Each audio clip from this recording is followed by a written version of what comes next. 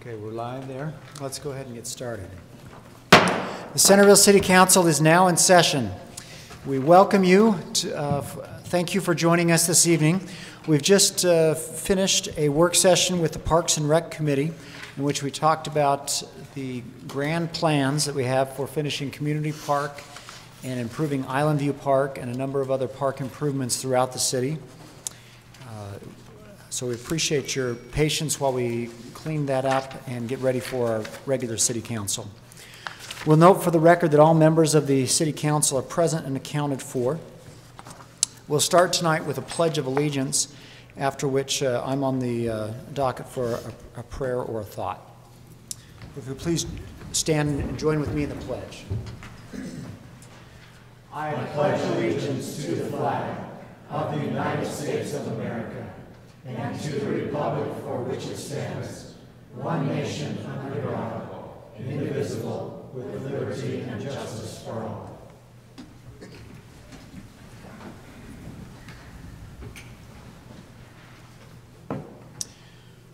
Our Father in heaven, we are grateful for this opportunity to gather together in this exercise of self-government in our community. We are grateful for those who are willing to spend their time to join with us, help us to try to make decisions that benefit our community. We thank Thee for those who are serving us every day, especially our first responders who put their lives and their health on the line for us. We pray for their safety, for their stamina, and for their health. We also pray for our city employees in every department, that they will, in their execution of their duties and interaction with the public. We're grateful for the volunteers in our city and our community that selflessly serve others and make our community a great place to live. We're mindful that there are those in our community who are mourning and who are sick and otherwise in need of nourishment in body and spirit and mind, and pray that we will look out for our neighbors and help those around us. We pray for wisdom as we make decisions for our community this evening, and that we may all treat each other with respect. And we say this in the name of Jesus Christ. Amen. Amen.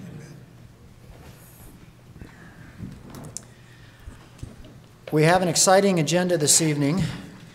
Before we get to our business agenda, that includes a couple of public hearings, we also have an open session, an opportunity for any member of the public to comment on any matter of municipal concern.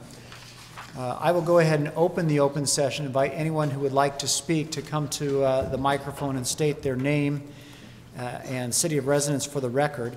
If you're here to speak on the Chapel Ridge, Cove PDO, or the Bowling Townhomes, or we'd ask you to speak during those public hearings.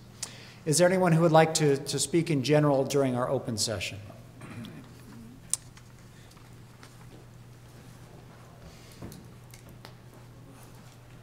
Steve Allen from Centerville.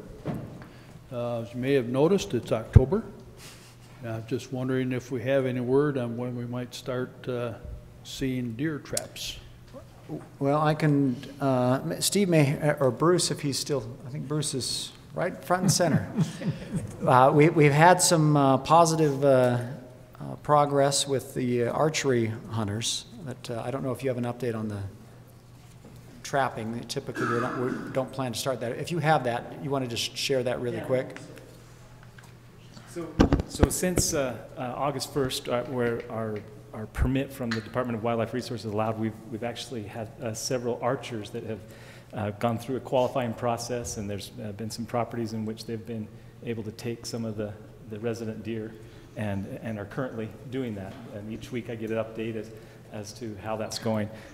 Trapping, there's a cost to trapping, and it has to be done in conjunction with the Department of Wildlife Resources, and that they're willing to load and transport the deer, and it has not begun yet. And from what I understand, it'll be after the freeze that the success of getting deer to come into a trap is very limited until the food sources are depleted. Then the food inside the trap starts looking more desirable, and that is more successful. But until people's gardens and tomatoes are gone, and all the apples on the trees are gone, and all of the other things that are appetizing, we won't have much success in starting trapping. So I'm thinking probably end of October, whenever things freeze and the food sources are done. But then again, it will be for residents and for the city council to decide that the cost is gone up from last year, and the cost not to the resident but to the city has more than doubled. And so it'll be up to the city council as to whether they want to continue paying that cost for relocation, trapping relocation, or if they want to continue with the archery program that we're currently doing right now. Now, Bruce, the trapping option does have another angle to it, though. They could be trapped and then shot. That's true. That's true. So it might be trapping and shooting as opposed to... In an area where, and that would be for a property where it's unsafe to use the archery option. Now, we've only authorized 4 or 5 total archery sites. Properties. It's not Right. it's not a lot. How many total deer have been taken? I think we're at around 10 or 12. 10, okay. Yeah. And our permits for 100? Over a 3-year period, yeah. Okay. Thanks for that update, Bruce. Appreciate it. Is there anyone else who would like to speak during the open session? Seeing none, I'll close the open session. We'll move on to our business agenda. Before we do our minutes, we've invited Sean Bias, who is our new and very stylish Davis County Economic Development Director, to join us. I didn't recognize him because he grew a beard since last time I met with him. So Sean has a short presentation. We've talked in the past about the Davis Fund for Economic Development. And Sean will give us a quick update on what he's doing to improve economic development. Sure, thank you. I'd want to introduce myself and just give a brief overview over some economic development concepts and some initial impressions I've had here of your city. So I started with the county about 5 months ago. Is there a clicker for me to advance, by the way? You just have to wink. I just wave. Okay. You just wave. Just wink. Okay. And could you speak really tight into the microphone? Tight to It's the a little bit microphone. hard to hear in this room. Okay, you bet. That sounds better. Okay. So I started with the county about 5 months ago. Go ahead and advance. Prior to that, I was with Salt Lake City and Ogden City, also doing economic development. Before that, I had a variety of areas that I dabbled in, including being kind of your little brother on the city council in Hooper. I'm on a few boards and went to school forever. And my wife does not think it's funny when I tell her I want to go back. Okay. Okay, so economic development, it's a bit of a buzzword. We hear it throughout the political spectrum, local, national, etc. What is it? What does it mean? Is it free market intervention? Is it all about money? You know, what is economic development? Let me just give you the classic definition here. The process of creating wealth through the mobilization of human financial capital, physical and natural resources to generate marketable goods and services. So the old commerce that we talk about, I mean, that's really economic development. So the ability to exchange goods and services, and now as we evolve in economic development, we realize that that affects our lifestyle and job creations. So this is kind of the areas that we dabble with in economic development. I won't go into much detail. That little picture at the bottom shows a pond that's a mile wide and an inch deep. That's how we think in economic development. So what we do in the process, the economy will roll. It will take place, but we think that through streamlining, building up processes, that the role of the economic developer is to work with governments and businesses as a liaison to bridge that gap, political, regulatory, social, otherwise, to see how we can expand and help the economy grow, as well as keeping an eye out for the ever popular, ever important job and tax base. All right. So the traditional areas of economic development are up here on the screen. We look at finance. We talked a little bit about the Davis the Davis Loan Fund. CRAs, the community reinvestment areas, fall into the finance arena. The support of businesses, dealing with real estate, as well as recruitment of new companies and the retention of existing companies. But in a market economy like we've got here in Utah at 3.5, 3.7%, near full employment, we find labor shortage has, in the last year or two, become increasingly important. So a fifth circle of economic development has been added to address labor shortages, which are prevalent throughout Davis County and the state in virtually every industry. Davis County has a quantifiable approach to economic development, which starts with some of these basic concepts I discussed earlier.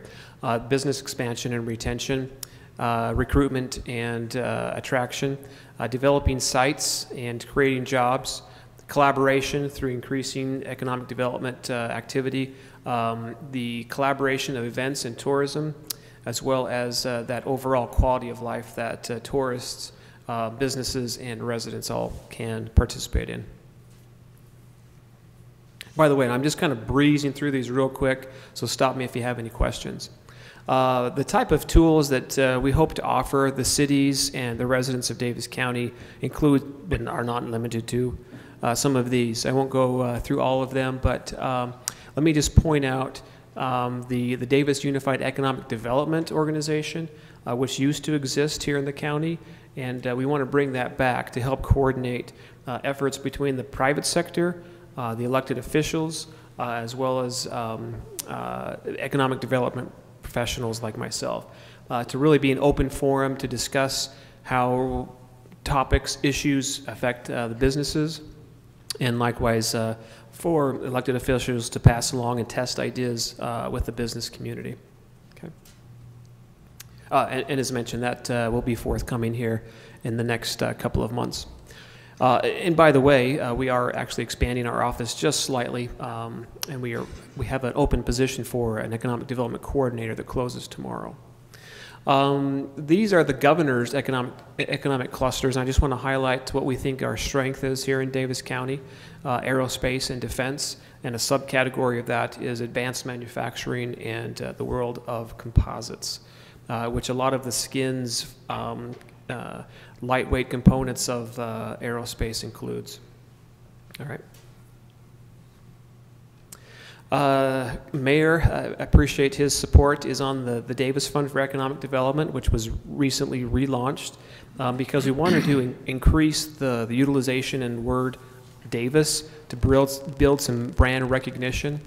And to call it something short and easy rather than an acronym as it used to be called, just the BDF, and to put our focus on economic development, on job growth, on those kinds of things. Just a little bit about the fund, some of the things that we're doing as we change. It's a loan that's available to businesses anywhere in Davis County up to $400,000, $500,000 with just above market rate interest rates. But for businesses that don't fit the banking mold.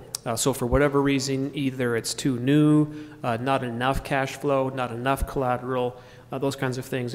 If a business has those opportunities, we encourage them to seek traditional financing sources. But if something doesn't quite fit that mold and it has a positive economic impact on the community, that's the type of loan that we'd like to see, and Mayor Cutler is on the loan committee for this loan fund, and I appreciate his voice and voice of reason and big picture view that he takes with the applicants that we've seen so far. Any questions on the loan fund? I'm almost done, just a couple more slides. Okay, all right. Okay, just a little bit about economic development and how to look at it from a city council perspective, perhaps. Sometimes the new business recruitment is the hot, topic and the most attractive thing, the most interesting thing to get involved in. But really, that's the top of the pyramid. The basic elements of economic development start with leadership and policies that encourage and support business growth within a community.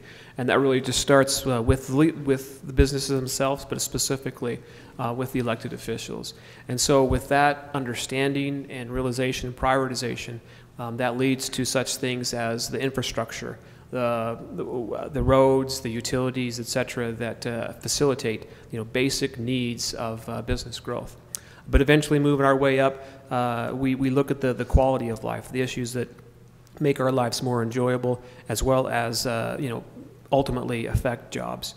But in the blue, we do need to support businesses and entrepreneurs, and then finally recruit those. So recruit new businesses if that is seen as a positive. But it's unwise, in my experience, to try and start at the top without the bases below well established. And not that I know, and I don't know all the cities well enough to critique where you're at in that process, but just a reminder of that being those critical steps.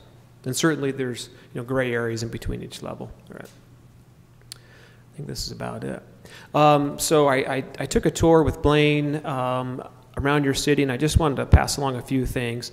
And I talked to Mayor Cutler a little bit about this. There are areas that I suggest the city focus on, and I think it's part of this overall master plan for the county that we have to really raise the level of awareness of Davis County. When I left Salt Lake City, economic development, a lot of people are confused where Davis County is. And so we want to build that brand through, through our main thoroughfares, obviously Main Street here, as well as the interchanges. My vision, this is a long-term vision, but would be to improve those interchanges, use our Davis County logo, not that it's the best logo in the world, but to create that brand repetition and recognition from North Salt Lake to South Weber and Sunset, so that every passerby, and I think there's 150,000 people per day that pass by I-15, recognize where they're at. Similar, that can be done with art, that can be done with landscaping, that can be done with streetscapes, and I know those things are under consideration. But looking at the options here, obviously locally, if that's something that the city would like to support, it would take money for those things. Loans are a possibility. The participation in loans is a little low. Sometimes grant participation is a little low, and I've run a couple of different grant programs, as well as loan programs.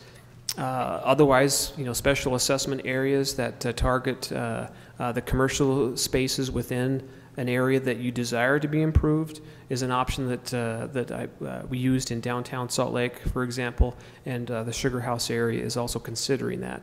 It accounts for streetscapes as well as Christmas lights, banners, light poles, those kinds of things. It's an indirect, it's a direct tax, but another way to raise revenues if that's so desired. Otherwise, bonding for streetscape and projects is probably the only other type of resource that's available. Anyway, that's a little bit about my initial impressions, and this is just the first of many dialogues and trips that I hope to have with Centerville City, and I look forward to working with the mayor and each of you. I'm glad to answer any questions. I have a question for you. I think that that's a great list, and those things cost money, so sometimes it's hard to decide to want to do that. I think one of the things that we as a city could use help with, and I'm wondering if the county has a setup for this, is a cost-benefit analysis when we're considering spending money. What kind of return could we expect as far as in the economic development area? Yeah, that's actually, there's some third-party software that's available out there. You can do it for jobs and certain types of industries that locate in your community. Beautification efforts are a little bit more difficult, but it can be, and I don't have access to the software that does kind of non-industry things, and there's multipliers within those of indirect jobs and direct jobs. And you can, calculate property tax increases, values increases, those kinds of things off of those. Not readily accessible, but we could start collecting that data. That's something you could assist us with if we were interested in getting that information. In fact, there's a proposal I'll just mention real quick. Weber County is starting an effort, and they've asked us if we want to join to purchase this software. So we're looking into that because it's pretty expensive, like $30,000 a year. Okay. So, Go ahead. I have two questions. We have a commercial industrial park on the northwest, in the northwest corner, and I don't know what there are, 50 businesses in the somewhat older part, and it's expanding. I don't know if you have any comments you'd share on how you would decide what kind of a business park to direct a particular business to that comes to you, us versus Farmington versus someone else. I know Bountiful has some. Second unrelated question, as a semi-interested but I presume uninvolved bystander, do you have any comments about the fiasco and the publicity that was the Facebook data center? Because I heard a lot of things and a lot of accusations and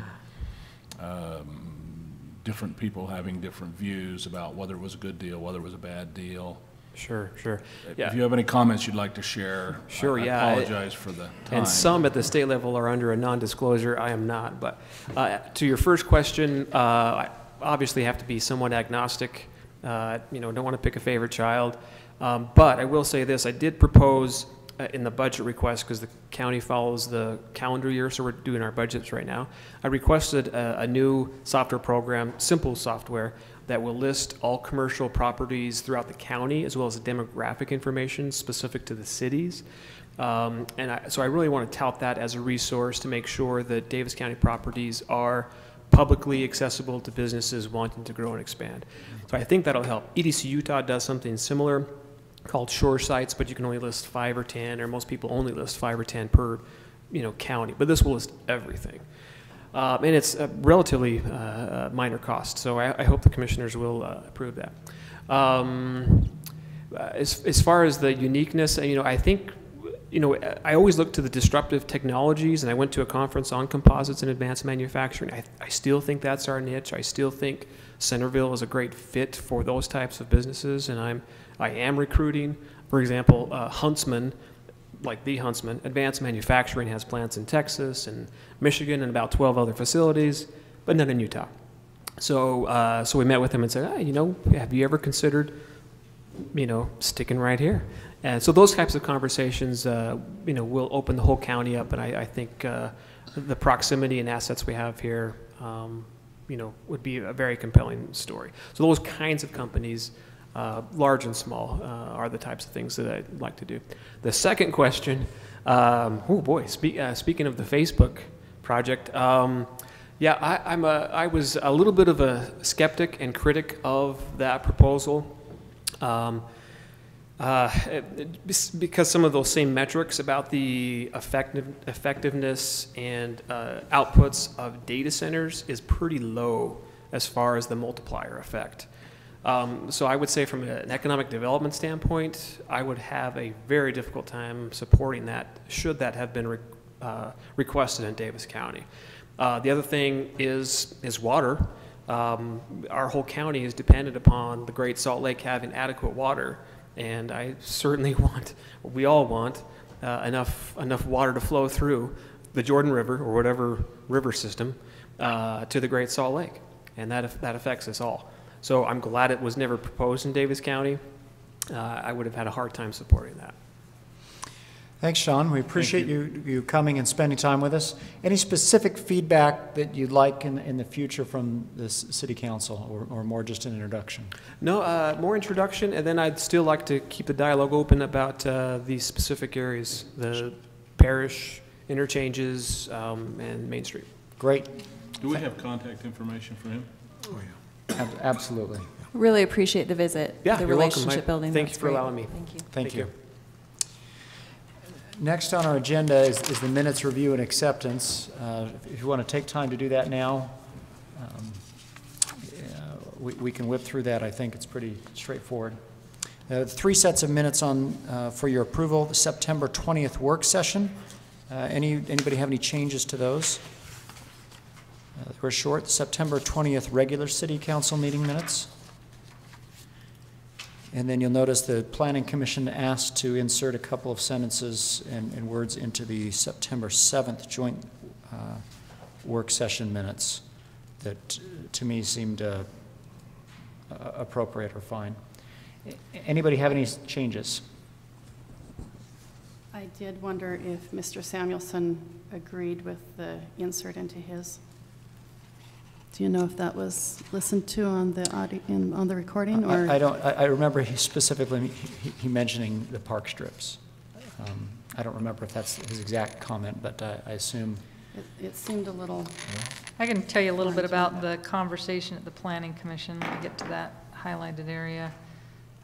You're talking about the top of page 5. That is the last one. So it used to say. We're talking about page 5, line 4. Page 5, line 4. He stated that the telephone poles are ugly and should be taken out and replaced with cement for uniformity. And the Planning Commission's concern was, they joked that they'd never heard about cement telephone poles. So we were just trying to clarify that we weren't talking about cement poles, but cement in the park strip area. So I think that's a good change, in my opinion. If there are not any specific changes you'd like to make, I'd look for a motion to approve September 20th work session, September 20th regular city council meetings, and September 7th joint work session minutes. So moved. Second. Any further discussion? All in favor? Aye. Any opposed? That passes unanimously. Thank you. Great. Next on our agenda, we have Steve from Rocky Mountain Power, who is with us to go over the franchise extension. And Lisa, I assume this is a staff report Yes, I'd be happy to introduce this. first. Rocky Mountain Power is requesting an extension of their franchise agreement. We have all of our utilities sign franchise agreements with the city, allowing them to use our public rights-of-way. We've had a long, I think our previous franchise agreement with Rocky Mountain was either 25 years or 50 years. So in 2006, we did a substantial rewrite. We negotiated for months over the terms, and we're actually surprised that it's already been as long as it has. But so one of the things we negotiated was how long do we want the term to be, and of course Rocky Mountain Power wanted another 20-year term, and I was recommending something more like a 5-year term, which is what's typical for our cable systems and utilities and things. So just so that we can review it more and not be stuck into the terms of a contract if we had overlooked something. And so, but we did provide them with an extension 5 years ago in 2011, and then Steve Rush from Rocky Mountain Power contacted us a month or two ago and said, our franchise is up at the end of the year, let's talk about what we need to do. So I contacted the department heads and said, what do you feel? Have you had any problems with the franchise agreement, any problems at all with Rocky Mountain Power? I did hear back from the city engineer who said we've had a couple issues, but we've been able to resolve them. Staff is aware of the terms. The main issue is who pays to remove a pole when it's time to remove. But that's where we just agreed on the general case law on public convenience and necessity. So I actually suggested that we go ahead and just grant them another 5-year extension. I don't think we need to renegotiate this contract at this time. It appears to be working well, and we'll just go another 5 years. But it's also my recommendation that we not go longer, just in case something comes up and we want to renegotiate. I think it's in our interest. So, Mr. Rush, is there anything you'd like to add before we turn this to discussion? Actually, I would just second what Lisa just said. Great summary of conversations and how we got to where we are on time. I know that Could you come up to the mic? There's people who aren't here. You're on TV. That was going to be a long way of saying, no, I have nothing to add. But I have the good fortune of working with your Public Works and other folks. Steve and I chat regularly on things. Lisa and I did talk about this. So, no, I think we're in a very good place. You know, we had talked about the banners on poles a year or two back. Randy Randall is extraordinarily aggressive in working on renewable energy. And, yes, we hope you would work with him a little bit on those solar rates so we can make it even more that one's workable. A little problematic, but he's maximizing the benefit out of your system. Trust me on this. I think last time I was here, I talked about that, and he is the guy that I refer other cities to when you said, look, no one has more expertise in this arena, and you know, lowering the cost and maximizing the benefit. And Lisa's right, 5 years have gone by really, really fast. So that's really all I have. Thank you. Any questions from the council for Lisa or for Mr. Rush? If not, the recommendation from staff is before you to extend the Rocky Mountain Power franchise agreement for an additional 5 years, which is ordinance 2016-28. Mr. Mayor, I'd move that we adopt 2016-28 as it's written. Is there a second? I'll second that. Any further discussion on the ordinance 2016-28, which is amending the electric utility franchise and extending it for an additional 5 years? Yeah, just to clarify, that is extending it. Yeah, We're we're just not extending it, not amending it in any way, just extending it. All in favor of this? Aye. Aye. Any opposed? That passes unanimously. We hope to see you before 5 years. Whatever you, at your beck and call, Mayor. Thank you very much. Thank you. All right. Next up, we have a public hearing on some amendments around the Chapel Ridge Cove Plan Development Overlay. Corey, I will turn it to you for a staff report, and then we'll have a public hearing as required by law. Thank you, Mayor, members of the council. The request is to amend the Chapel Ridge Plan Development Overlay.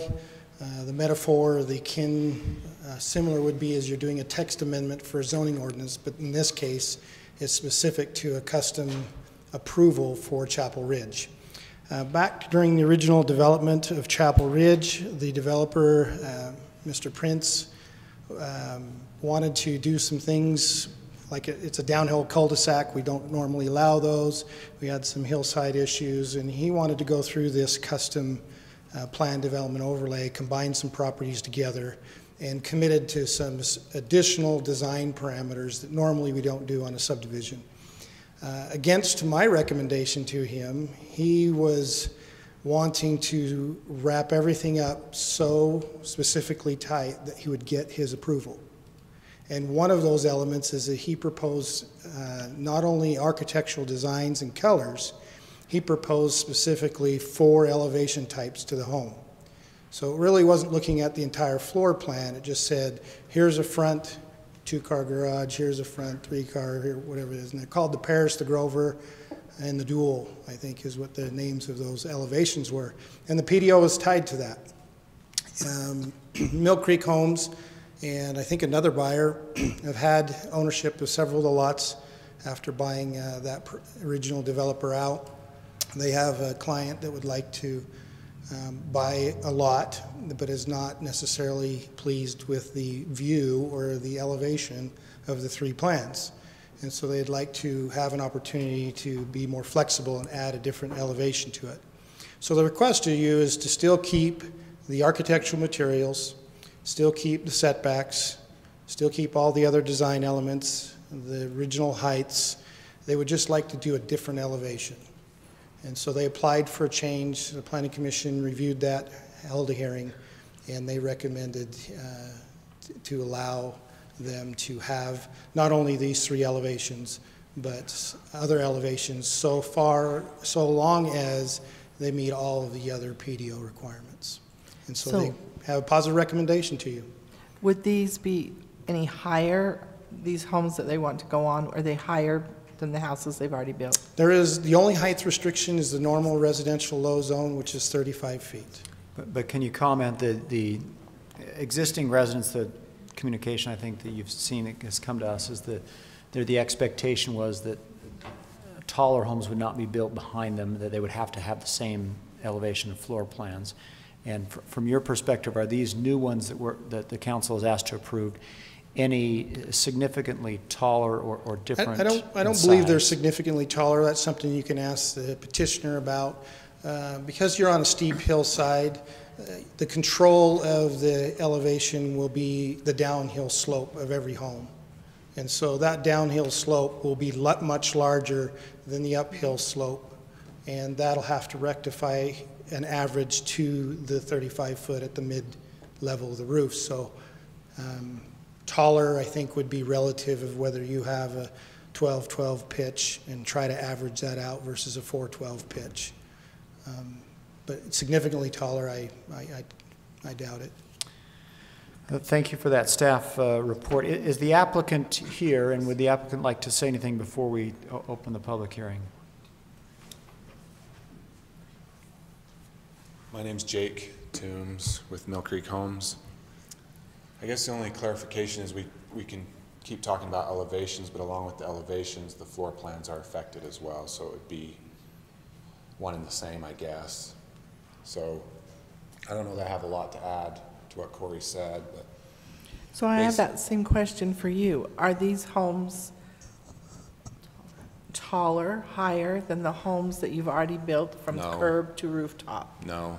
I mean, all designs will differ, but they'll, like Corey said, they'll meet the height restriction that's already set forth, so. Well, I realize we have a 35-foot height restriction, but if you've built 22-foot homes and now you want to come in and put a 35-foot home, I'd like to know that. No, I don't think so.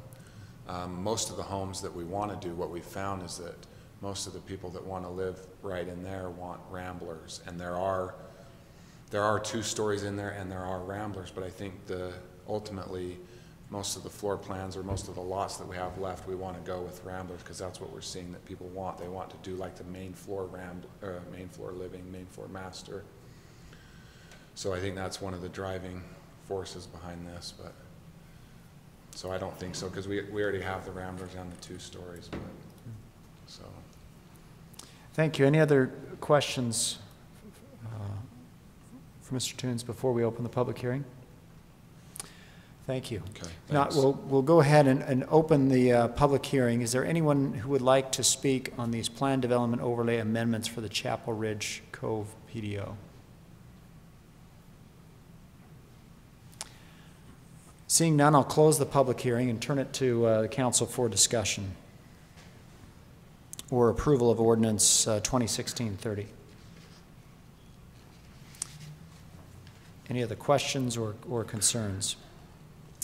This seems like a simple matter, so I will move to adopt ordinance 2016-30, amending Chapel Ridge Cove PDO to allow alternative housing styles. Is there a second?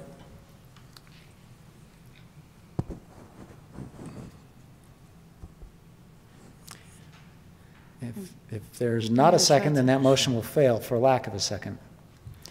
So the situation is that this is a single-family neighborhood with high-quality homes, and someone wants to buy a lot and just slightly change the possible floor plan. And the PDO, I was on the Planning Commission when the PDO was approved, and there were a lot of requirements for a very high level of quality, and those all still remain in place.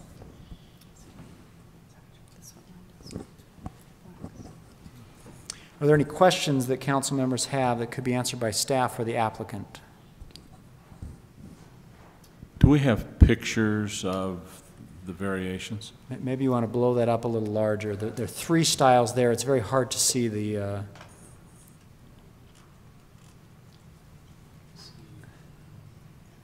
The only comment I would add is you already have the 2 stories at the 35 feet. So if you're trying to prevent something that doesn't exist, it's already there. So I'm unsure why this would be significant. Okay, so we do have homes in there that are 35 feet. Yes. Okay, I don't know if they're 35, but they're 2-story homes. We already have some 2-story and some... They're 2-story. Are they 35 feet? Yes.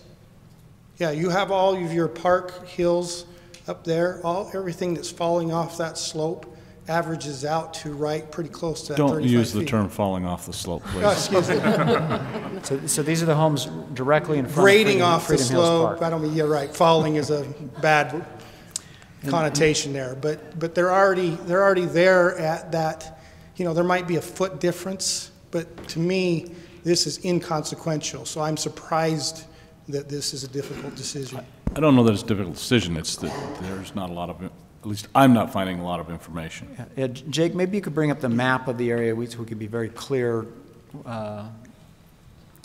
what's included in this Chapel Ridge PDO is I guess I'm not sure if everyone remembers the fiascos. Yeah, that we went my through. hope is you would consider the idea that you have a long-term subdivision, that these lots will sit there. And they've sat there for quite a long time already. And you are much better off completing this subdivision and building it out with some flexible changes. I think it was a mistake for the developer to limit it to 3 elevations. People don't like that. People who will spend this amount on homes want to have some input. So I'd hope you'd consider that to get this subdivision completed. It looks like that's a little old. None of those homes are there. No homes there. But there are 3 homes there now, of course, right in that opening, and the homes along the circle have not yet, those lots have not yet sold. Okay. Are built. And we don't see the 35 feet being used in the residential areas very often, other than in this situation. When you have a hillside and the height calculation includes that drop-off backyard area. So it almost forces a rambler style from the street. Mm-hmm. That's true. Yeah. So how many lots are there altogether? And how many are Why don't you built? come to the mic? Yeah, so there's 10 total, 5 are built. 1 lot I've sold, so I own 4, and then Kimball Pugmire owns the last one with Mahogany Homes. So the ones that are not built, the 2 here, and then there's 3 along here. The one at the end of the cul-de-sac is built, and then the 4 along Park Hills are built. So Is this where you've got down here, you've got where it drops off to the church. There's a couple of those lots where you'll have to have kind of a basement with a sub-basement. So, and I think that's what Corey's alluding to, where you've got to calculate all that into your height restriction too, so. But I'd like to do ramblers on all of those, unless, someone else comes in and wants to do something otherwise, but. And then the hillside on the east side is so steep that even if someone did a 2-story there, personally, I don't think a 2-story plus the basement and sub-basement going off the edge would be above the 35 feet. So I think it's going to be forced ramblers on the west side. And on the east side, if you've been to the site, the hill is so steep behind the homes that even if they choose a 2-story, it won't affect a neighbor behind them at all. I mean, originally, with the parish plan, those 2 lots that are on the east side. So the neighbors east of them are already towering way above any amount of height they could build their house to. Is that an existing? It's a non-issue. Yeah, so there's already a home next to this one, and then these are kind of the vacant lots right here. There's a home here as well too. That's Farmington, but. So when you say this has been sitting there a long time, define a long time. A couple of years now. I mean, I bought these lots. I don't know. Yeah, I don't know. It's been 2 or 3 years at least. 2 to 4 years. Yeah, I don't know when you moved in. I moved in to the house off the circle, June of 2014. Yeah, so it's been between 2 and 3 years. So you're here to find out if it goes through because you would like it to go through. Technically, I'm here to bring some scouts because they need to pass out. But this is my neighborhood, so it's very passionate. So I don't understand why it wouldn't be passed. Yeah. To just allow some variety in people's floor plans. It seems like a non-issue. Yeah, my only concern was, I didn't want you to have bought your house and then have something built next to you that you weren't expecting. We just didn't want something to come in way high that was going to block off people's views and, Initially, when this was all approved, these 2 were actually approved with 2 stories. I think this one was approved with a 2-story, but this lot I've sold, and Kimball wants to do a rambler there anyway, so that actually benefits the resident up to the east. Okay. Well, I'm pretty satisfied that the market's going to drive it, and I think the Rambler's probably the direction it's going to head. So I would motion to approve ordinance 2016-30 as currently authored. Second. The motion was made already. We need a Motion second. is already made, so Yeah, so I I'll ruled- second Tammy's. Well, I ruled that one. He ruled Oh, that it did you failed say for it lack of a died? second, so that's why I Oh. remotioned. So we have a motion to adopt 2016-30, and it's been seconded. Any further discussion? All in favor? Aye. Any opposed? That passes unanimously. Thank you. Thank you very much. Thanks. We really weren't trying to give you a hard time. We're just really looking after the people. Thanks. No, we've just been sensitive about some things in the past. All right, next up, we have a zone map amendment, or rezone around the Bowling townhomes, which is on 323 East Pages Lane. We'll first hear a staff report from Corey on this, and I believe the applicant is here and hopefully would like to speak. Jake, is there the map? Yeah, you want the vicinity map? Yeah.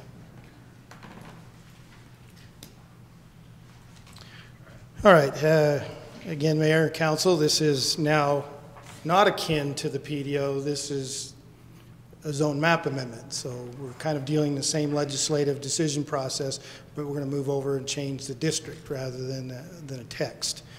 And what we're looking at is Bowling Engineering's office. It's on the corner across the Pointer right there. This is the official pointer. There's Bowling Engineering's office. He owns 2 properties here. I think it's somewhere in the neighborhood of 0.73 or a little bit less, but it's somewhere in that neighborhood. And he would like to take that property and rezone it to the RH adjacent, similar to what was done in the past, adjacent to his property. What's interesting in the discussion in looking at the general plan, that's, we adopt that by ordinance, and so we look at that as our guiding document into making some decisions. What's interesting in looking in this neighborhood area is we have a predominance of schools around in the area, and each school is generally addressed in that neighborhood plan specifically for uses around it. And it calls out the school by name and writes a paragraph about it. The Taylor Elementary is not called out specifically as a school to discuss the zoning around it. This was an older plan, so I cannot comment on the construct of that idea. But what I can comment is it's talking about the Pages Lane commercial area, and Taylor Elementary then shows up in the discussion about the Pages Lane commercial area. And my viewpoint, and then the commission considered it, is the concern is the north side commercial. This is the only piece that's right now the north side commercial. So the discussion around Taylor Elementary is to look at any changes in relation to commercial uses on the north side.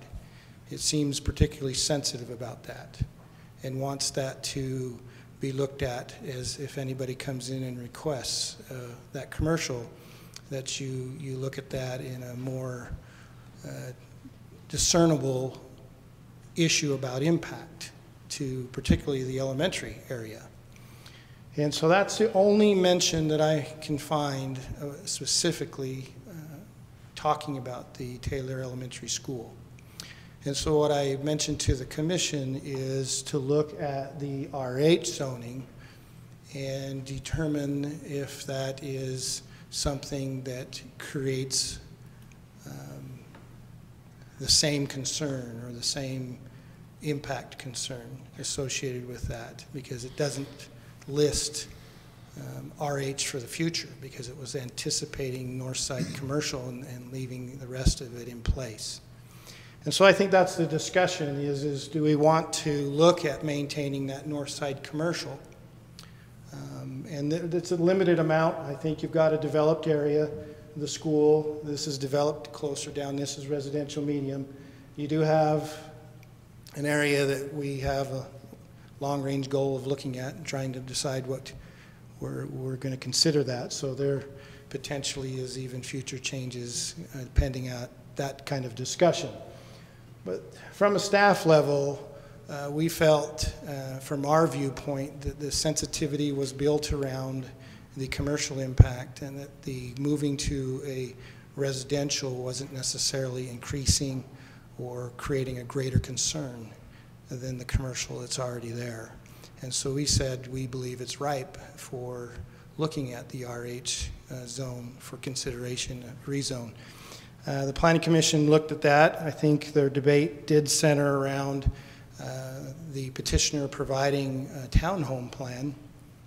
Just for the record, the Commission did not review that townhome plan because it's still the outcome of whether we would change the density first and then whether that or change the zoning to a residential density, and then where does that residential density land? Does it land in a permitted use category or does it land in a conditional use category? So it's impossible really to go over that particular plan. But I think the petitioner did pass out at the, not passed out, pass out. Distribute. Yeah, distribute. I got to get my vocabulary broadened a little bit. Passed around some information on some townhomes. Again, it's nice to see somebody's potential. A petitioner generally likes to say, hey, this is what I'm thinking of doing, to try to disclose to you their intent. But at the same time, I think we know by experience we have to understand it's the merits of the zone, and then whatever comes based on that zone and its list of uses is eligible at any point in time. So it's not tied to the townhome design. But the Planning Commission did look at it. I think there was one dissenting vote by a commissioner. The rest voted in majority to recommend approval.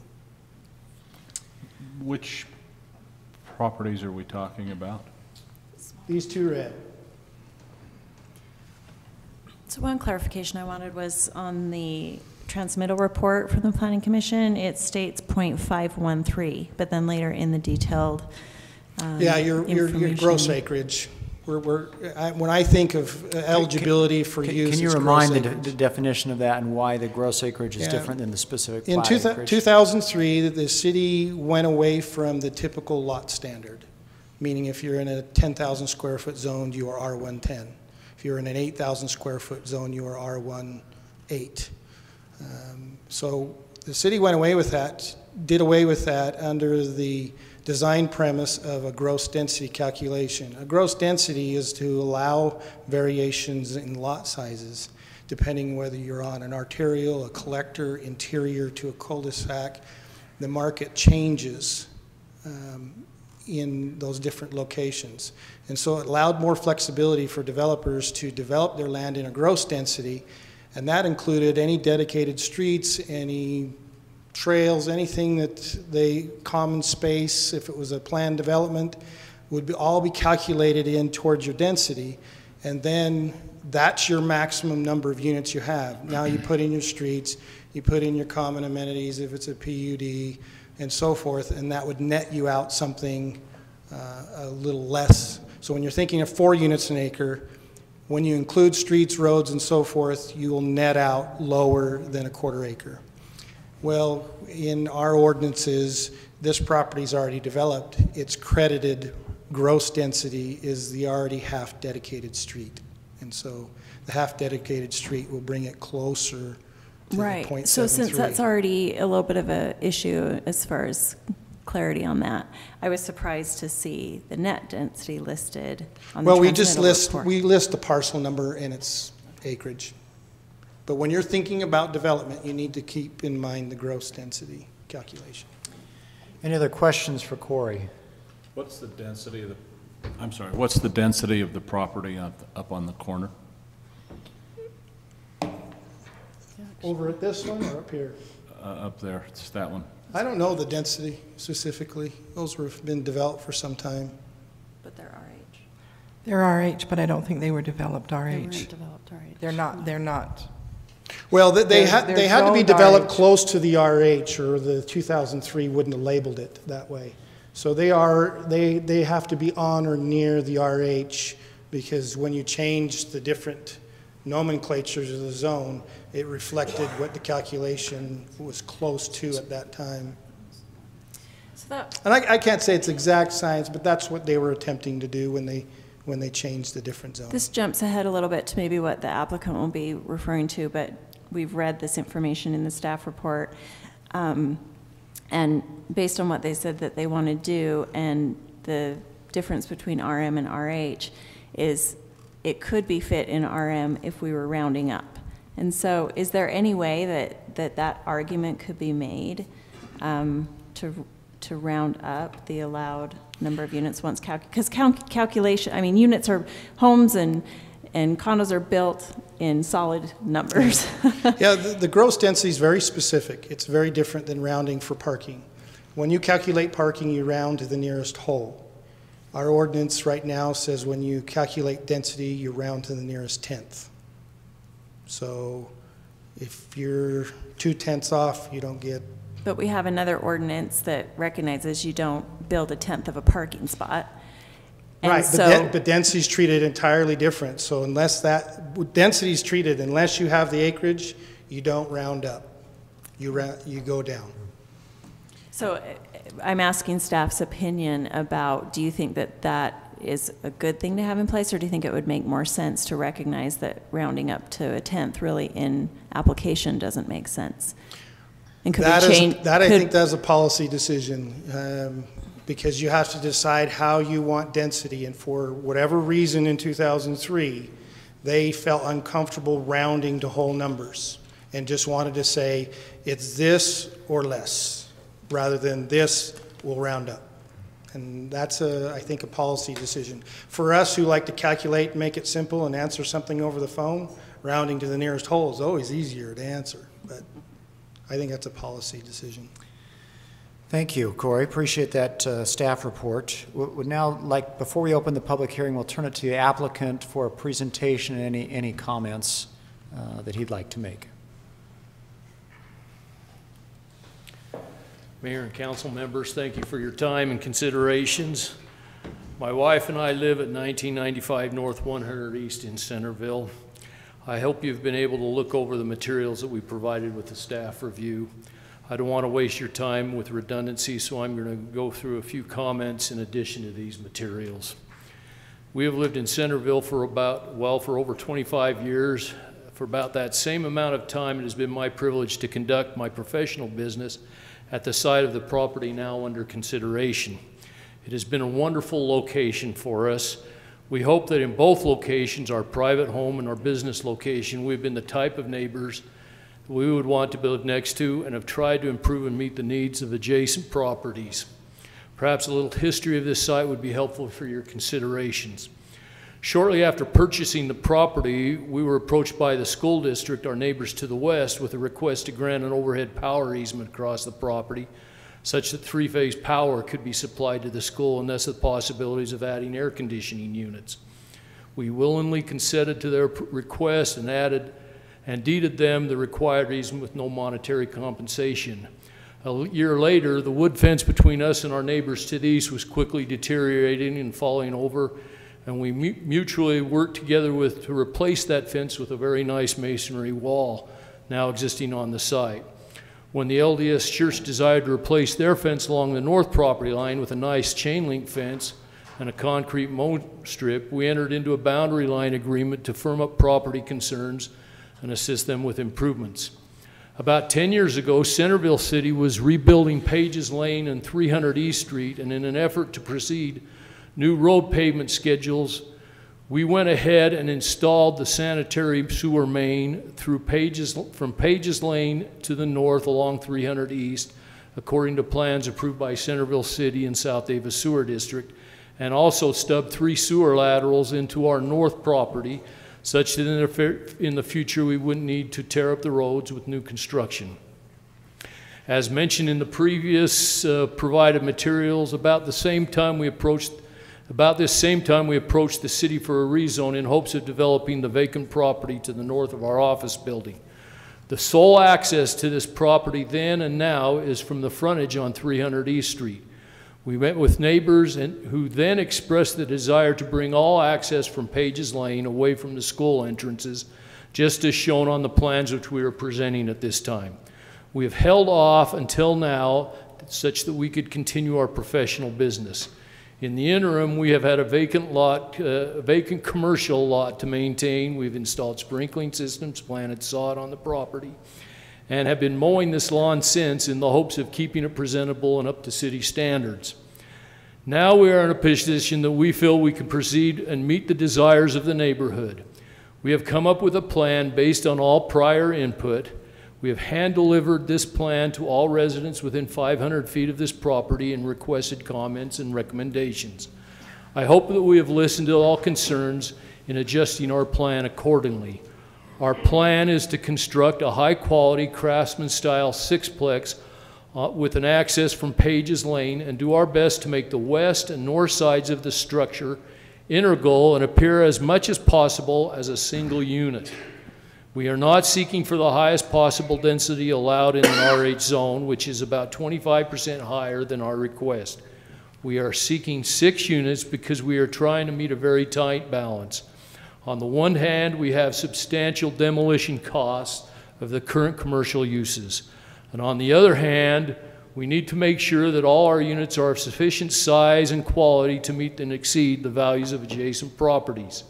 As shown in our outline, we are trying to provide master bedrooms on the main floor in most units and minimal amount of stairs and steps, thus meeting the desires of baby zoomers like myself.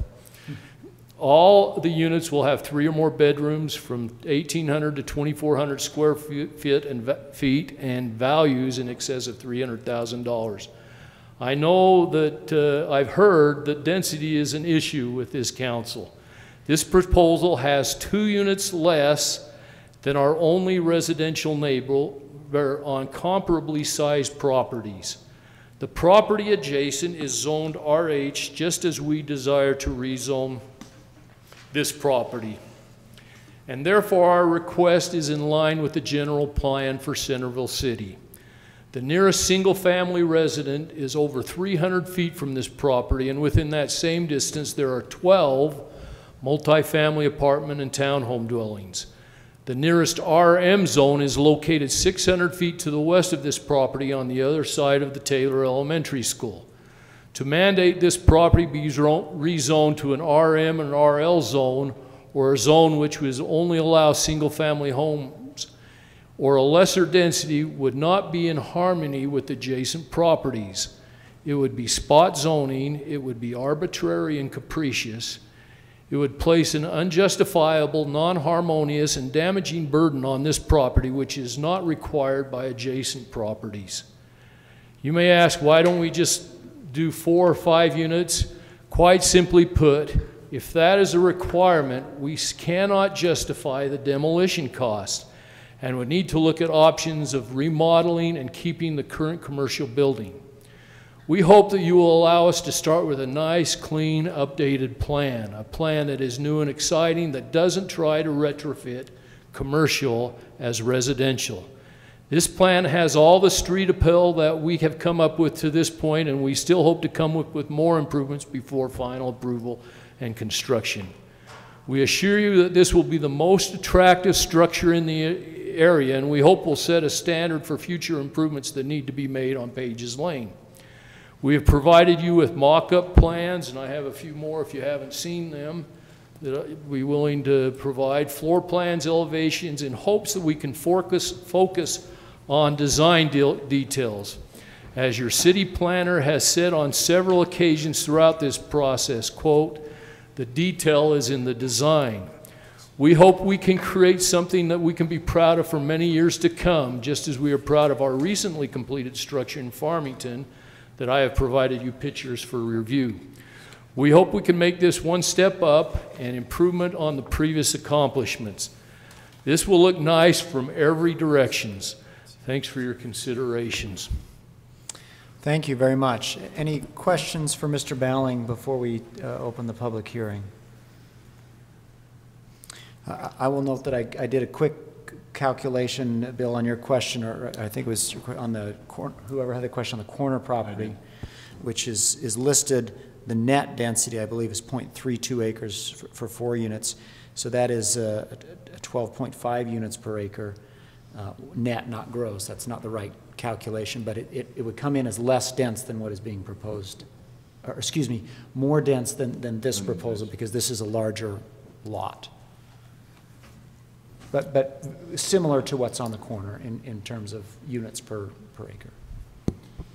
And did you say these are designed to be sold? That's our intentions. As individual units? We Obviously, will, somebody could buy and rent, but it's designed to be sold. we plan on coming back with, I'm not sure if it's a PUD or some type of format where each unit can be individually owned, and there will be a homeowners association to maintain all the landscaping and site improvements. Great. Other questions for Mr. Bowling? If not, the next step in this process is to open the public hearing and hear from the public on the proposed rezone. Are there any members of the public who would like to speak on this matter? If so, I'd invite you to come to the and state your name and city of residence.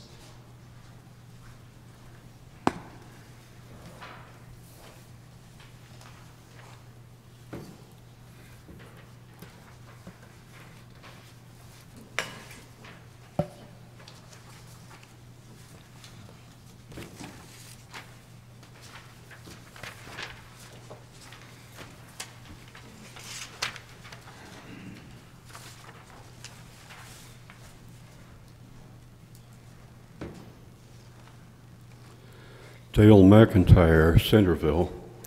I've handed you my complete statement to the City Council. I'd like to quote small parts of it. During the 14 September Planning Commission meeting, Community Development Director Corey Snyder listed 4 criteria to be examined during discussion of rezoning. The first was the city plan, second, the property itself, third, properties around it, and fourth, the ability to adequately meet service needs. He stated that the general plan is adopted by ordinance, so they are required to look at the general plan for their guidance. He then diverted to a discussion of schools instead of the requirements in the general plan for residential construction. He did not reference the following pertinent areas from the general plan. May I add here, our applicant is not asking for a commercial zoning, he's asking for a residential zoning. So the portions of the general plan which refer to schools and commercial property have not as much bearing as those which refer to residential development. I'd like to quote one sentence from section 12-420-1. Quote, that the citizens of Centerville desire to achieve a quality of life that is consistent with the development of low-density residential development, end quote. From section 12-480-2, I would like to quote one sentence. Quote, the southeast residential area shall be developed and maintained in low-density, single-family residential development, end quote. I am opposed to rezoning the Bowling property to residential high density because of the precedent it sets for rezoning of other property in southeast Centerville, and because it is in direct opposition to the stated goal of the general plan to have residential property in the area reserved for single-family dwellings. Thank you. Thank you, Mr. McIntyre.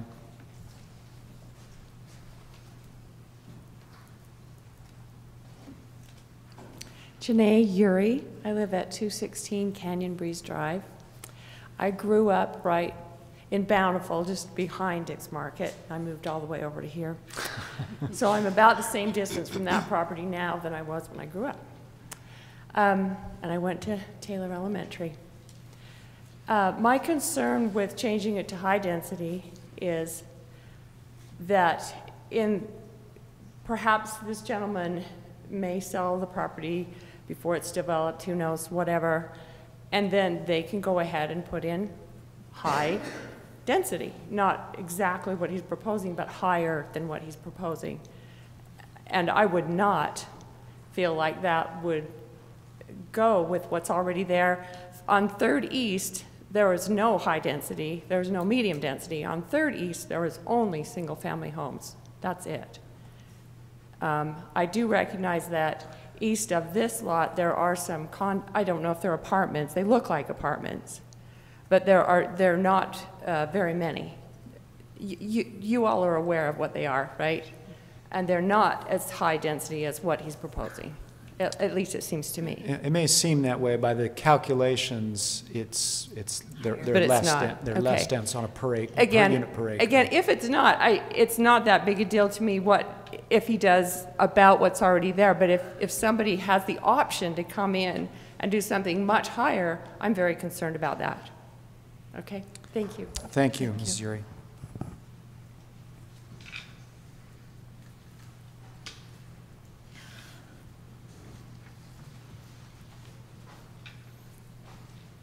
Dean Williams. I live at 130 West 550 South, directly below the junior high.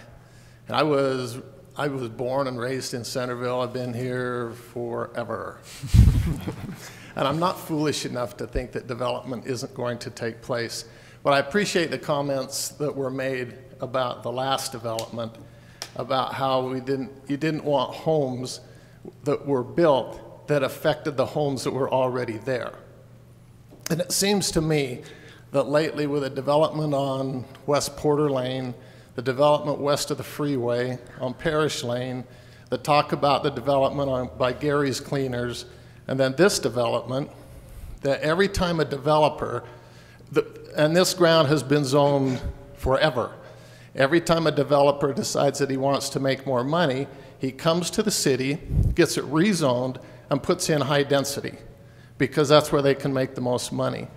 And I don't believe that their right to make more money off their property trumps my right as a homeowner where it affects me. And we can't just worry about the developers that are coming in. Now, my complaint about this, and I don't fault Balling Engineering, they engineered my house and my property. But the thing that I am concerned with, the tradition and the slope that we're going, is with the development of the old Dick's Market property. And if we're rezoning on West Parish Lane and Gary's Cleaners and this into high density, what's going to happen with Dick's Market? Are we on a slippery slope that we're going to put in something that is across the street, west of Main Street, that's in Bountiful, that you had no control over, or something that is on West Parish Lane? I retired after 32 years at West Valley Fire Department. So I'm an authority on high density housing and Taylorsville. And when I built my home in Centerville, we built it with the idea that there were going to be single family homes, just like the master plan said, in South Centerville. And that doesn't seem to be where the council and the planning commission are headed. And if we're going with high density, then that affects me. If you're going to put in something like West Parish Lane, where Dick's Market is, and I know you don't have a plan for that yet, but if that's where we're headed, then I'm against this. Do you have any questions for me? No. Thank you, Mr. Rose. I will note for the record the first comment that was made when I first came 14 years ago and to oppose a rezone. And that was that these are not, the city is not bringing this and saying, the city or the planning commission doesn't propose these. They're all brought by private landowners for the proposal. Yeah, and I sat through all of the rezoning with the property on West Parish Lane. And it seemed to be the driving force or the driving thought was this property owner has rights. And we don't want to infringe on his rights to be able to develop his property as he sees fit to make some money off it. And I disagree. He knew what that was. And just because the economy has changed or the city has changed, that's not my fault. That is something that that developer has to live with, and that's part of the world. And what if I decided, hey, I want to put in an asphalt plant on my property because that will make money for me? That's not going to fit in the zoning, and it's not going to fit in the master plan of the city. And I don't think that we ought to cave into developers like we did, like I feel we did on West Parish Lane or West Porter Lane, because we're concerned that that developer needs to make some money off his property, and he has rights. Well, I have rights too.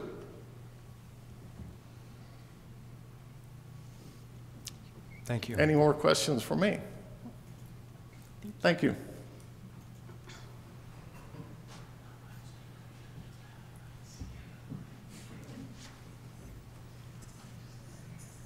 Is there anyone else who would like to speak?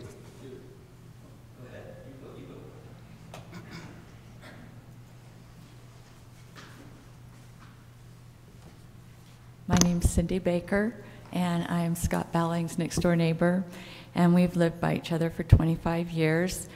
Initially, there was a lot between us, and, well, first I want to start off by saying we lived in this cul-de-sac before Scott and Angie moved in, and the lot that they are living on we thought was unbuildable. It was an absolute slope with, it looked like very little land, and Scott came in and put in a beautiful home, and it just nestles right into the hillside, and we didn't think that could happen, and it was wonderful. And then when we decided to build on the lot between us, Scott offered, well, I hired him to engineer our home, and he did so with a beautiful, you know, drainage plan and all the, and he saw when I was in my garage that he didn't want me to have pillars in my garage like he did. He wanted an I-beam so I wouldn't be banging my car doors, and so he quickly complied with the city, whatever he had to do to help engineer that plan so that I could have that.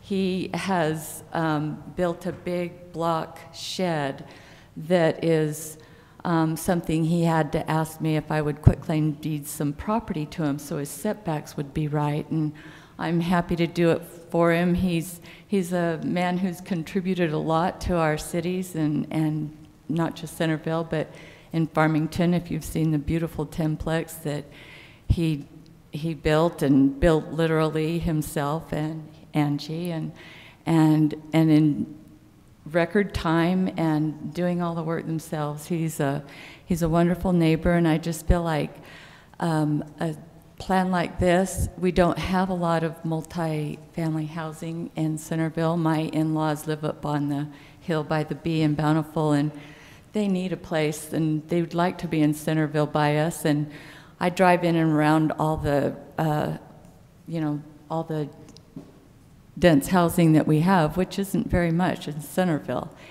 And there's not a lot, and I just think he's complying as well as he can with making this a beautiful and place where I think my in-laws would love to live. And I hadn't thought of that until we just sat here at this meeting.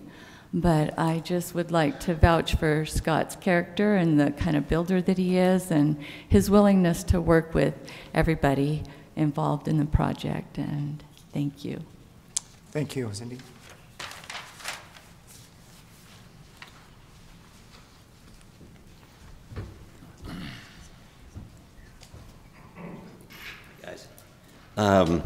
For any of you who don't know me, my name is Dale Ingberson, and I told Stephanie that I said I really don't have a dog, in this hunt, but as a property owner myself, and trying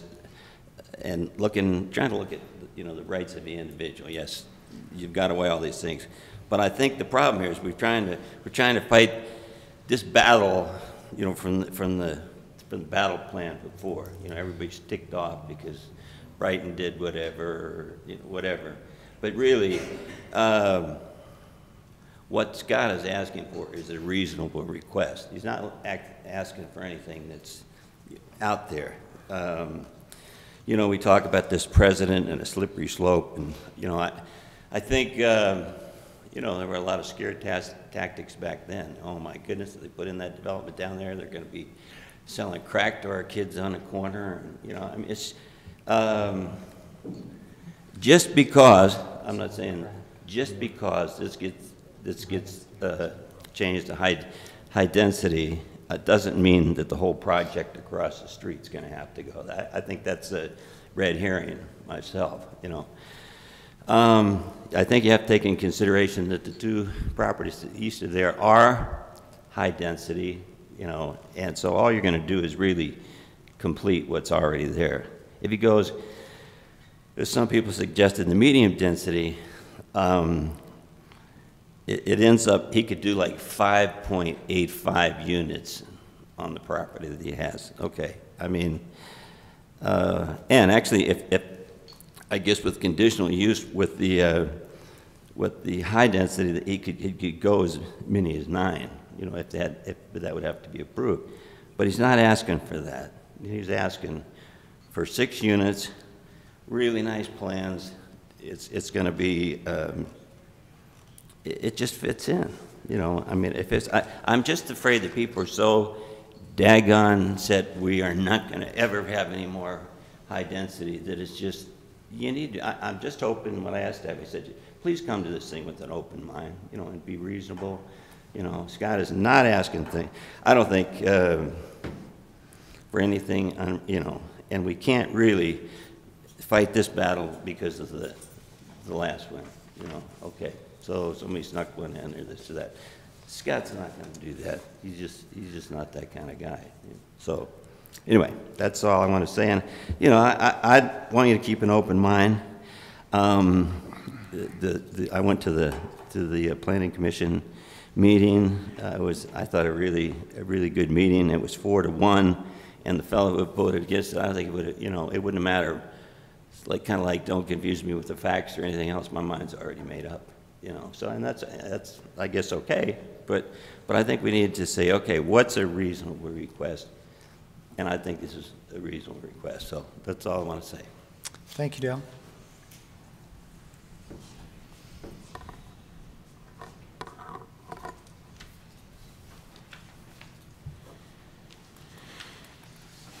Hello, my name's Garth Hare, and my wife and I own that property just to the east.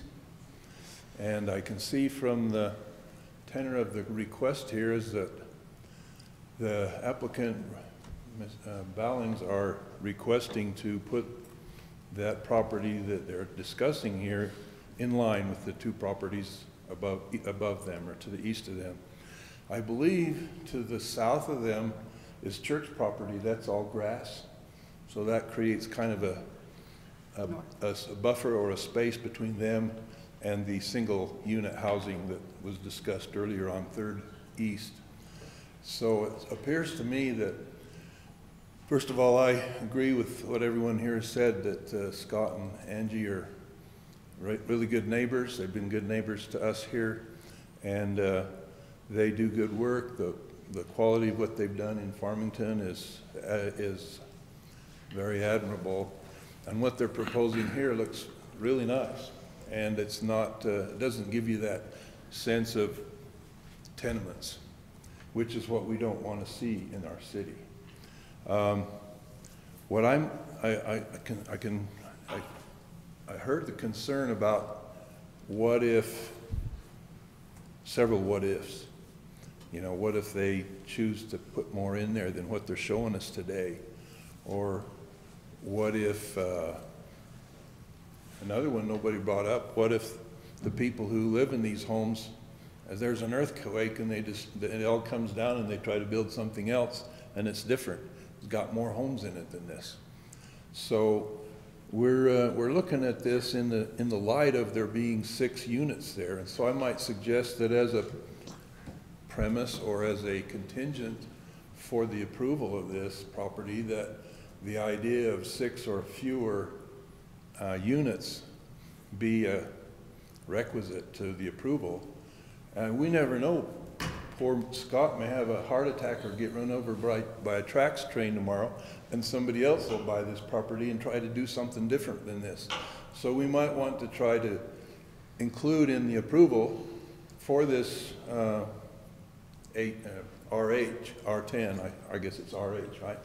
That the general tenets of the proposals that you've seen now, or that we see now, that those be adhered to into the future until this is sold, until it's completed.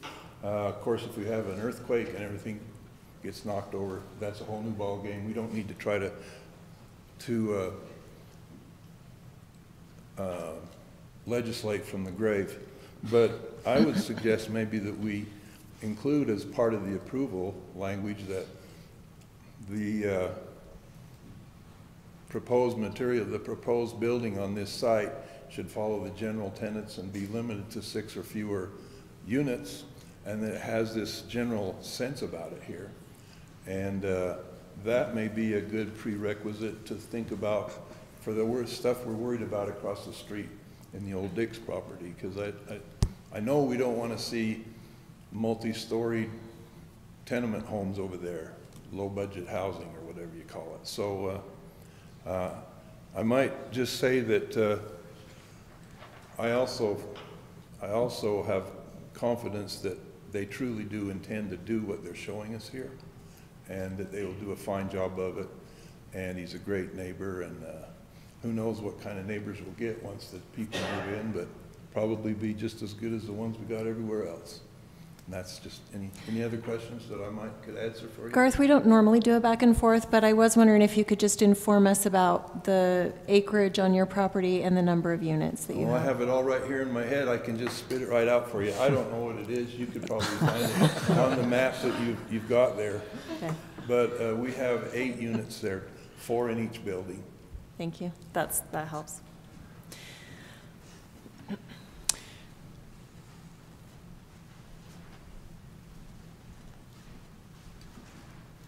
Yeah, my name's David Baker. I've lived in Centerville since 1985, and I was one of the 2 people that lived on our cul-de-sac, and my wife has spoken, but that property, I didn't believe it could be built upon, but Scott fortunately is an engineer, and he's got a multi-level, and it's a real addition to our neighborhood. And I think that's what we're all looking for, is to improve Centerville with anything we do. That's what your main concern is here. And I've seen Scott's work, his house, and then he built an addition. He's just put in a 10-plex. And I've known him for over 25 years, and I know he's a man of integrity. And if he says he's going to build a 6-plex that looks this good, I have total confidence that's what's going to happen. And I'm sitting as I drive by his bank, or that old bank building, his commercial property, where he stores his boat. Nice boat garage. But anyway, you know, I think, okay, so if it's not high density, what's it going to be? Well, okay, let's say, you know, there's some concern. Well, let's put in single unit housing. Well, we're right on Pages Lane. People that have single dwellings usually have kids. People with kids usually don't like busy streets. 300 East and, you know, Pages Lane is not a real great place to build a single family unit. And it seems to me that, you know, 6, you know, he's not going to try to jam it in. He's not trying to milk every penny he can. He is concerned with quality and with improving what's there. And so if he puts in a 6-plex, I got a feeling that my parents may be looking at one of them because they are looking to downsize and they need a place like this. And, you know, one that looks this nice is going to be a benefit to Centerville. And the alternative I don't really see as flying. And if we don't, you know, allow it to be high density so he can build just a reasonable 6, then we're going to either be stuck with, you know, the commercial property. Actually, I think that's what we're going to be stuck with, because I don't think, I mean, the cost to demo the existing building to build a single unit would be so cost prohibitive. No one's ever going to do that. And to have commercial, you know, high density doesn't make a whole lot of sense to me either. You know, why that isn't just zoned as the other 3 properties that are directly east of it, you know, it doesn't make sense to me. So anyway, he's a good man, and I know that if he has a chance, he's going to improve Centerville with his ideas. Thank you. Thank you very much, Mr. Baker. Is there anyone else who would like to be heard at the public hearing? Seeing none, I'll close the public hearing and we'll turn it to the council for discussion and potential action on ordinance 2016-31, which is the rezone. We'll remind the council that the site plan, if this were to be approved, the site plan would also, or Lisa, maybe you can clarify, I believe the site plan would also come back to the city council. Is that correct? No. So if this is approved, this is the rezone, then they would still have to do a conditional use permit, which is a decision made by the Planning Commission, as well as a conceptual and final site plan by the Planning Commission. And then if they want to sell the units individually, as it's been mentioned, they would have to do probably a PUD subdivision plat, which would be a 3-step process, and the final plat comes back to the city council as an administrative decision. Thank you for that clarification. Beyond this. Yes. Lisa, can you provide one more point of clarification? In the zoning decision, if I've understood it right, we cannot consider the proposed use, the plan as presented. It has to be the 4 criteria specified in code, and the intended use is not one of them, right? Well, I mean, it's part of the record, obviously, of what they're proposing, but the advice is there's no guarantee that that's what's developed. But again, even with the proposal saying, can we condition this rezone so that they can only have 6 units? And the answer is no. We typically do not add conditions on a rezone because it's a picture that goes on the map. It's a certain color, and anybody that owns that property gets to use it to similarly situated properties. But that said, I do think it's helpful to look at what's next door.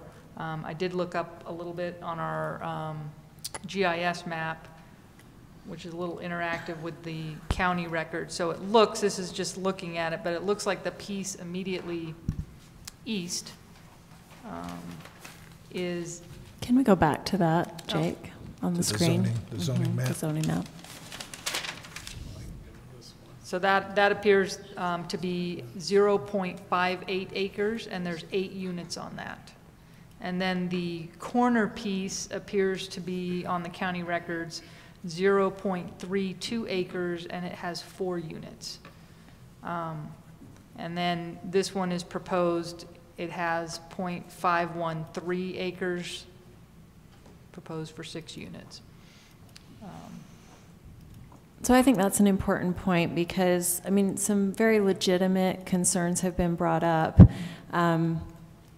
One is Ms. Uri's concern about, well, what if this owner doesn't do what he plans and we've rezoned it RH? I think that there's a little bit of a misnomer just with that term residential high. I think when people hear residential high, they think, well, someone will try to squish in like the apartments on the west side here. But our residential high is actually a very low number. In other cities, that would be considered just above residential low. It would be a residential medium. So just so people know, if you, what's that? We're not in other cities. We're in right. Centerville. So Absolutely. Just making there. that point. And I just, to make that point, I wanted to ask staff and to clarify just so people know in their minds, the projects on the west side that have the apartment buildings, both the Larry H. Miller and the Fred Hale project, those are PDOs. And so those densities were approved outside of our normal zoning categories. And what are those densities approximately? Approximately, if you look at the Legacy Crossing, which is associated with the megaplex, the gross sector density is 15 units an acre for all of property and approaches about 25 units an acre, just the residential property. Right, so that's my point. If you were just looking at the apartment building itself, that's a 25 unit per acre area. Right. Where when we get stressed about a residential high and it's in the neighborhoods and its utmost potential, it's less than half that. So I just know that when people hear residential high, that's what their mind goes to. So I wanted to clarify that. Yeah, and then the Legacy Trails is calculates out at 19. 19. And just to clarify, if this were to not get done by this property owner, which is the way we should consider it, its full potential, and someone else came in and did the full 12 units per acre, that would be 9 units, which again, in my opinion, is just very much in line with the neighboring properties. With a conditional use. With a conditional use. So with the and that would conditional need a use, conditional use. You still have to look and make sure that they meet the parking requirements, Right. the landscaping requirements, so it's not even guaranteed That with that a would be conditional use that a it would go that way, realistic option, given the half acre. It's and a to half make them acre. sellable, or, yeah. And yet, in the discussions that we had on HFOCA, none of the recommended limitations are anything that we can do anything about, as I remember understanding it.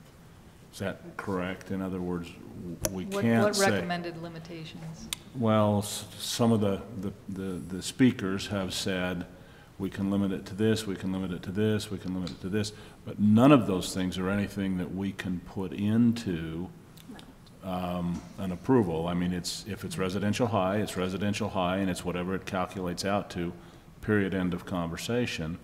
And once it's residential high, it doesn't matter who owns it and what has been committed and promised.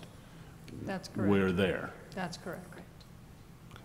My other concern is, at the Planning Commission, when it was discussed, I think it was Commissioner Daley said that he felt like it was setting a precedence and sending out that feeling that we're okay with residential high in that area. And Commissioner Johnson stated that rezoning the area would send a clear message to developers as to what they should try for across the street. He went ahead and voted for it because he is for density, and he wanted to send that message to the developers going in across the street. That, I mean, I think it's sad we can't give him 6 because that's just not how we work. I think he's a great man. I think he's done great things in our community. And so it's not that we don't want to zone it what he wants. We have no way of giving you 6 units. We can give you 6 if you can get it with a residential medium, but there's no way we can. And it's just like Mr. Hare said, you could drop dead tomorrow. We did have a developer not a few years ago that bought the property down below, and that did happen to him.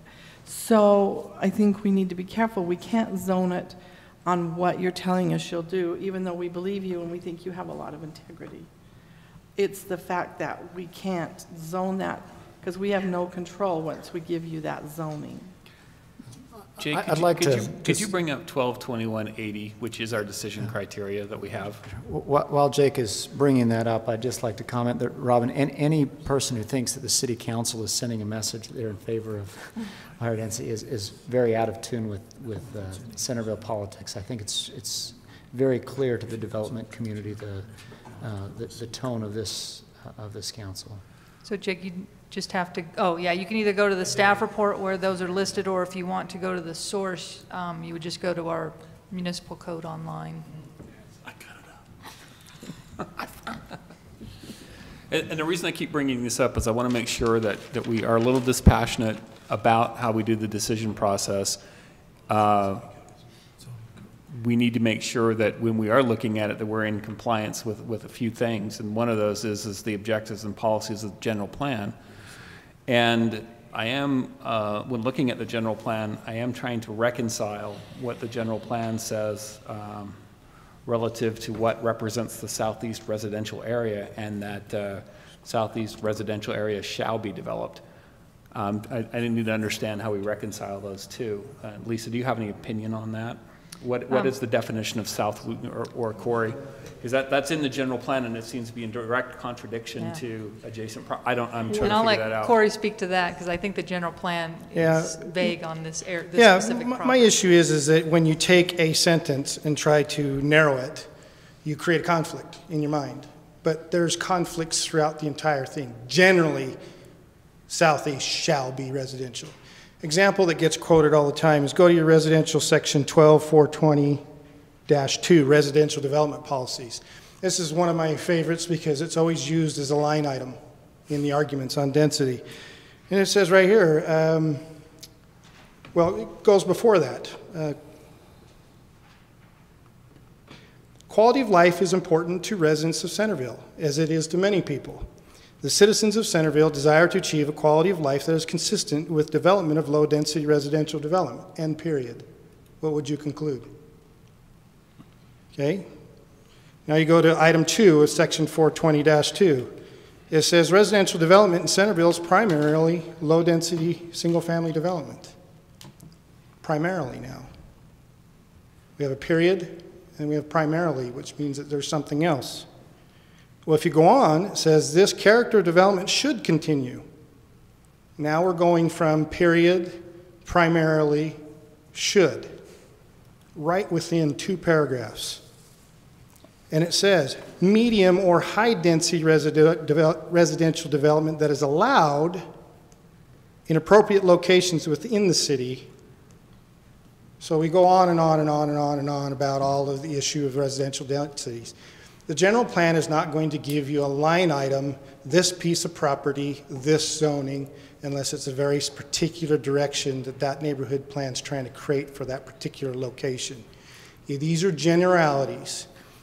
Primarily, substantially, most of Centerville is low-density development. But in appropriate locations, multifamily is allowed, medium and high. And you look at all those different avenues. If you go to all 3 or all 4 this side plans, they'll all say low, single family. Yet every one of them has a zone of multifamily somewhere within them, because those are those appropriate locations. You have to look at buffering adjacent to them. You have to look what's happening across the street. What's to the side of it? You have to look at on arterial. Is it on a local? You have to look at all those factors. But the idea that it's always going to be single family and we end with a period on that is missing the entire breadth and discussion of the general plan. So it's a value judgment you have to make. It's a legislative decision. You have to weigh and balance all of the arguments, the rights of a property owner, the rights of people surrounding it to the area, what's adjacent to it, what's the future you're thinking going to look at. And that's, you just can't say this is against the general plan. You're going to have to weigh and balance all of the statements and come to your own conclusion. Well, fortunately, we get 4 criteria, and general plan is only 1. I think that it's the point that, and I've had this discussion with Lisa, shall has very specific legal connotations, so they, and I'm not saying that the word shall should have complete weight. I'm just saying it is part of the criteria, and I'm interested to see where the council falls on that statement, because if that statement doesn't hold, and it doesn't, then it shouldn't be in the plan as everything shall. It should be should or primarily. Shall is a pretty strong legal word. So which 2 specific sections are you talking about that appear to be? The one that Mr. McIntyre referenced, okay, which so is 420? Which is, yeah. Okay. No, so I do think that there... No, sorry, he's it's not. talking 420, he's talking 480. 480. Yeah, 480. So the quote, I was going to E1. speak to this point as well. The southeast residential area shall be developed and maintained in low-density single-family residential development. And that's a really valuable point. It's legitimate. I appreciate you bringing it. The issue is that that's speaking about the areas that are already residential. And the trick that we have right now is dealing objectively and in reality. And in reality is the fact that we have in the southeast neighborhoods some commercial corridors that cannot switch from commercial in reality. Even if the council wanted to try to force it, it won't switch from commercial value to low-density, single-family residential. So those are those unique areas where we have to be dispassionate and objective and deal in reality. I have lots of points about being dispassionate and objective, but the one that I'll say right now is that I do live in this area and I do live in this neighborhood. And if we're not realistic and objective about what really actually can happen in these areas, then we're just encouraging dilapidation, which is going to hurt my neighborhood more than anything else we could be afraid of. So I personally appreciate an effort and an intention when a property owner wants to invest into the area and make improvements. Again, I also appreciate the very legitimate point and concern about precedent. I understood what Commissioner Daley was saying, but I do say that if we look at the zoning map again, we already have a precedent set on that north side in those small parcels. And so this huge property on the south side is going to be a completely different beast. But if we're looking to look at precedent and follow precedent, we should look at what's already there on the north side with the smaller parcels and say, that just makes it harmonious. That just makes our zoning objectively and dispassionately make sense. And then, of course, the city can be more proactive about what they want to see happen on that larger property on the south. That's a conversation for another day. But if we bring that concern into the conversation for today, then I think we're being unbalanced and unfair to this existing property owner and his request. So, George, I think you were still, did you get all your questions answered around Well, I 480? think it's more of a general point, and it really has very little to do necessarily with how an outcome would be on the deliberation of this. But if we do a zoning change here that is not consistent with low density, then I think the general plan has to catch up language-wise one way or the other. I think that some of the points have been brought out, and we'll talk more about that, but really that's just, it's a conversation for the legality of what's in our general plan, because our first criteria says is whether it's consistent with the goals, objectives, and policies. So, you know, what is southeast? What's the shall? Yes, you can choke on a camel, strain on a gnat sort of situation with this as well. But I think that if we're trying to go towards best legislative practice, we need to make sure that we're consistent across the board. One of the thoughts, and I guess I would take issue with some of what Tammy was saying. I don't remember all of the dates because I wasn't on the council, but this plan dates from 95, updated again then in 2010? 12 is what the last one is in here. Substantially after the development of the properties that she's talking about that it's comparable to. The one, Mr. Hare's property, I don't know an exact date, but looking at it, because I drive through there quite frequently, I have to believe that those buildings are 30 to 40 years old. Garth? 60s. Okay. The other one up on the corner, I know was built just shortly after I moved to town, which was in '89, and so I don't know when they were built, but what's in the plan is after those were developed, and what everybody was thinking about when it was voted, I don't know. If there was some way, in my view, if there was some way that we could guarantee we got what we're seeing, I would be inclined to vote for it. But what I have been told by Lisa and Corey is, there's any way you can do that, so quit dreaming. Is that right, Corey?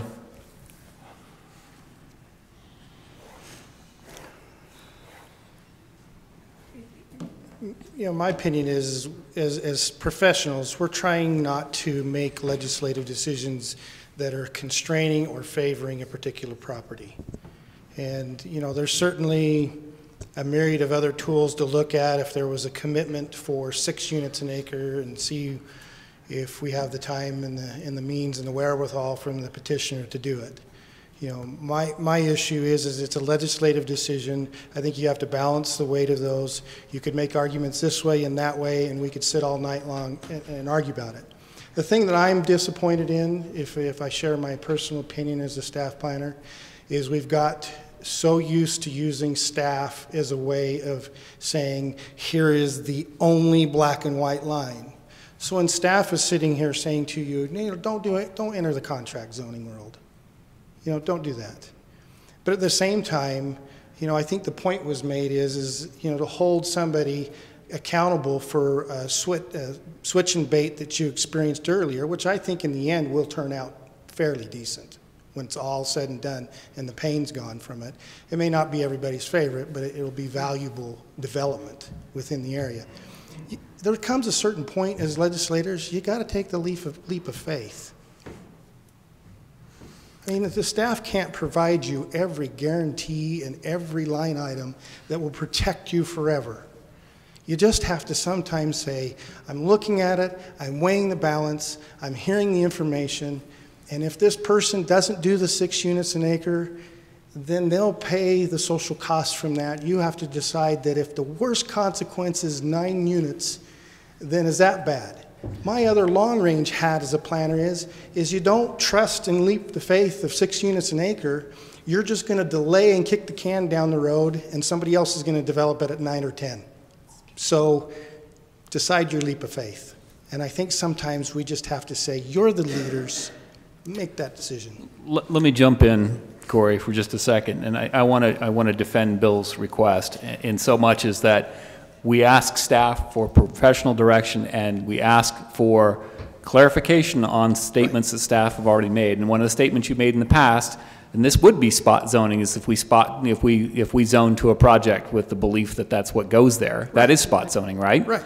And I think that's what I mentioned. You can't contract zone. Right. Well, so I think to Bill's point is that if we can't guarantee that, and maybe, Bill, I'm putting words in your mouth, we need to understand, we need to make that clear from a council deliberation that there are no guarantees. Whether it's a leap of faith or not is inconsequential. Right. I think it's looking for clarification, is that's what we've already been instructed as a council. I think I answered that. I said you can't contract zone. I said, from my point of view, what's disappointing is trying to line item everything through in a guarantee. If you're uncomfortable, you have the legislative authority to go somewhere else. If the 6 units is comparable to most of you, but you're a little worried about the outcome, do you take the leap of faith? That's your decision to make, and staff can't help you with that. No, and I don't expect you to, but I'll tell you the other side of it. And that is the constituents that said, quit putting us at risk for a leap of faith. Yes, and that's why you have the hard decision. That's exactly right, and so that's the reason. If I could get there, I'd have a different opinion. Yeah, but what I think I'm hearing is staff has told you can't contract zone. True, definitive, not arguing that. What I'm also saying from a planning standpoint is that you have to consider and weigh, and I do hear in the comments, maybe not majority, but I do hear a tone of, well, if it was 6, I would be okay. So the issue is, are you so uncomfortable that you don't think you'll get your 6, that you'd rather weigh the guarantee and just say, I don't trust that I'll get the 9 that's out of there? Or do you want to weigh in and say, is this the worst I could get burned if it goes the other direction? And you have to make that decision, and constituents, and weigh the plan and everything else. I think what I'm trying to express is that there is some weight on staff to resist. And I'm saying don't use staff as a resistance. Use staff as a credible source of understanding, but go ahead and make that decision as you see warrant. We're not blaming you. You just have to give us the rules. Bill, I hear... Go ahead. Sorry. If I could just weigh in too. I think that really the focus should be more on the ordinance. I was really glad we brought up these code provisions, because you are making a legislative decision. The standard of review is it reasonably debatable to be in the best interest? And as staff has gone through these, we're saying, you know, one is it consistent with the general plan? I'll come back to these. Consistent with the general plan, harmonious with the character of development next to it. Will it adversely affect any adjacent property owners, and are there services and facilities available? So number 4, yes. You know, and again, from staff's perspective, I think in the staff reports, it's right next to residential high and commercial high. So really the big issue, and if you're, you know, depending on how you go, you have to make some findings as well, at least reasonably debatable. But I think the big issue is the general plan. And so I think I've caught up, George, to what you were saying about this area of the general plan, because I think the general plan language is important. That's what, as staff, we're always trying to have you focus on. You know, let's look at our general plan. What are we asking for? But I think the area you were reading from that says it shall be residential, the southeast residential area, is that what you're reading, E? Mm-hmm. And that's where I think that the general plan is a little vague in this situation, because this area isn't necessarily residential. He's zoned commercial. And right. The question is E really applicable? You could say, well, no, we're not in the E, subsection E area, because this isn't the southeast residential. And under rules of statutory construction, the courts want you to give, they're assuming that you did your job as legislators and drafted the ordinance the way you wanted it. So you and the courts need to look at all of those terms and first of all try to weigh them and make sense of them, because, you know, maybe we just don't see it at first blush. But You know, so we're not going to jump right to, oh, it's in conflict. Maybe we meant that. So arguably, this area could be in subsection 2 in the commercial area policies. And that's what we're saying, it's a really hard spot. So I don't think your general plan is giving you a lot of direction. So you can go either way. You can say, well, no, we think since it's being requested to go residential, we want to cite this section of the code. Or you could look to the commercial policies, which is saying, hey, we just want to protect the elementary school and the development around that. And that's what was highlighted in the staff report, is saying, okay, that's the only, really the most specific, and that's another rule of statutory construction, is the more specific controls. So if you have a general provision in section 420 of your general plan that says Centerville shall be low-density residential, and then obviously you have your Parish Lane commercial district, that's more specific, that's going to control, even though somewhere else generally said we're low-density residential. So hopefully a couple of those rules help. But I do think that it's an interesting question of where in the general plan should you really be focusing, and I think you can kind of go with either of those because it is in, the general plan does specifically talk about the area. It says the Taylor Elementary School is located on the north side of Pages Lane. Any further commercial development on this side of the street shall be designed and developed for minimal impact to the school.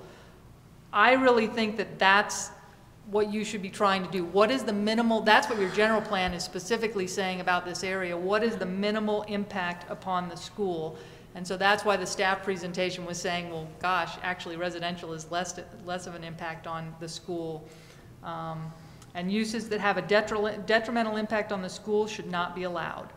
And I think high density. That's really specific. High density is going to have a high impact. Okay. And that's for you guys to debate. I just want to make sure that you understand you know, if he could do if he could just do it in the RM, I would be comfortable with that. But I am just not comfortable with zoning at high density, setting that precedence. And the people, the high density that was there before him was in the 1960s when there was no high density. And I feel bad because, like I said, I like all these people. And when Cindy stands up and says, we don't have many units, I found out when I was working on the Main Street plan, and I'm not positive of the numbers now, we have 600 units between Pages and Parish on the west side of Main Street. So the neighbors are saying, we have our share.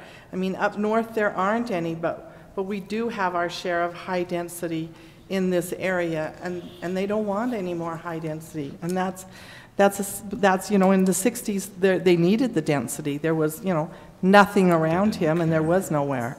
So I think there's a big difference in what was zoned in the 60s and what we're zoning now, because we have so much density at this point in the south side. I think that's an important point, but the binding criteria, I mean, I'm choking over one word.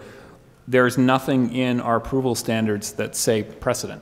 We can't consider the precedent it sets necessarily in this criteria. Sure, we can say it from a, gosh, that concerns me, but you know, the precedent isn't part of the criteria. You know, it says the overall character of existing development in the vicinity of the adjacent property. It doesn't say the precedent of what could happen on the south side. I think that's the hard part about it. But I do want to go back to one thing that Corey said, and I think we need to be very clear on this. And Corey, you talked about faith that you're going to get what you want.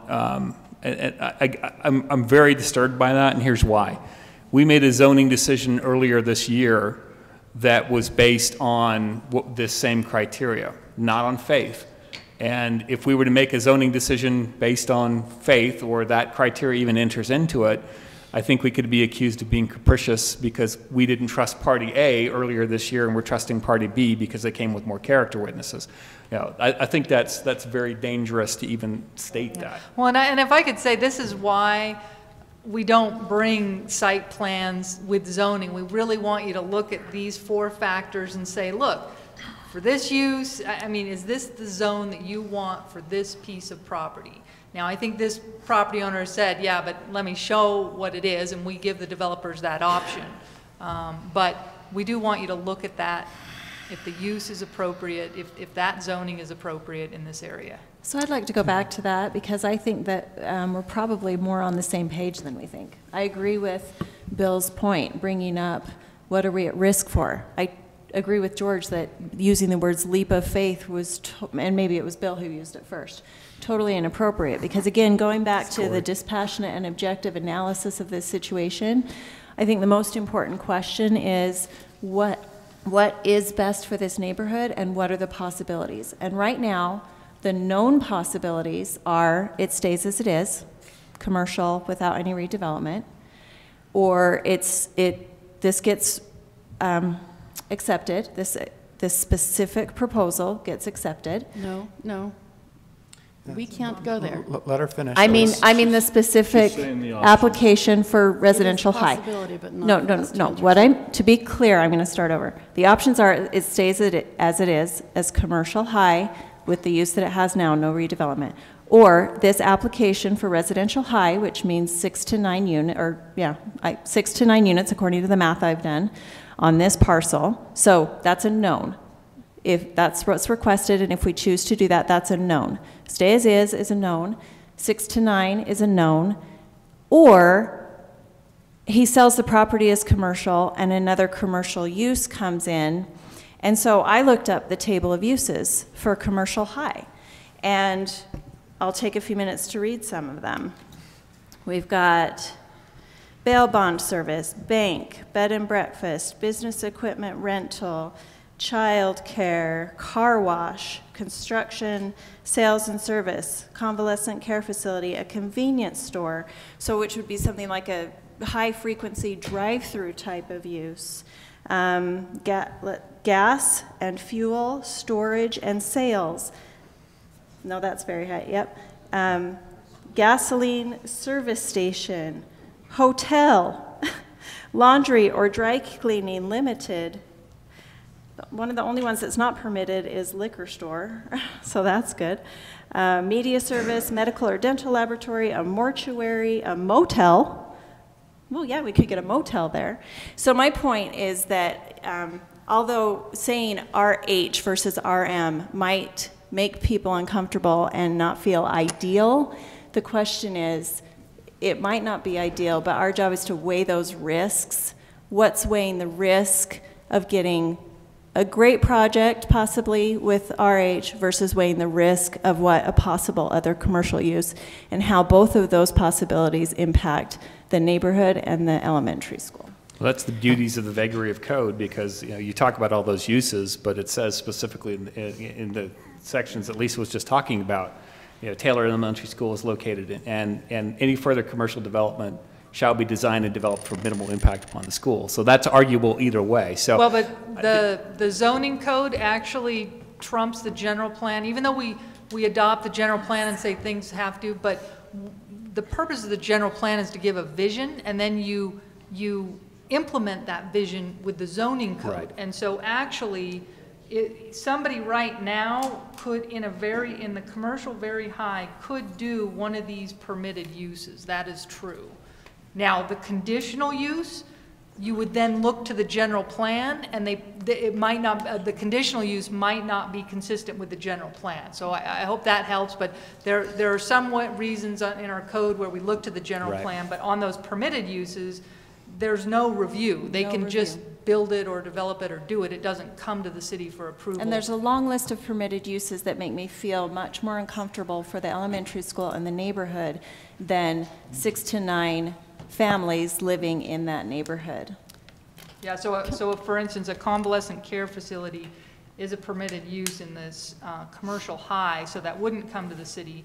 But for instance, a car wash is listed as a conditional use, and in my opinion, it would be I think you could point to the general plan and then cite that language and say, well, this conditional use isn't consistent. But typically the zoning code, once we've implemented something very specific, it trumps the general plan. And that's good clarification. Thank you. Can I just add one comment? Because I've been pretty quiet.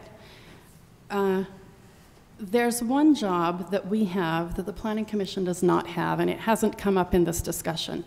And that is that our job is to listen to the people, not just the property owner, but all of the people around it. And as I have listened to the people here and looked at the emails I received and the phone calls I received, I move that we reject the residential high zoning application. So is that a motion to reject? That is a motion. To reject ordinance It is. 2016-31? He's and wonderful, reject the and I zoning know change. that there are wonderful character things, and if we could legally say, this is what's going to happen, and we're looking at the plan, and this is exactly what we're getting. But I was on the council when the last one of those came by, and we said, this is a beautiful thing, we want it for Centerville, and we zoned it. It was a very bad thing to do, and we got burned, and we are still hearing, years later, how much people hate that. So There's a motion. I move that. Is there a motion? Is there a second on to that motion? I'll second that. Okay, let's turn to discussion on that motion. If the council would permit, I would like to, the applicant appears that he would like to respond to some of your comments, and I'd like to let him make a response. Thank you. I appreciate the comments about the commercial. Like we said, those are all permitted use. Currently, I have an access driveway going on to 300 West. Like I said, if we're worried about what the neighbors want, and that's why I've done this way. 10 years ago, I brought this plan to the city council for approval, and I got approval from the planning commission then, and I would have got approval from the council. But I had several residents down the street that says, can't you just get all your access off Pages Lane? And I've waited until I could terminate the commercial use just to do that. That's the sole reason why I've done that. I've waited 10 years so I could finish up my commercial use and then get all of my access off Pages Lane to meet the needs. And I understand there's a school next door to me. And we need to be sensitive to that, and we need to be sensitive to the residents down 300 East. And that's what I've tried to do. You know, I'm all in favor of the no parking on 300 East, and I provided a plan with no access on 300 East to meet the needs of the neighborhood. And I've waited 10 years to do that. And I could have got approval back then, I'm sure I could have. But, you know, that's the plan, okay? As far as the density, you know, I'm at 5.8 units per acre, 5.7 to 5.8 units per acre. If I need to get 6, I'll still have to come back for a conditional use permit. It's still going to go for the planning commission, and everybody knows that I've said I'm going for 6 and only 6. And that's, and so that's you know, everybody knows that's what I'm planning, and I can't do anything different at this point. But it's going to come back for a review, and you can turn it down at that point if it comes in for anything other than 6, or the planning commission can. You know, we can't turn it back down. The planning commission can turn it down. They can't. Yeah, they can. No, they can't. If we give you RH, they can't turn you down for 6 for no reason. They don't have that option. Okay. Well, that's what I'm doing. And then you brought up Councilman McEwen brought up the idea of capriciousness. There isn't an RM zone within 600 feet of this property. I'm asking for a zone adjacent to the property. And how is that not arbitrary capricious to put an RM zone when there's nothing adjacent to that zone? That's a buffer. Okay. Okay. That's the issue I've got. I'm just trying to do what's adjacent and compatible with the area and what the neighbors would like me to do. And that's my input on this. If you want to leave it commercial, I made a list of the exact same businesses that Tammy listed that are permitted uses in that area, which include laundry facilities, gas stations, and all of those things are permitted uses with the existing access that I have on 300 East. Okay? I think this is the best of yours. And maybe it's a leap of faith, but I'm going to build what I'd like, what I intended, what I presented to build. I'd like to do it as quickly as possible. Thanks for your time. Thank you, Mr. Belling. We have a motion on the table and a second.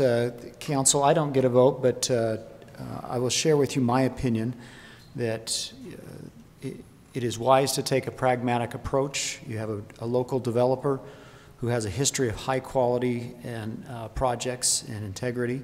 In my opinion, what's before you is an improvement to the area. He's trying to improve make it better for the school by removing the access on 300 East. And in my opinion, it appears an appropriate use for the area. So with that, I'll turn to either further discussion or when you're ready to vote on the motion on the table. I'd like to ask Corey another question.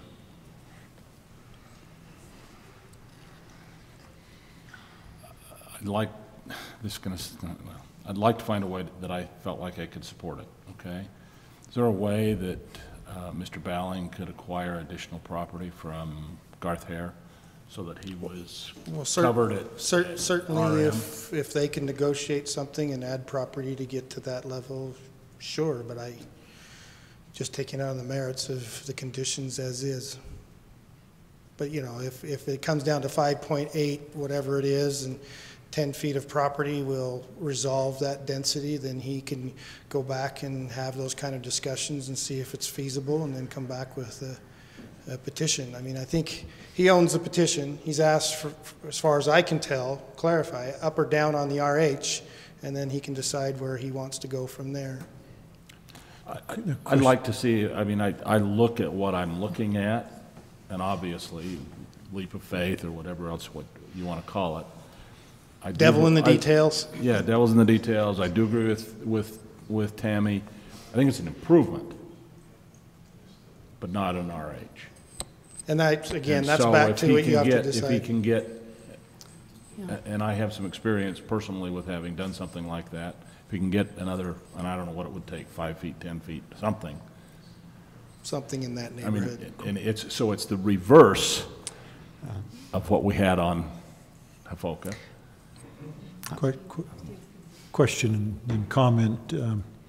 Isn't there something in the zoning code that says if you're rejected on a zoning application, you have to wait so long before coming back? Unless the council allows it. Well, you can't ask for the exact same thing. So if they change it or something like that. They got the 10 feet and somehow But if he got the 10 feet, comes and back somehow from he RM, wanted Okay. to change his petition to an RM, then that would be a new petition. Okay, so that relates to my comment then, and it's simply a comment for, you may understand this already, I but appreciate it, thank you. if it comes back as an RM, you still have the tension between the first criteria and the second criteria that George has pointed out, and that is that the statement about it shall be developed and maintained in a low density fashion, that is still there, but you also have the second criteria, which says what's compatible with and harmonious with the surrounding property. In my opinion, if you're going to try to satisfy the first one to the letter of the law, that means RL only, and yet I don't think that's in keeping with the second criteria regarding the neighboring properties. Well, but the point that was made is that that might not even be the section that applies because the fact that this was commercial. Yeah. Staff took the position Yeah. that it's not in the residential district of that neighborhood. Right. But it's reasonably debatable, if you will, to try to look at it others. I can see the debate. Thank you. Lisa, did you have a comment? Yes, and I just looked up the clause first, write down my other comment. The effect of a disapproval, the city council denial of an application to amend the zoning code or zoning map shall preclude the filing of another application covering substantially the same subject or property or any portion thereof for 6 months. Another application can be considered sooner if the Planning Commission determines a substantial change in circumstances has occurred or the application is for a change to a different zone. So that's what I was saying. If it's a little different, then they can bring it back. They could bring it back. So you know the impact of a negative. It does hold people up for 6 months just because we don't want to see the exact same application. I just want to get back to the conditional use permit and make sure you understand that situation where you're saying if somebody comes in with a conditional use permit for X units per acre, because our code allows a conditional use for additional density, which is a little unique, but let's say they come in for 8 units per acre, and some of the comment was, we have to approve that. Now that's great because you're getting the training that we're giving you, which is a conditional use permit is an administrative decision, and if the application meets the ordinances, we have to approve it. So yes, that's the message I want you to hear. But there are also other provisions that say you can only add conditions to mitigate a negative impact. And so sometimes we've said, we will add conditions on a conditional use permit, for instance, for traffic control or something where we say, oh, you're impacting the traffic too much, you need to do this. Or we're worried about light, and so we're going to add a condition to this project to address light or impact or buffering. So you can actually add conditions to address some of those issues. And then, but the final point is on a conditional use permit, you can only deny it if you can't come up with conditions that mitigate those negative impacts. And that's where it gets a little tricky, but I don't want you to go away thinking we can't deny any conditional use permits. It's unlikely, but during that conditional use permit process, we do often add conditions to, you know, address some of those impacts. And I think so for us, the unique tool of using conditional use permit to add density has worked for Centerville because we can address some of those issues at conditional use permit. I'm with Bill. I'd love to see it be able to go through, but I cannot vote residential high and set the precedents. I just can't do it. But I would love to see, I mean, I'd love to see what he's got. I'd love to see the sixplex go there. I think it would be an improvement on the property. I mean, I think everything they've said is accurate. Just wished he had that 2/10 of a. Well, I've been asking a ton of questions, but I haven't really made a position clear. I've been pointing out inconsistencies and things of that nature. And for me, the biggest thing is being consistent in the overall objectives of how we're legislating so that we don't make a property owner feel disadvantaged. We did make our decision about a rezone that was denied earlier. And when we walked down through the criteria, one of the findings was that we thought that it was not harmonious with the existing development in the area. And the counterpoint was made, well, there is residential in the area or in the vicinity. I think in this case, it would be very hard to argue that it's not directly adjacent or in the vicinity for the residential high. I mean, it is. It's right next door. Whereas in, say, Lund Lane, it was in a different location relative to the properties we're looking at. So, you know, if you walk down through the criteria, the policies of the general plan, that's debatable. I'm throwing a bone to Corey. That is a policy statement. Do you have conflicting pieces in there? So that is a debatable standard that's policy, however the council wants to vote on that. You know, the overall character in the development of the vicinity, well, you've got a blighted area to the south. That's the character that exists right now. And then you've got some residential high that's to the east, and a school which I don't know how that plays into the character decision. So I think it meets that criteria. And then when you get to the adverse effect of adjacent property, that's debatable too. For me, I see that there could be impacts, but I could see, to Tammy's point, there could be worse impacts. You know, so I can't find in the criteria, apart from maybe a discussion of the council as a whole on the general plan, that I could reject it. I just can't. I can't find enough, and not be considered capricious on the other zoning decision that was previously made. Yeah. Because I think if I went there and I said no, I would be capricious to the ag property owner, because the criteria wasn't the same. So from that standpoint, I can't say no. Just wanted to make sure it was clear that I wasn't just stirring the pot. I wanted to get clarification all the way around. I guess, and I'm not sure I remember the details of the ag, but I see it as being very close to the same situation, in that what we were talking about in that instance was a shortfall of a couple of tenths of an acre per property of what he was coming out with, and saying it's the only thing that makes sense. But we still felt like there's a line in the sand drawn by the provisions, and even though it's very close, so I guess I disagree. I think it's the same question. And it's not a question of being capricious, it's a question of there's a line in the sand, find some way to get to qualification with 6, which is medium. Right. Well, I think when we used our findings from the last one, though, one of them we did talk about was we talked about the adjacent properties and and the vicinity. We did not say vicinity is this many feet, but we did talk a lot about vicinity because that was a major discussion point. There were some RL. There were RL in the area, but we didn't, as a council, we didn't consider it in vicinity. They were not adjacent. And and as a council, we decided they were not in the vicinity relative to this decision criteria. So, yeah, I mean, it is very similar, but I think and that's why I'm very concerned that we make sure that we're not coming across as being arbitrary in application of the criteria. Unfortunately, I suspect there's nothing we can do to change that conclusion. We're never going to make everyone happy, but at least if I'm consistently wrong, then that can be counted on as being consistently wrong. Yeah. I'd like to add one more thing. I really appreciate those points, George, just because it is also the way I try to make my decisions is in those objective checklist ways. There always is that umbrella hanging above, though, and I again want to emphasize that the umbrella hanging above, there are a couple of them. One is we all want what's best for the neighbors and the neighborhood. And so again, I vehemently want to be perfectly clear my feelings that this would be an improvement over the other options for the area, even if it went to the 9. But again, that's not because I love residential high versus residential medium, it's because it's looking at this application in the context of reality. The other umbrella that I see is our friendliness to positive redevelopment. So George used the word blight to the south. We have some blight on our main street.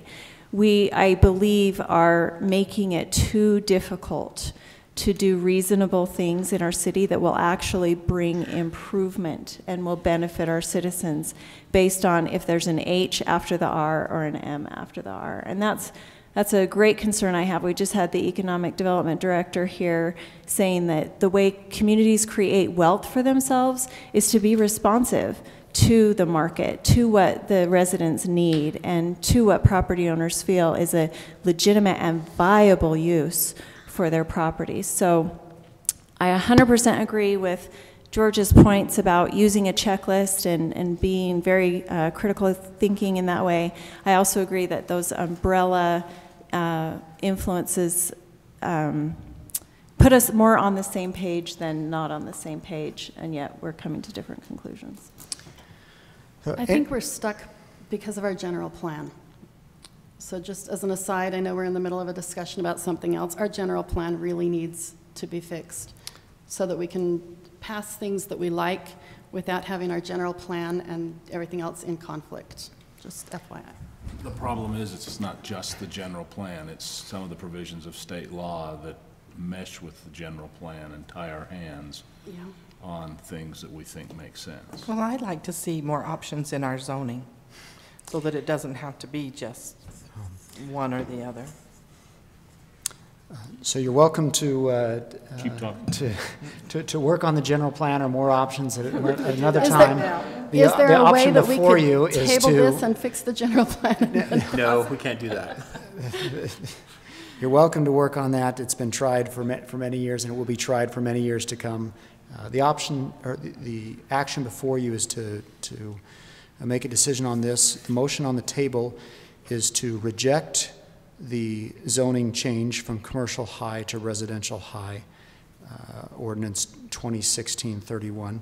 So unless there is further discussion, we'll start the voting and do this by a roll call vote, and start with Tammy. The vote is to reject the ordinance. No. Aye. Aye. Aye. Nay. That the ordinance passes 3-2, which means the zoning change fails. The motion passes, the zoning change fails. Oh, I appreciate the discussion and the significant amount of preparation that went into this application. before going on, well, Did you want to add any findings to your negative vote? Or? Sure, I'd add some findings. I believe that a vast number of citizens have expressed to council members a sincere and substantial concern about continuing high-density development, and our hands are tied to keep this from qualifying. And therefore, we had no choice but to reject it. That's how I look at it. I would love to see it. I think it's a beautiful development. I agree 100% with Tammy that it's an improvement over what we have, and it might be the very best thing that we could put there. But the problem is that a number of us have lived through a situation a year ago, and we're not willing to go there again. Any of those four criteria?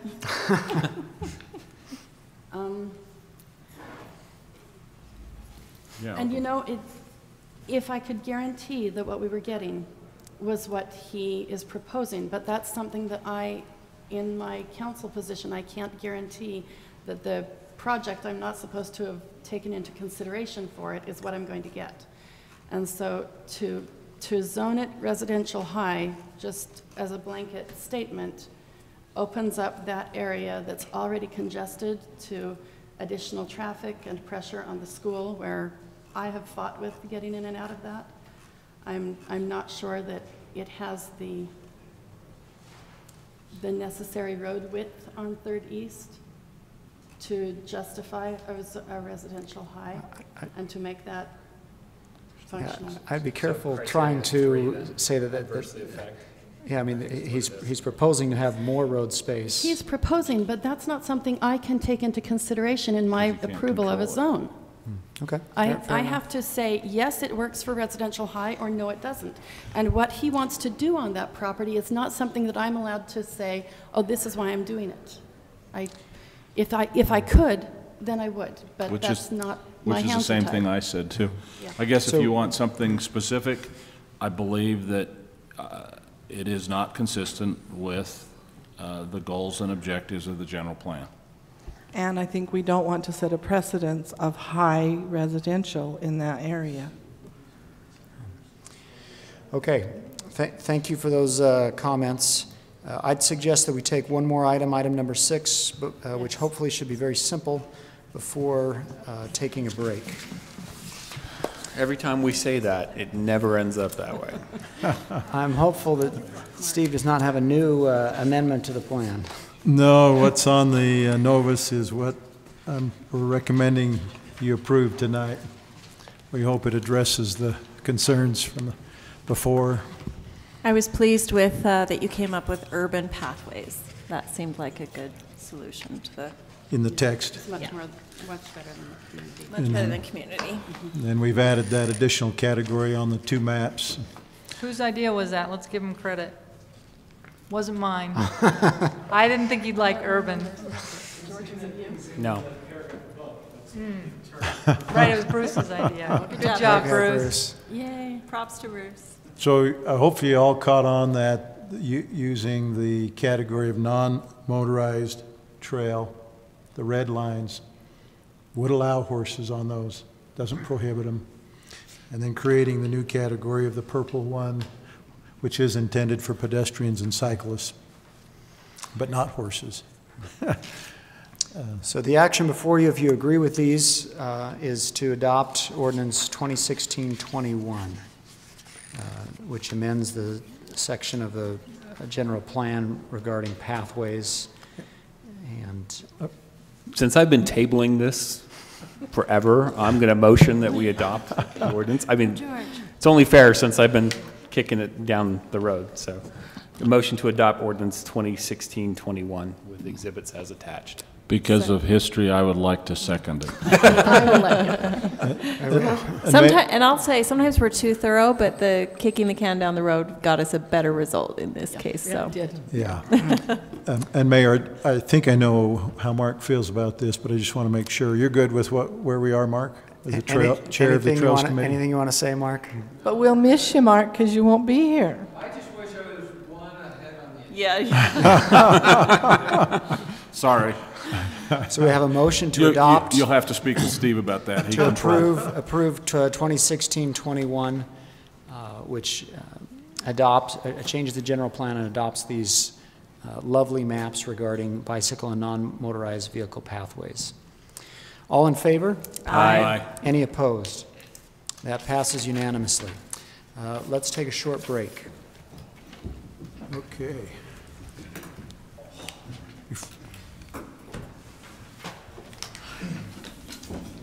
Commission meeting. Grateful to have you here and would like to start tonight with a Pledge of Allegiance. If you'd please join me. I pledge allegiance to the flag of the United States of America and to the republic for which it stands, one nation under God, indivisible, with liberty and justice for all. Thank you. We've asked Vice Chair Logan Johnson to give us a thought or legislative prayer as we begin tonight. Commissioner. Thank you. There was one organization that I wanted to give a plug for as my thought and share a quote from the head of that organization. The organization is called Strong Towns. I may have mentioned them a time or two before. The head of that organization, his name's Charles Marone. And he's given a few presentations here in Salt Lake. I don't know if anyone's had the pleasure to hear from him, but he's a really interesting guy. I think Shaylin and I were at one conference with him, but I just wanted to share one quote from him. When I Googled quotes from him, the first quote came up, seemed interestingly applicable for tonight's discussion potentially. So I'll share that and then also have a prayer. What he says is, our modern system of zoning, which separates everything into pods of different micro-uses and then connects each pod with a hierarchy of transportation, handles greenfield development brilliantly. That is, it handled it in a very predictable, efficient manner. On the other hand, modern zoning is brutal to infill. Small infill projects do not only have to withstand neighborhood opposition, but the bureaucratic encrustation of paperwork hearings, plan reviews, and minutiae that don't scale down well, especially on sites that tend to be more challenging. Just some food for thought, and also would like to offer prayer. Our dear Father in heaven, we are grateful that we could gather as a planning commission this evening. We are grateful for the system of government from which we live that gives citizens the opportunity to participate, and we ask thee for thy spirit to help guide our discussions. In the name of Jesus Christ, amen. Thank you very much, Commissioner. I have the sad opportunity, sad personally at least, opportunity to announce that this is Commissioner Kerr's last meeting with us. He will be retiring after this meeting. Yep. On to the bigger, well, not bigger, better, just other things. How's that? To other things. Yeah. Well, I have a letter here from Mayor Paul Cutler that I would like to read. Dear Scott, on behalf of the City Council and citizens of Centerville, I want to thank you for your dedicated service to the Planning Commission for the past 7 years. You helped the Planning Commission deal with some tough issues, including but not limited to conditional use permit for investment auto, general plan amendments, Chapel Ridge Cove subdivision, Woods Park subdivision, moderate income housing, code enforcement, Brighton Homes and the South Main Street Corridor Plan and Overlay Zone, the South Main Street Corridor Plan, Public Space Plan, the West Centerville Neighborhood Plan, Legacy Trail Apartments Development, and accessory dwelling units. Thank you again for your service to our wonderful community. I wish you the best of luck in all of your future endeavors. Best wishes, Paul A. Cutler, Mayor. And in addition to that, the city apparently thinks that you lack in entertainment, so they are giving you a little Megaplex Theater gift card. Good. Along with the best wishes from many of us here. Thank you. Appreciate it. We just want you to know how much we've appreciated your help on the commission and the great service that you've rendered to the city over these many years. Well, it's been a pleasure. I've been working with everybody, and I've just got to figure out where I'm going to get my grocery money now. Well, thank you again for your service. Thank you. It's been a pleasure. Tonight we have, excuse me? Been great people to work with. Thank you. Tonight, we have two sets of minutes to review. The first is a September 7th joint Planning Commission and City Council work session and a September 14th, 2016 Planning Commission meeting. But we'll start with the work session minutes, and we'll just go through these page by page. If anyone has any changes or comments, if you just bring them to chair's attention, we'll make the appropriate changes. Page 1. Page 2. Mr. Chair, in line 48, there was reference to an it says, picking up on line 47, Mr. Snyder commented that in the past, some property owners in the city participated in an SID to help pay for existing infrastructure. I think that it would be helpful there to say what SID is, and then we can abbreviate it if we want to. Special Improvement District. Okay. Anything else on page 2? Page 3. Page 4. Mr. Chair, I have a change. Okay. On the paragraph starting with Mr. Pitt on line 28, later down in the paragraph on line 34, it says, Commissioner Wright said she likes Mr. Pitt's hanging planter idea. And then it says, Mayor Cutler confirmed that a majority of the cost of extending the flags and brackets is donated by citizens. I don't think that makes sense because I actually brought that up, and then Mayor Cutler confirmed that. But it says he confirmed that after, and it doesn't even tell that I brought that up. So maybe that could just be changed to say, reminded people that the majority of these things were donated by citizens, and then Mayor Cutler confirmed if you want to still put that in. Okay. I'm not sure I followed that totally, Commissioner Wright, so could you just walk us through that again? That you made a suggestion in addition to that plan? Did you? So Commissioner Wright said she likes Mr. Pitt's hanging planter idea. And then I brought up the fact that in Centerville, I kind of went on a tangent and talked about the community park and the things that were donated by citizens. And then I talked about how we had the flags that were donated by citizens, and that we in Centerville have very strong volunteer and donation base of citizens. And then I guess Mayor Cutler confirmed that after I said that. Okay. Very good. Did you get that? So we the can whole point we of could what add I'm that. trying to put across is that it's important that we write down that somewhere in there that says that there's a large group of people in Centerville that like to feel ownership through volunteerism and donations. That's an excellent addition, and we will include that. Thank you, Commissioner. Thank you. Anything else on page 4? Page 5. Mr. Chair, on line 7, well, picking up from line 6, this is the comment of Kim Samuelson. Starting on line 6, it says, he stated that the telephone poles are ugly and should be taken out and replaced with cement for uniformity. And I don't think he was proposing that we put in cement poles. I think that the gist of that comment was, and buried, and does anyone have a different recollection of what he meant with regard to cement? That just struck me as a little odd. And Yeah, cement pole seems foreign to me as well, but I can't recall what he meant by cement.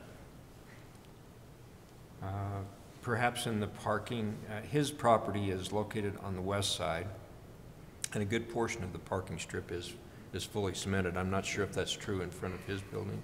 I don't think it is. Sure. But, perhaps he was saying basically that once the poles are taken out, that the park strip should be cemented in, like for uniformity along that portion of the park strip. so let's instead of saying with cement, say with cemented park strips for uniformity. Yeah, I'm okay with that. Thank you. Anything else on page 5? Page 6? Page 7? Thank you for your comments. Chair will entertain a motion on these minutes. I move that we approve the minutes as amended. Second. And to be clear, minutes of the work session, correct? On Work September session 7th. 9/7/16. It's been moved and seconded. Any discussion? If not, all in favor, well, let's take a roll call vote since we have Commissioner Wright on phone. Commissioner Wright? Aye. Aye. Aye. Aye. Aye. Aye. Thank you. The next set of minutes are the Planning Commission meeting of minutes for the meeting held on September 14th, 2016. Again, we'll just go through this page by page. Any comments, please bring them to our attention. Page 1. Page 2. I have one for page 2. On line 39 on page 2, it says, historically in the past, the main concern. And historically in the past is totally redundant, so can we strike in the past? So historically, the main concern has been. That's a good one. Anything else on page 2? Page 3? I have one on page 3. Sorry, I've got a lot in this one. I don't know what it is, but I was in a mood. Line 9, Mr. Snyder stated that, as indicated before, access is probably historically been, is needs to be has. So access has probably historically been the main concern. So. Are you okay with that change, Mr. Snyder? Is that what you meant? Or did you actually say is, and you want that to stay in? No. I may have said is, but that doesn't mean it's grammatically correct. Anything else on page 3? No. Page 4? I've got one on page 2 on page 4. Line 1, each parcel was purchased separately at different times, and I would just strike separately because it's totally redundant as well. Each parcel was purchased at different times. Okay. And then I also have on, so on lines 8 and 9, starting on line 8, starting on line 8, it says in the middle of the page, at our recommendation, blah, blah, blah, and requested we meet each with the adjacent property. That sentence right there looks like it's probably a direct transcription of what Mr. Ballings said, but the rest of the paragraph speaks more in a third person. Now all of a sudden we switch to a first person. So I would change at our recommendation to at their recommendation, and then change we to and requested they meet with the adjacent property owners, so that it fits with the rest of the paragraph. Thank you. Anything else on page 4? Page 5?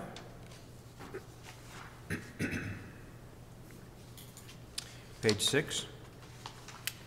Okay, I have one change here, starting with line 5. I have to look back and make sure I understand what I was trying to change here. Okay, so I want this to read. Can I just say exactly how I want it to read? Because I think that's going to be easier. Commissioner Hayman asked staff how this project would compare with Sheila Park density if this project were to move forward with the density of 6 units on the 3/4 acres period.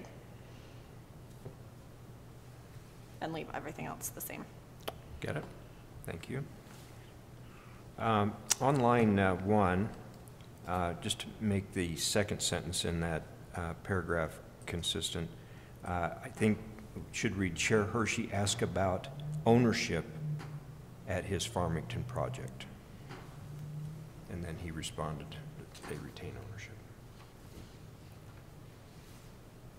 Any other suggested changes on page 6? I think there's an extra comma in line 27. Mr. Ryan said he would much rather see without the comma. Yes. Okay. Anything else on page 6? Page 7. On line 17, the word precedence should be precedent. And that occurs a couple of other places, actually.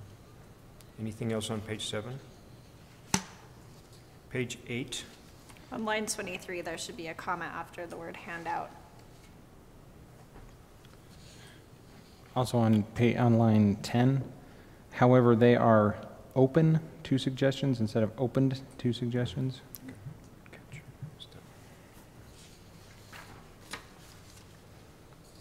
Page 9. I've got several on page 9. So starting on line 6, well, surrounding properties and what effect the rezone would have with an E. And then on line 23, Commissioner Daley said he doesn't live too far, two with two O's. And then on line 34, with school already started, I would strike the word by so that it reads, with school already started, adding an additional 20 kids could strain things. The by is unnecessary there. Okay. And we have two more precedences on this page. Line 27 should be precedent, and line 39. Can we also change the word what's in line 5? Let's not make it a conjunction. What has happened in the past?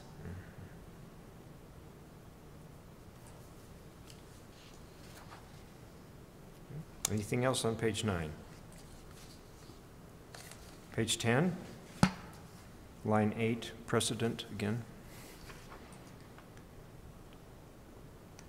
Anything else on page 10? Page 11, page 12, page 13, page 14, page 15, page 16. I've got a couple on page 16. On line 18, where I was talking about option 1, change to the limit, recommended change to limit the square footage on commercial very high, instead of just commercial high as well. So we should add a V in there. Then on line 24, the roll call vote says 5-0, but Commissioner Johnson had recused himself by this point, so it should have been 4-0. And I don't know if we need to specifically call out that he was not present. I don't think we do, because we already said that back on page. Right. But then do we need to then have some call out that Commissioner Johnson rejoined us? Maybe right after that? Because he did come back before we started the public hearing for the South Main Street thing. Yeah, I think that would be advisable to indicate when he came back in. Yes, I think so too. So let's just put a line before that public hearing on the code text amendment that Commissioner Logan Johnson rejoined. And then change the roll call vote to 4-0. And change the roll call vote to 4. A little earlier on that page, 16,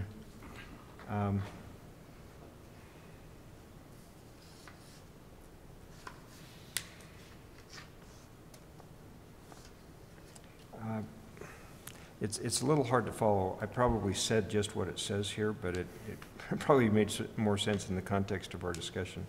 He doesn't anticipate it changing anytime soon. I'm wondering if we can define what it is. And I think what we're talking about there is the Dix Market area, right? What do we call that? Parish Square or something? Is it Parish Square? Oh, this is the new Dix Market. Yeah, the new Dix Market area. So I'd like to just identify what it is in that first section. So Parish Square, we don't anticipate Parish Square changing anytime soon.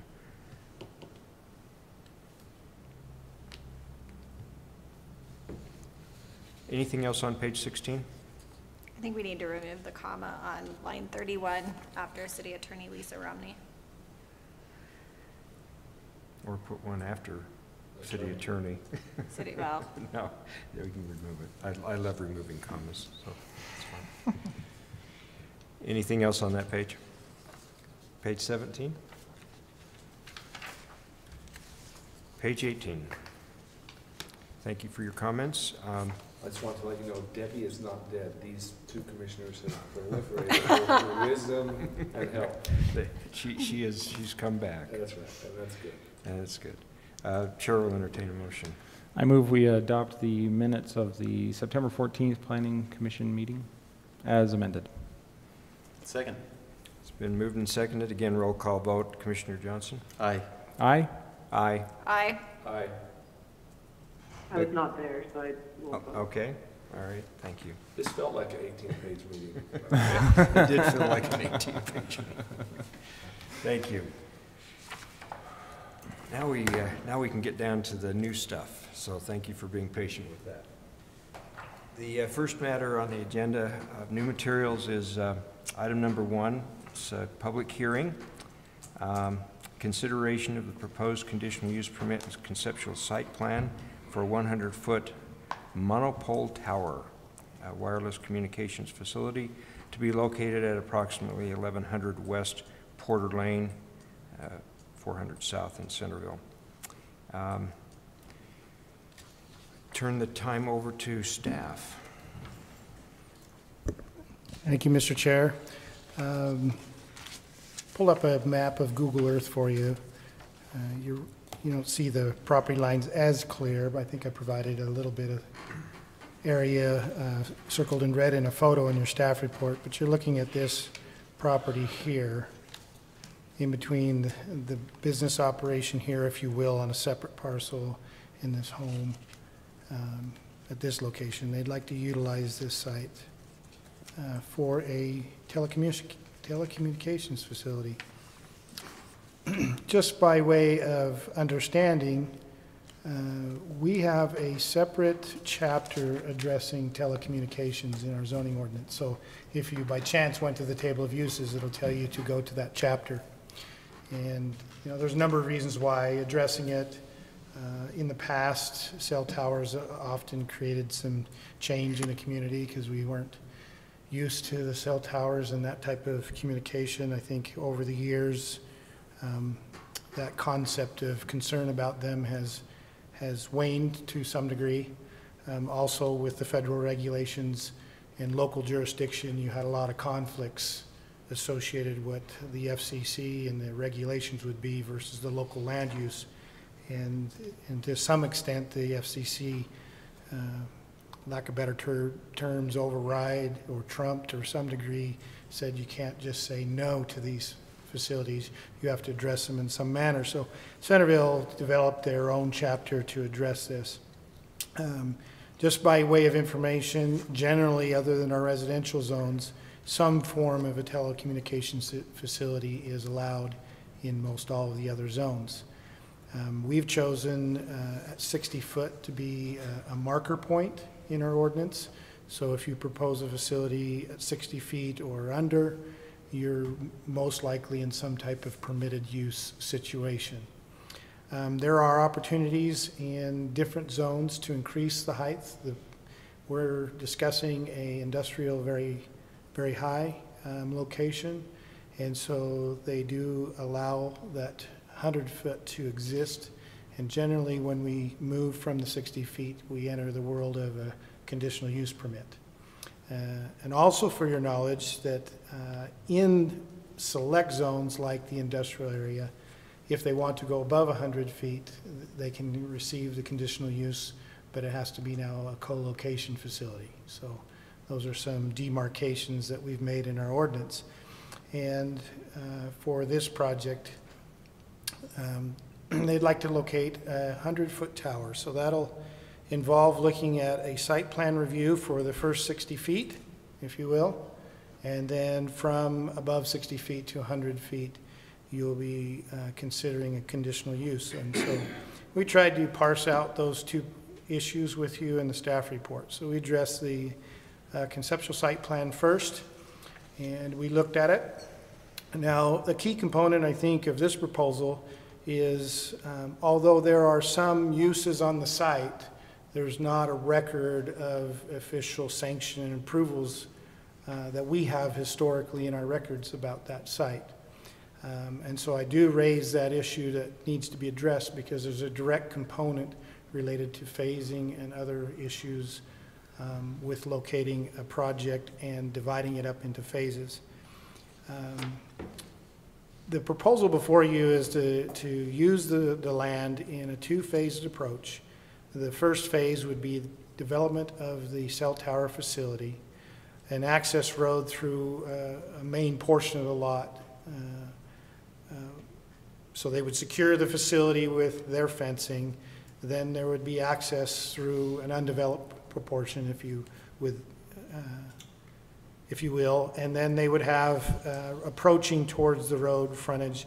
They would have another secure gate, and they propose 10 feet of landscaping along the frontage of Porter Lane in that location.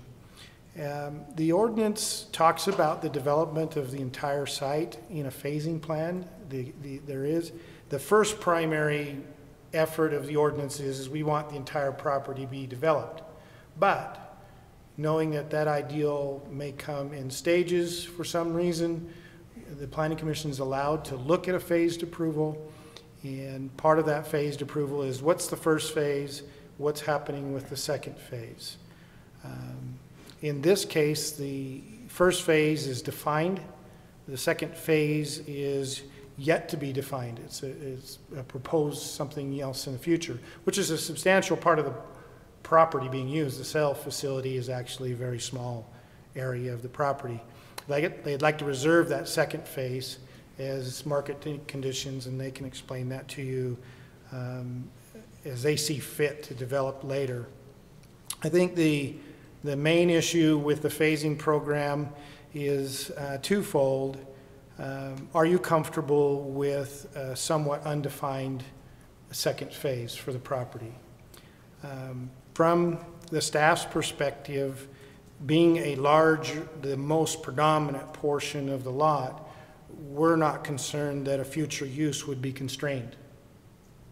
And so the question will be will you allow it to have some semblance of yet to be determined use in the second phase? I think the issue that staff has, not disagreed, because I don't think it's a disagreement, but maybe positioned, it would be a better term, is they propose developing the front of the street, which I think is a positive thing. And they propose the first 10 feet of landscaping. That matches the 10 feet of landscaping required automatically in a site plan. Regardless of on-site landscaping, parking, buildings, and so forth, in this zone there's an automatic 10 feet from the curb of landscaping to begin with. That's their proposal. Where we parse that differently is we're saying we don't know when the second phase is coming on, and there is an expectation that a front yard area be improved. And so we've made the suggestion to improve the setback area to all buildings. We have a requirement in our ordinances, a 20-foot setback. So I think that's a point of discussion to talk about in this phasing matter is, are you comfortable with the 10 feet, which is an ordinance requirement, the first 10 feet. The second 10 feet that staff's suggesting is a front yard setback to a building, but that does not indicate that you couldn't have parking beyond the first 10 feet and then a building. And so I think that's something to debate about. From our standpoint, the reason we do that is we do have an undefined duration of a second phase. And so we feel like, with the landscaping, that still can be changed. We're not putting in some permanent improvement. And we think that allows the second phase to go for some time without any expectations. And so I think that's a point to have a discussion about in the phasing. Should it be 10 feet? Should it be 20 feet? With the cell tower site, when we look at the permitted use standards, we went through and analyzed each one of them. In our opinion, they're meeting basically the permitted use requirements for the cell tower at 60 feet. And so the issue that we see with the conditional use permit is there anything different going from to 61 to the 100. Now, one thing that you do see in the conditional use and the ordinance is when you're adjacent to a residential zone, there's a distance of for every foot you have a tower, you have to be that far from the residential zone. When you look back at the, go back to the Google Earth, when you look at this site, I think it's important to at least provide clarity. Here's a residential use that I'm aware of. You know, so you would wonder that if you're in this back corner with the cell tower, is this something to be looked at? Well, the first place we looked at West Bountiful, because that's actually in the West Bountiful area. And this area of West Bountiful, although residential use, is light industrially zoned. And so when you look at the issue of residential zone or where residential in that zone could be located, West Bountiful, this is the end of our southern border. West Bountiful has all the residents here. And here's where you do have single-family zoning. But when you measure the distance from this single-family zone to the back of the lot where the cell tower is, we meet the distance requirement now. And so we didn't see a matter of issue with the residential use. I think it's important. I didn't know how many people would show up and wonder how does that language compare, but that's the way we looked at it. So for our position, the permitted use standards, we've, you know, other than some tweaking, we're there with the permitted use. The conditional use standards, and I'll address that, and then you can look at the two separate motions as you see fit. I think the applicant would like to talk to you about the approval of the CUP at this meeting versus the next meeting in the hearing process. But when we look at the conditional use standards, you have some additional things to look at. You do look at surrounding mass and heights compatibility issues once you go above the 60 feet. And we're not finding something that creates an effect that we think has to be mitigated. Another thing you look at is new site operational options. What it says is that if this facility wouldn't be interrupted by some structure, trees, or something else, is there a better place? Is there a more pertinent location that would be visually appealing or screening or something else? Is there some other location, barring that it wouldn't interrupt the service of the tower? Is that possible? And I think you get this new site, optimal site visually, and so forth associating that. We don't think so. Wherever it goes in the southern end, I think we're really in the same conditions. If it's in a hole that it could disappear in, it would probably affect its operation. If we had a mountainous location, we could probably get better coverage, but then you have the whole controversy. If it's at the peak of the mountain, now it's visually prominent. So I think it's just simply saying, look around the site, and is there a more optimal place? And we don't think so. The other thing, when you're looking at 100-foot towers, are there other monopoles? Are there other co-locations within 500 feet? And our discovery is no, we have 2 poles north of Parish Lane located with some co-locations, but we don't have here south that I'm aware of. Now, that doesn't mean that there's not some stealth designs somewhere. I just don't know of them personally. Nearby sensitive lands, again, I think that's trying to address some of those residential uses, or is there some type of nature preserve or something of that nature? Nature. That's a duality in the minutes probably to address, but you know, something of that effect. We don't think so. So our recommendation at this point with the application, with the issues we've brought up for debate, we generally feel or believe the permitted use section is satisfied.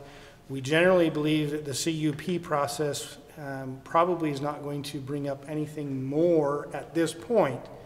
But as we have done in the past, and I stayed with this routine, and I think that's something the applicant wants to have a discussion, is we're suggesting that you host the hearings for the CUP and the conceptual, because this is the notice period, but if I'm trying to separate what would be allowed at site plan, what would be allowed at the CUP, and not let the crossover occur between the two.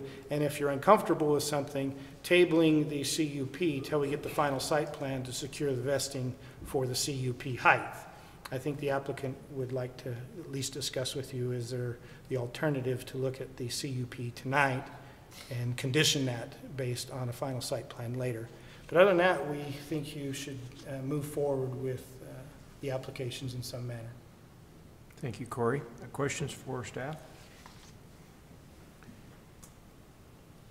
The question of the 10-foot, 20-foot, I'm not real sure why that is, why that's important at this stage. Our view is and I think this is a place of debate. I don't think there's something, if you will, with the cliche, lay on the railroad tracks for. But I think from our standpoint, and particularly mine since I did write this report, the phasing plan is pretty disciplined with the expectation of the second phase and what it's going to be like. And so when I read the most optimum ideal of the phasing plan, we would know what would happen with the first phase. We know exactly what would happen with the second phase. If they can independently work with each other, you can approve a phasing plan. I think that's the expectation. The first priority is the whole site. The second priority is phasing, but we have a full understanding of both phases. In this case, we're in a third tier where the second phase is undefined, and we're not sure how long that undefined place would be going. And so I'm thinking that the front yard setback is the most sensitive place of the second phase. And if we have an undefined duration and an undefined second phase, which is a third interpretive allowance, if you will, then I think the exchange is if you have the front yard setback typical, we're less concerned about the duration of the second phase. And that's recognizing that that second phase could involve parking in front of a building, which means you take the 10 feet out. Correct. That is very true. It won't be building in that second 10 feet, but it could be a parking lot. Gotcha. All right. Any other questions or comments for staff? I have a question. Yes. I'm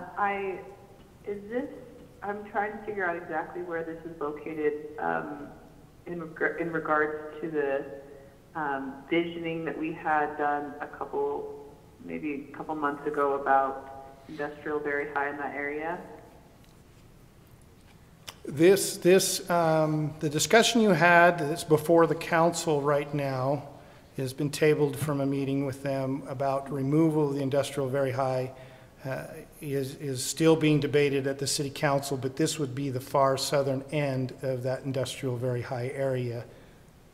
Okay, so the question that I have is, knowing that and knowing that there are residential nearby adjacent zones, my understanding with the CUP is in order to mitigate some of those things, sometimes we can ask to try to mitigate those effects on the residential zone. Is that correct? If you can define that there's an effect, but again, in my report, I give you that we are sufficient from the expected distance of residential. So we're beyond the distance with residential.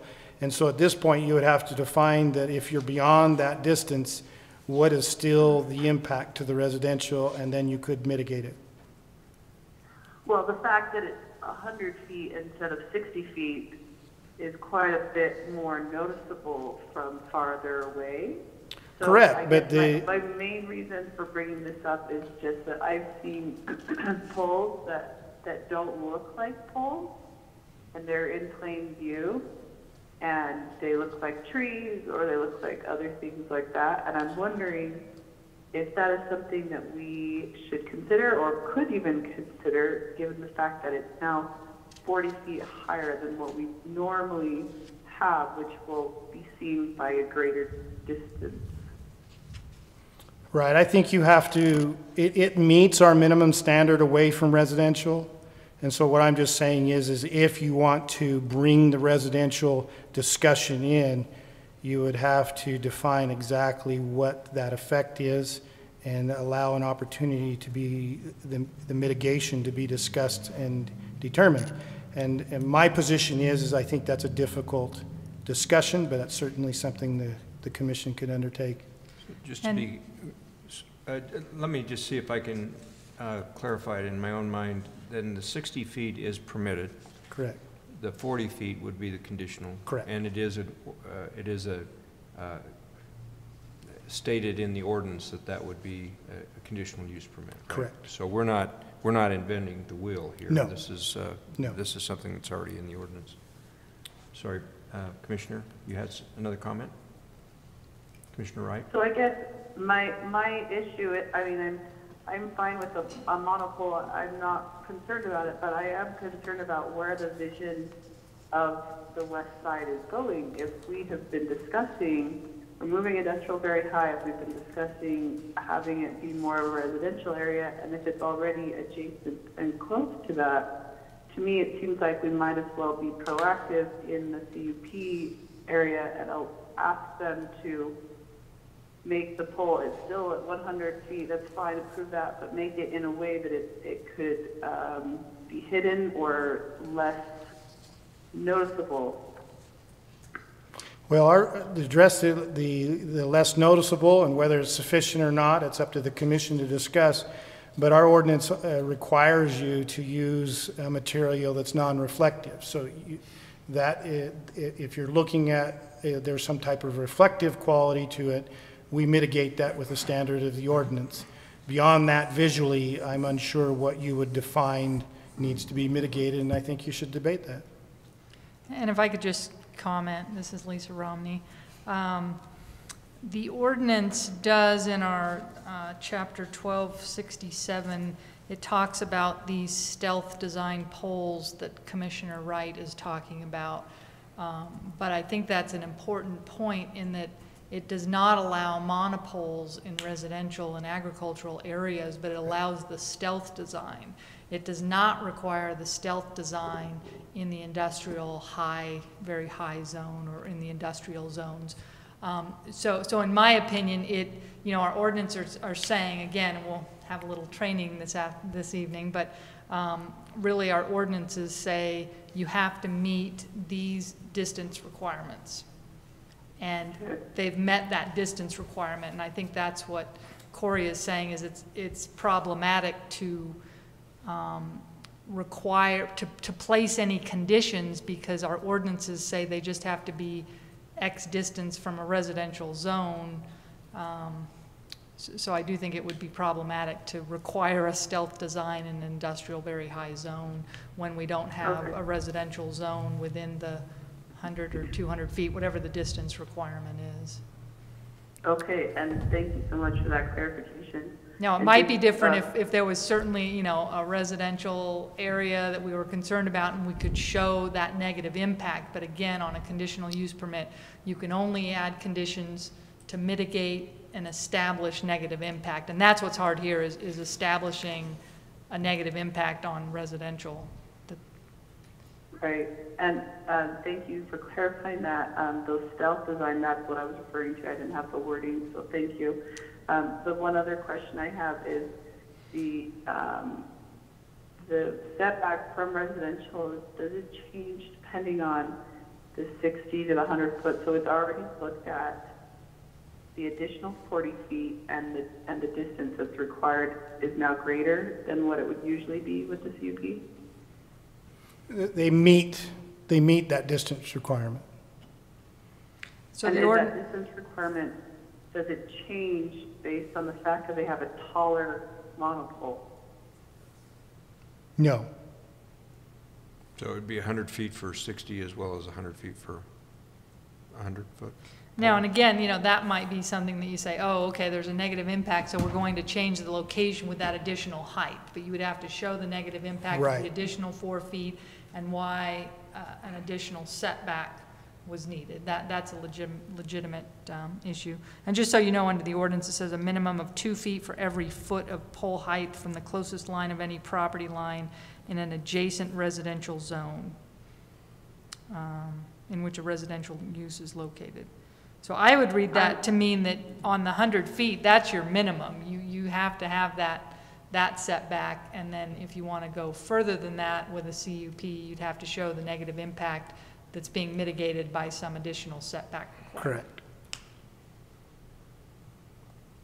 Okay, I mean, I don't have a clear head right now, but I just wanted to bring that up, just that, you know, we're giving an additional 40 feet, which is essentially twice as tall as what we are usually approving, and the fact that there's residential there, and the fact that our vision for the area is long-term is to move away from industrial, to me is just something to consider, and I don't have a clear enough brain right now to identify a serious issue to mitigate. So I guess, you know, I'll just say that and not really move forward past that. Okay, and I think although Commissioner Wright can't see this, but I think it would be helpful to bring up again the Google map so that the entire commission can look at what are the setbacks, what are the surround, you know, pull back even further so we can see the residential that we're talking about and how far it is. So that, you know, I guess it is pretty close. In my opinion, it doesn't matter whether it's in Centerville or an adjacent city, it's still a regulation to protect residential, to mitigate the impacts.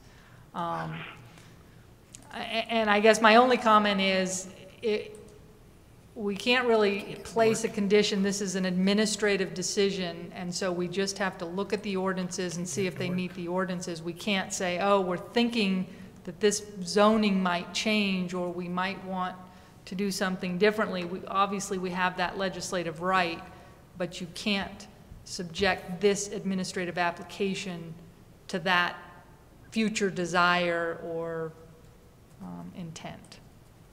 Well, absolutely, and I think I was just bringing up the fact that it is a conditional use permit.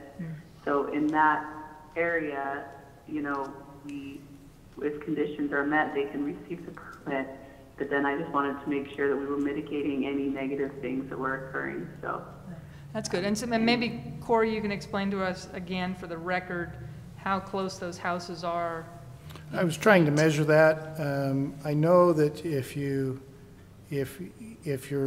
looking at this residential, even though it's not zoned residential, if you look at that house from that property line to the pole was 150 feet.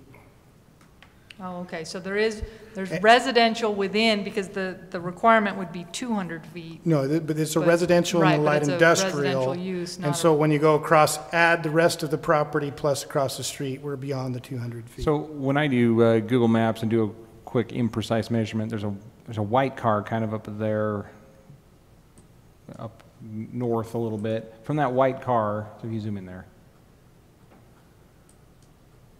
This white car? Up a little high. So go up, right? That white car kind of in the middle, that one. From that white car south to the middle of the street, I get 275 feet. Yeah, that would be consistent And that's with the location where this is proposed.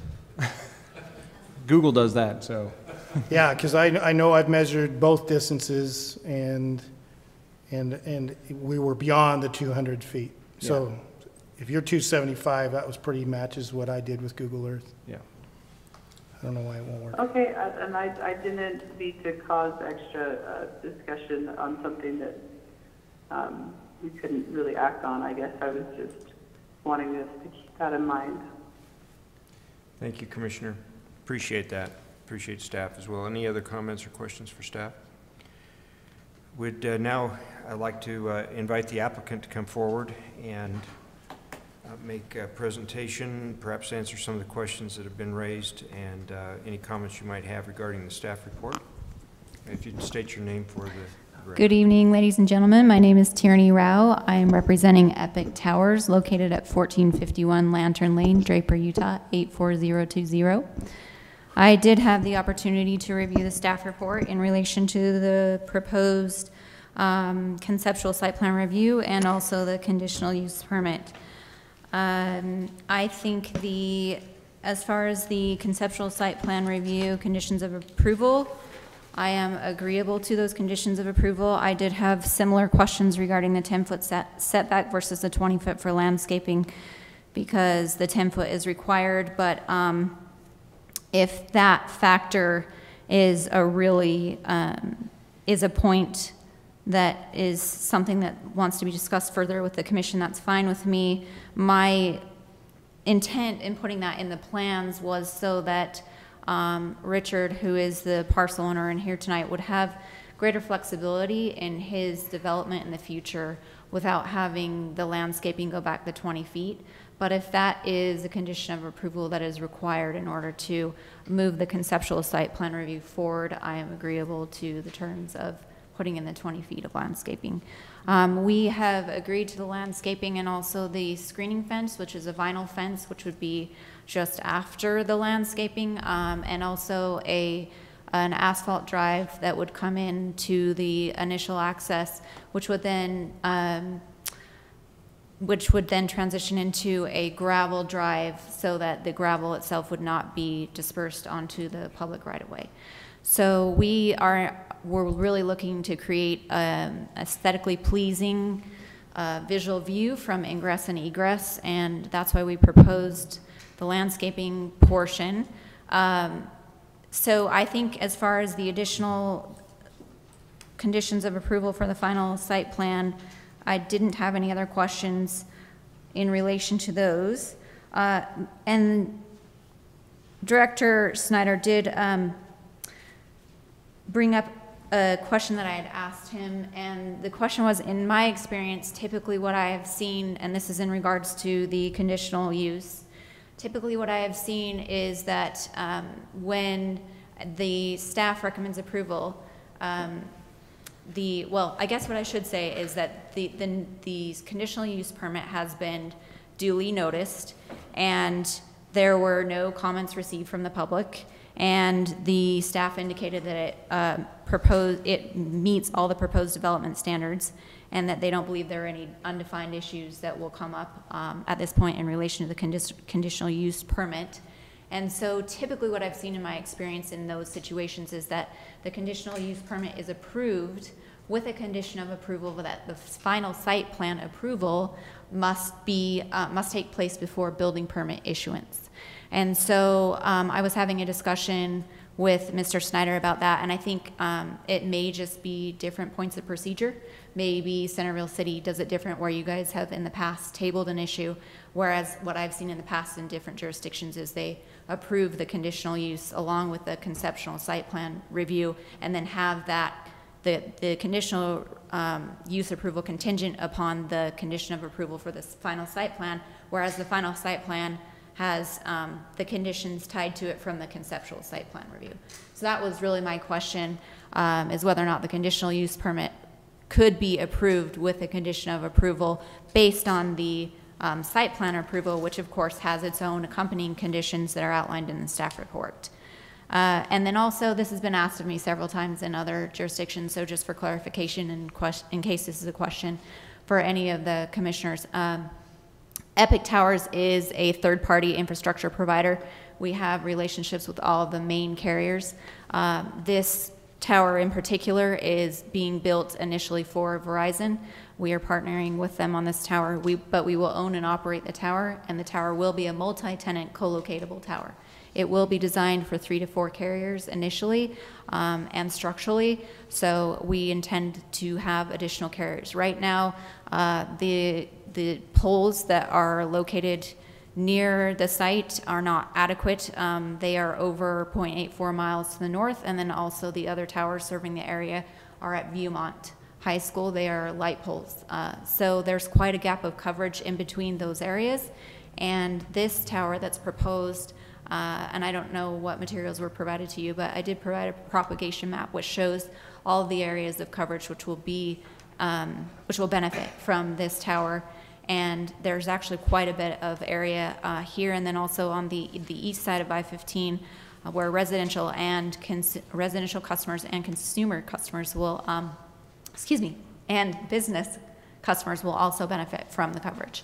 So that, in general, is the summary that I wanted to make, and then also just ask you if you have any questions for me in regards to the proposal. I just had one question where you mentioned the fence, where the fence would be built, and I think Mr. Snyder also indicated that you were going to have some security on the driveway leading in. Would the fence be built if we elect to go with the 20 feet of landscaping? Is that where the fence would be built, or are you building it the 10 foot? So right now, as it's proposed in the plans, there's landscaping to 10 feet, and then the fence would go right after that.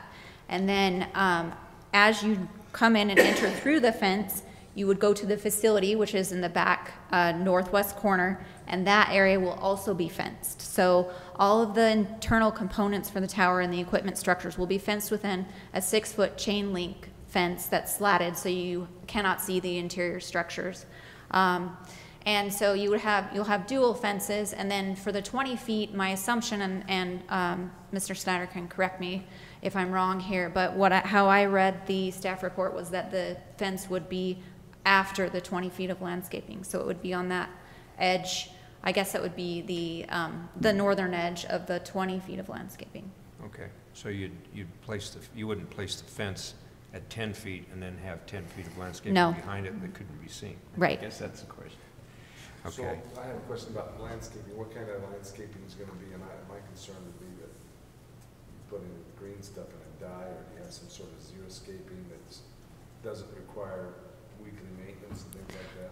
Sure. If you have the plan set, I don't know if you each have it in front of you or if we can bring it up on the screen, but if you look on the L1 page, it will tell you the landscaping components.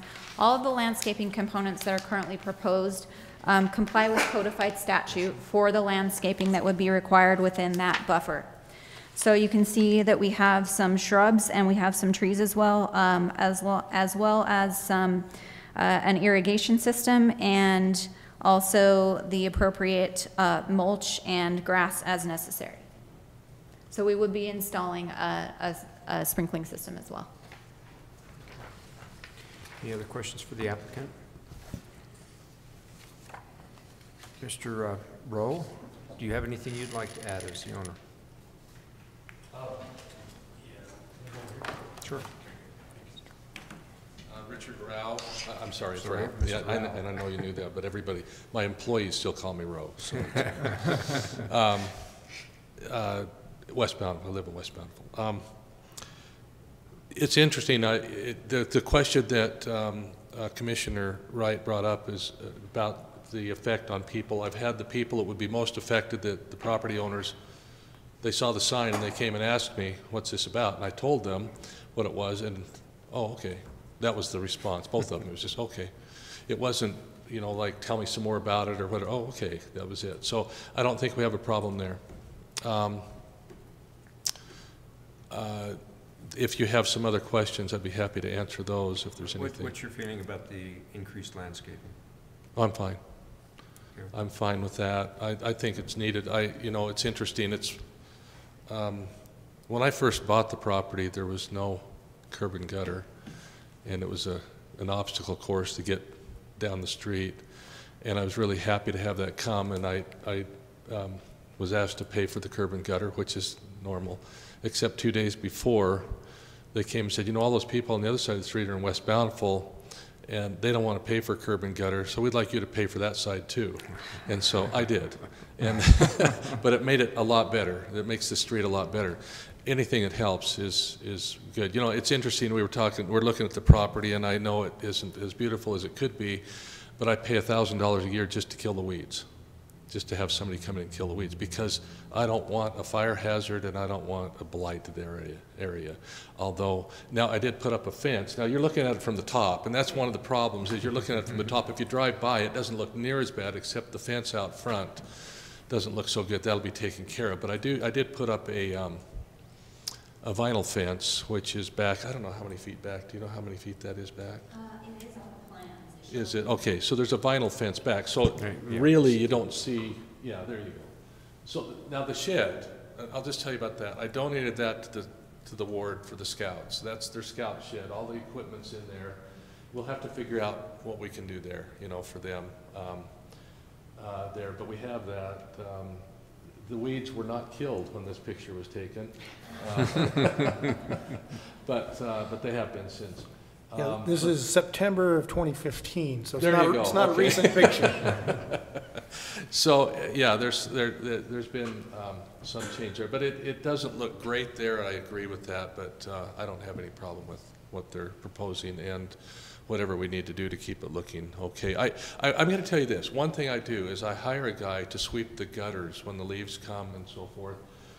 We get this build up and that. I take one of my employees and have him sweep the gutters down on my property on both sides because I want it to look nice. I kill the weeds on the West Bountiful side against the fence. I want it to look nice.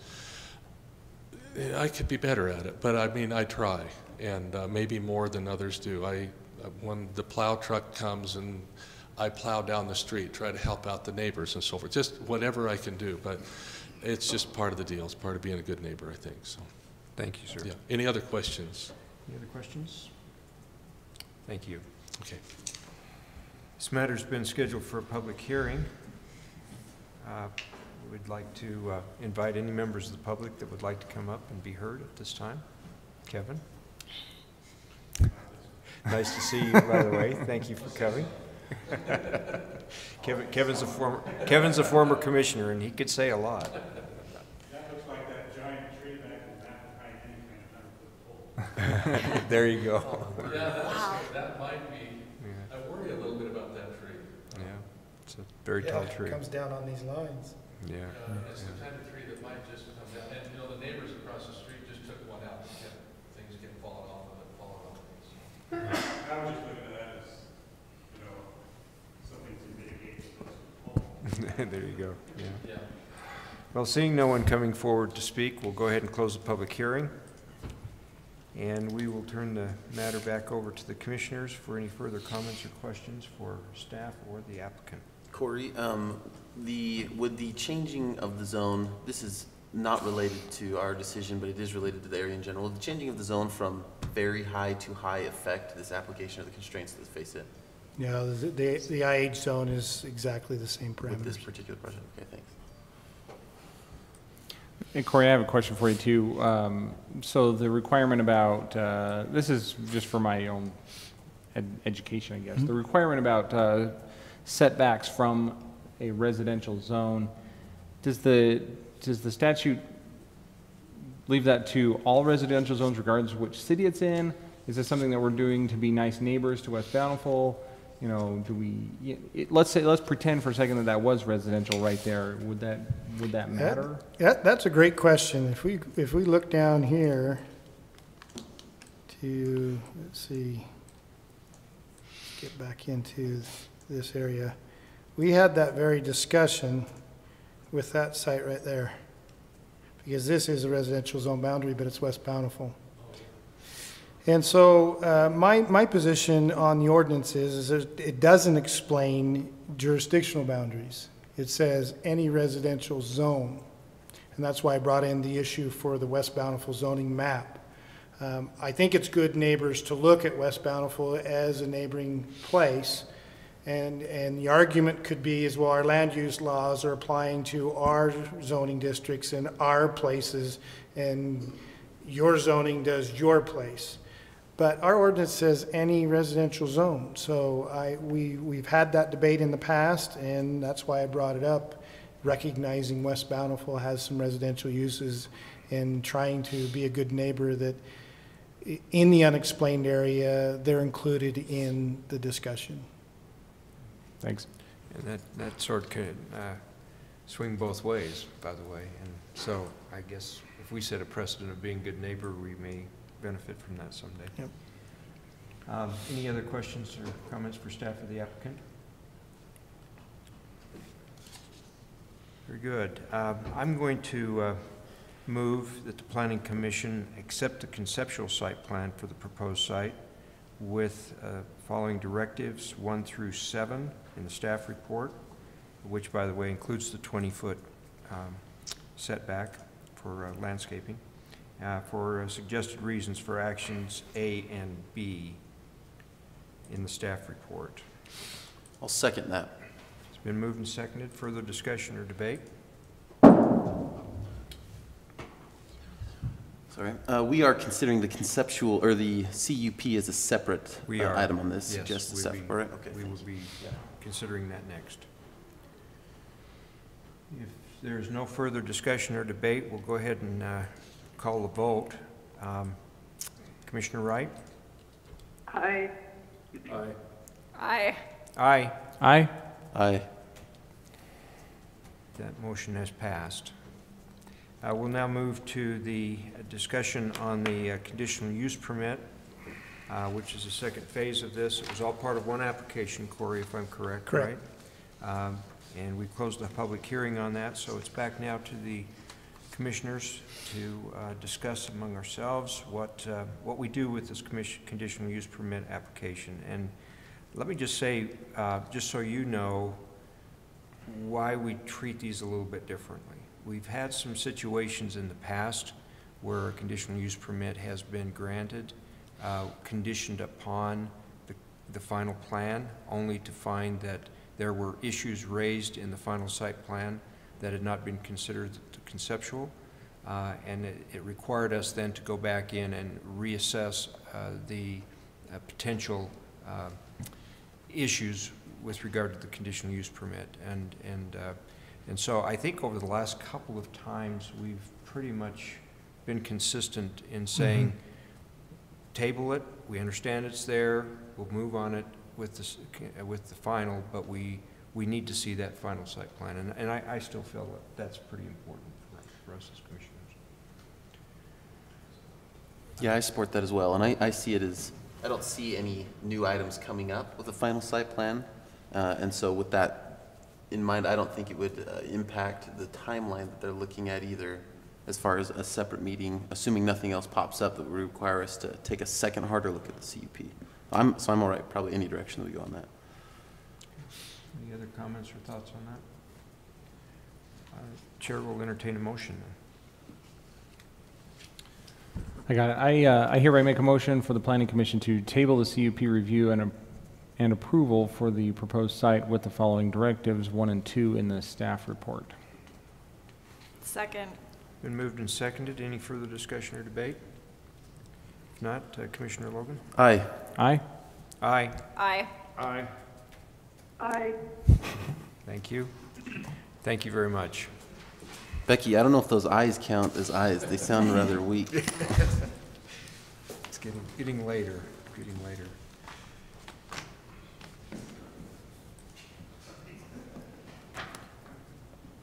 So off the record, did you just come to say goodbye to Scott? Because this is his last night. No, I didn't know that, but I was sitting there wondering, I thought what we were on the commission we were talking about. Yeah. Yeah. Okay. We were about drinking together. All right, let's move to the next, sorry. Let's move to the next item. This has also been scheduled for public hearing. This is a code text amendment to prohibit flag lot development. Subject matter is consideration of a proposed zoning code text amendment to prohibit flag lot development in various sections of the zoning code and repeal various sections in the municipal code, Title 15 subdivision ordinance regarding flag lot provisions. Turn the time to staff. Thank you, Mr. Chair. As you summarized, here's a copy of a draft ordinance, and this would proposed draft ordinance was prepared in response to the City Council's directive. City Council made earlier, not too long ago, a directive to staff and the Commission to begin the process amendments to repeal the use of the flag lot subdivision from both the subdivision ordinance as well as the listing of its allowances in the zoning ordinance. And so we've prepared, or actually Lisa's prepared as the team member in this ordinance to repeal. But if you look, well, but there's always a transition to something different. I've looked at it from my point of view. If I may share a little bit of commentary, I don't think it accurately reflects positions of individuals to couch that, but it is my perception of the past. The commentary I would share is that the flag lot development was historically removed from Centerville City in the past. We've had an on-again, off-again relationship with a flag lot ordinance. A number of years back, probably reaching 6, 7, 8 years back, the city asked me to prepare issues related to infill. And that went through a lengthy discussion with the council as well as the planning commission and some what we call an infill brief. And we had issues of how do we handle infill development. We have large parcels, we have aging areas, we have growth coming and pressures of that growth. You know, how do we handle that? And flag lot was slated as one of those issues to discuss as an ordinance. So that was a precursor to what created the new flag lot ordinance in the city. We had the Fishers come to us, the daughter of George Fisher, I think, or yeah, no, a son, something like that, relationship, had some excess land on just north of Parish Lane on Main Street, and between Main Street and 100 East, and applied for, I mean, they actually proposed a flag lot ordinance themselves. They wrote one up. And that kind of spurred the discussion about, okay, flag lots, what do they really mean to us? And I think the Roberts, I think it's the Fisher's daughter and Roberts is her husband, were willing to abide a delay to have the city roll up its sleeves about the flag lot ordinance. And so we came up with one, debated it, and eventually in the long run it passed, and they built their house on it. Subsequent to that, in the recent now past, you've seen a couple of subdivisions begin to take advantage of that opportunity for flag lots. And I think that that's created some angst among the community. Is this what we want? Is this not what we want? And so forth. And I think this council has looked at that or heard some feedback from it. And their conclusion initially was to do some modifications when we started talking about a goal session last go around. Maybe there's some modifications that are needed. Maybe we need greater setbacks and so forth. As these subdivisions came into the Planning Commission, and we've seen a couple of them approved, that's created more consternation in the community, and it's resulted in my opinion, the council responding and saying, let's get rid of the flag lot ordinance. So they gave us a very specific directive. It wasn't weigh in on the matter. It wasn't, should we look at different changes? It was, let's get rid of the flag lot. And so I'm bringing to you not the debate about flag lots in their entirety and their uses. I'm bringing to you their directive, very specific, repeal it. So I didn't take time to analyze, should we look at different venues? What did they really mean? The directive was repeal it. So my staff report to you goes through and tries to give you that brief history. I've probably given you a little more than I wrote. The purposes of flag lots, and then I'm giving you my recommendation. To the directive of repealing, my recommendation is that should be rejected and denied. My position on the flag lot ordinance is that we do have general plan language talking about using single family as a predominant use in the city. And we have parcels scattered throughout the city that are underutilized. And let me give you an example of what I think is important. If you look at Ron's station, and he rides his horse every day to work. Ron has kept his lifestyle for many years. He lives on over an acre lot off of Main Street. And he keeps his horses there. And he's kept his lifestyle there. He didn't ask for all of the growth around him to occur. And so if you look at his parcel, he has lots of single-family homes around that parcel that are in his backyard. And he's kept his lifestyle. And what you're really, in my position, is you're taking that type of place where somebody has lived out their life and not sold, if you will, out and kept the lifestyle that they wanted to go and use.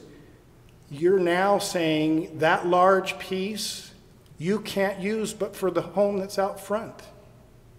And that's all you get.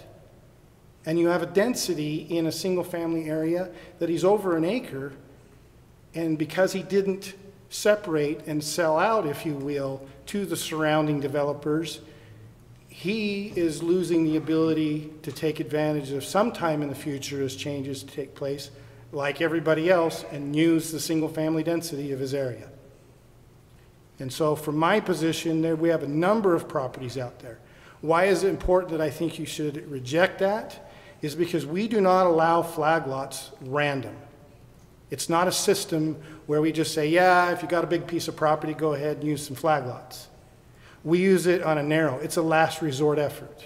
If you read the language I put in the staff report, it's very specific. If you are in a position that you can't combine it, you can't gain access another way, you can't, there's a situation where you've preserved your lifestyle around you, and I'm using that as a key component, yes, as a last resort, we'll let you use a flag lot. And I think we've had an on-again, off-again relationship within the city. There's now people in the past that has taken care of, have used it. Then it went away. Then we come up fairly recent, use it again. Now it's going away. I think the issue is that it is a tool. It's a last resort tool for infill, and I think we should maintain that. So I think, and again, it's your debate, but I think it's not a good decision to reject it in its entirety. Thank you, Corey. Questions or comments for staff?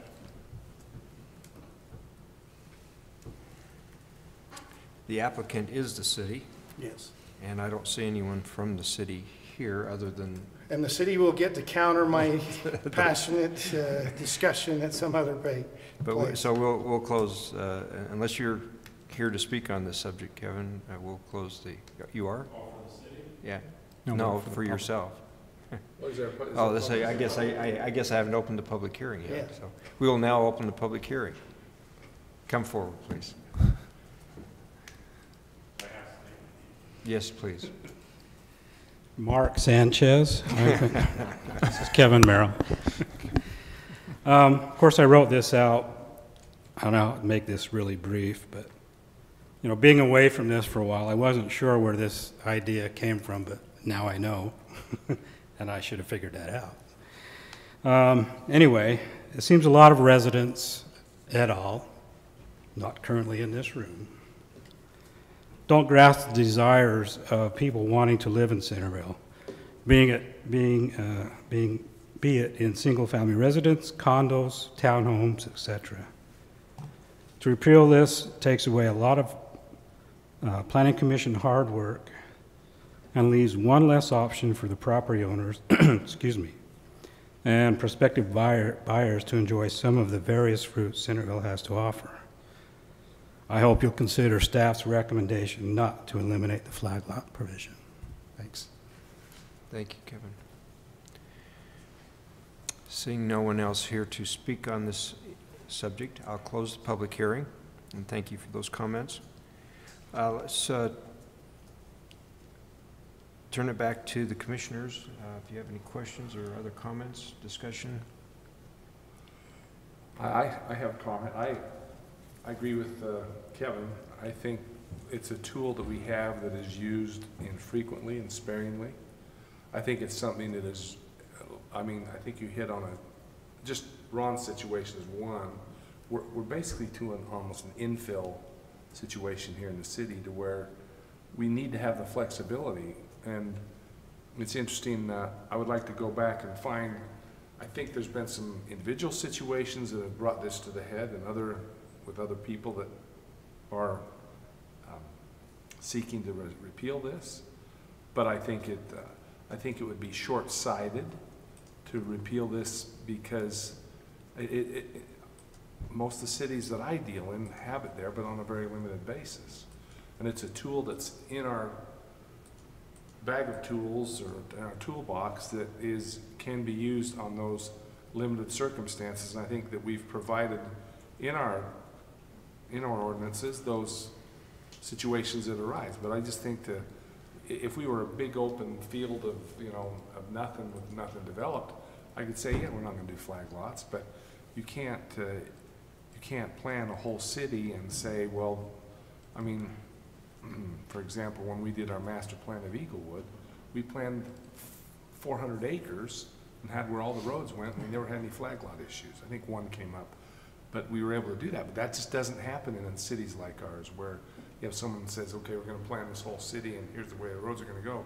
People do it piecemeal, and so the challenge is when you get these people coming in piecemeal and zoning their pieces of property and developing them, you're always gonna have these little pieces left over that a flag lot would be very helpful to have that tool. So I agree with Kevin, I agree with Corey. And all the struggles we've dealt with and how we've kind of gone through them, I think we have that tool is an important part for us in dealing with the infill issues that will arise. And if we take it away, it's just going to cause us more angst with people to sit there and look at us and just clutch their fists and grit their teeth and say, why can't you have something that works? Well, and I would add to that leaving these properties undevelopable essentially creates potential for nuisance and other issues. Again, we're talking a change from the old lifestyle where everybody wanted to have their gardens in the back. They wanted to have some room for things, and that's just not the lifestyle that most residents have now. And I think we need to recognize that. Centerville is very limited in its land use potential for additional homes, and people like to live here because it's a great place to live. And to take that opportunity away, both from the property owner who has the right to develop his property to some extent within our code presently, and also take it away from the people who would like to live here and would like to have the opportunity to find a place to build a nice single-family residence, but there aren't very many places left. I tend to agree. I think it's a bit short-sighted to take it out now. Yeah, I'd like to add to that. In the event that there is someone who would like to maintain that garden lifestyle, this flag lot ordinance doesn't prohibit them or infringe on their ability to do that with those existing parcels. And I agree. I think it is an important tool to address infill development, and I think infill development is an important aspect of healthy community development. So a striking of this tool, I think, is overall a detriment to not only the property rights of many members of the city, but also to just general healthy community development. To add a contrary voice to this discussion, I agree that flag lots can serve a purpose in certain circumstances. So I would hate to see us throw the baby out with the bathwater, proverbially speaking. That said, I have seen instances where flag lots were used in situations that did cause me some concern. And not to call out a specific example, but the most recent one that we dealt with was in the Martha's Place area, where you have a very established residential area, and you had someone who created a flag lot out of an existing residential zone and not put just one structure behind the house, but put three behind the house. Well, if I may clarify, the flag lot limits it only to a single-family home if you use the flag lot. When he discovered that, he changed his application. He's no longer using a flag lot. He's exercising his medium density allowance for the entire property. Got it. Okay. Well, let's assume that maybe that wasn't the best case then. I forgot that it had changed through that. But yeah, just for clarity, our flag lot says if you use a flag lot, regardless of it is, it's a single family use only. Now, the issue of whether we need to adjust some things, I think that's a debate, but that's not the request of the council at this time. In other words, what you're saying, Corey, so using a flag lot classification that gets you a maximum of 2 lots out of 1.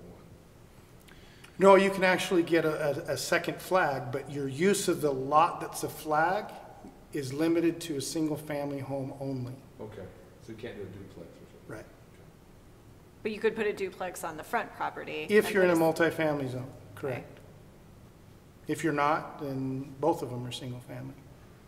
And that's where I, think, and if you read the findings I provide to the commission is, the directive was to eliminate. I resist the elimination. If we want to have other discussions about adjustments and things that would be compatible, I think I'm still open for that discussion, but that was not the directive from the council. So I am reacting specifically to the elimination. Yeah. Well, and I think this is coming on a tidal wave of don't let density go up. Don't let density go up. I get it. This isn't something where you're going to get 5 lots per acre because you allow a flag lot on a piece of property. You're probably, getting 1 or 2 or 3 more homes. But I just don't see it as opening the floodgates to high density stuff. I think it's just you get a piece that doesn't work, but you can make it work like the Ron Randall one or some other one that's, and there are others out there, to where you make it's a really livable piece, but it's not throwing open the doors to, hundreds and thousands or tons and tons of density. Corey, can I ask a clarifying question? Because I really appreciate the clarification that it was a single-family home. Because for some reason, I had gotten that confused in my head and was thinking you could put multifamily on a flag lot, which I think would cause a lot of people some concerns. Can you help me understand, was the city council concerned about particular parcels that you could give us as examples so that we can understand where their concern was coming from? I can't, because I didn't mention particular parcels. The best I can ascertain is that you had the Martha Place, which has been in a lot of confusion. And I think that confusion is driven out not only the flag lot ordinance. I think from my point of view, the consternation is I can't believe that's an RM zone. If you got rid of the RM zone issue, I think we would have a different discussion. And so I think the zoning of RM and where that confusion comes in is initially only the RL was eligible, and that's why it's limited to single-family use. What you had is Jeff Cook with the Huffacre Dental have an excess property in the back that's commercial high next to a residential medium zone, so rezoning the back piece to residential low didn't make sense, so they wanted to make that residential medium to try to get some type of density out of that. But even if they did that, it's a single-family home. And so that's why I think the errant ways, from my view, is extending the flag lot zone beyond the RL zone and including it in the multifamily. Then multifamily is coming in with the issue of density, which I think it's not the flag lot that they're having problems with, it's the density. Now, I got to caveat one point of view. The other flag lot wasn't in an RM zone. It was an RL zone. This is down closer to Porter in that vacant orchard. And I think the issue that's created some debate is, well, in my original area, didn't know that somebody would be living in that backyard of orchard, and I didn't know that they could go 35 feet because I am in a single-story home. Where the issue is difficult is they are in a single-story home, and a 2-story behind them would look something foreign to them, but yet at the same time, if they wanted to add a 2nd story, they could. And so we have a little bit of multifamily confusion with Martha's Place, and we have a little single-family confusion with height in the old orchard in Old Town. And so I think it does cross some boundaries to compatibility issues. And I think between those two, there was a synergy to reject the flag lot in its entirety. And what I'm trying to say is, let's not reject it in its entirety. Let's have a more discussion about, is it height you have a problem with? Is it buffering you have a problem with? If it's density issues and concern, let's talk about removing it from the RM now and just go with the RL. But a holistic rejection, I professionally can't recommend that that's a good thing. So, well, and let me say, I mean, for example, in RL zones, you have like what, 10-foot, 10-foot setbacks on side-to-side yards? Correct. I mean, they have that, and you have the same issues in a flag lot. You have in fact, your separation is probably even more in a flag lot. I don't know, but it's 16 feet. Okay, so it's more. I mean, so you even have better separation in flag lot ordinance than you even do in a straight-up RL zone where you have houses side by side by side. And that's true, and I agree with you. I think the comments are going out there is that my backyard is a privacy space. somebody even 16 feet away builds a two-story, and I feel that I've lost some privacy. I think that's some of the concern. Now, I think the issue, from my point of view, being objective about it, the person that's on the lower end of an elevation and a subdivision on a higher end of elevation, the lower end not only gets a blocking of the view on the higher, but they get somebody looking off the deck down into their backyard. So I think it exists in subdivisions regardless of the flag lot issue. Yeah, I have neighbors behind me that have a better view of my backyard than I have most of the time, and I think it's an issue that exists regardless of whether it's a flag lot or not.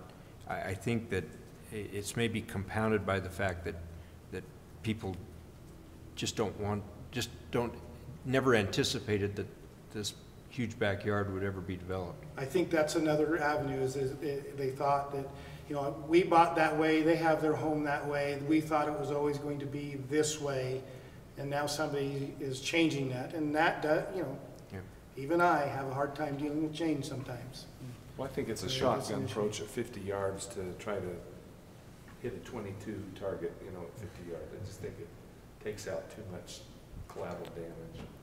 So I think that, you know, maybe there is a more nuanced approach to this, you know, whatever additional potential restrictions or whatever else. But in my mind, looking at kind of the way that the public has talked about things, and you know, if I'm faced with choosing leave it as is or remove, I would rather almost remove. And here's part of the reason for that is because while the math works out that you're still going to have the same number of units per acre and whatever else, flag lots feel like density. They feel like we just suddenly cranked up the density, even though they didn't. Mathematically, they did not, but they feel like it. And that's what a lot of times really gets people. It's that emotion. It's a feeling. It's like, oh, the world is crowding in on me.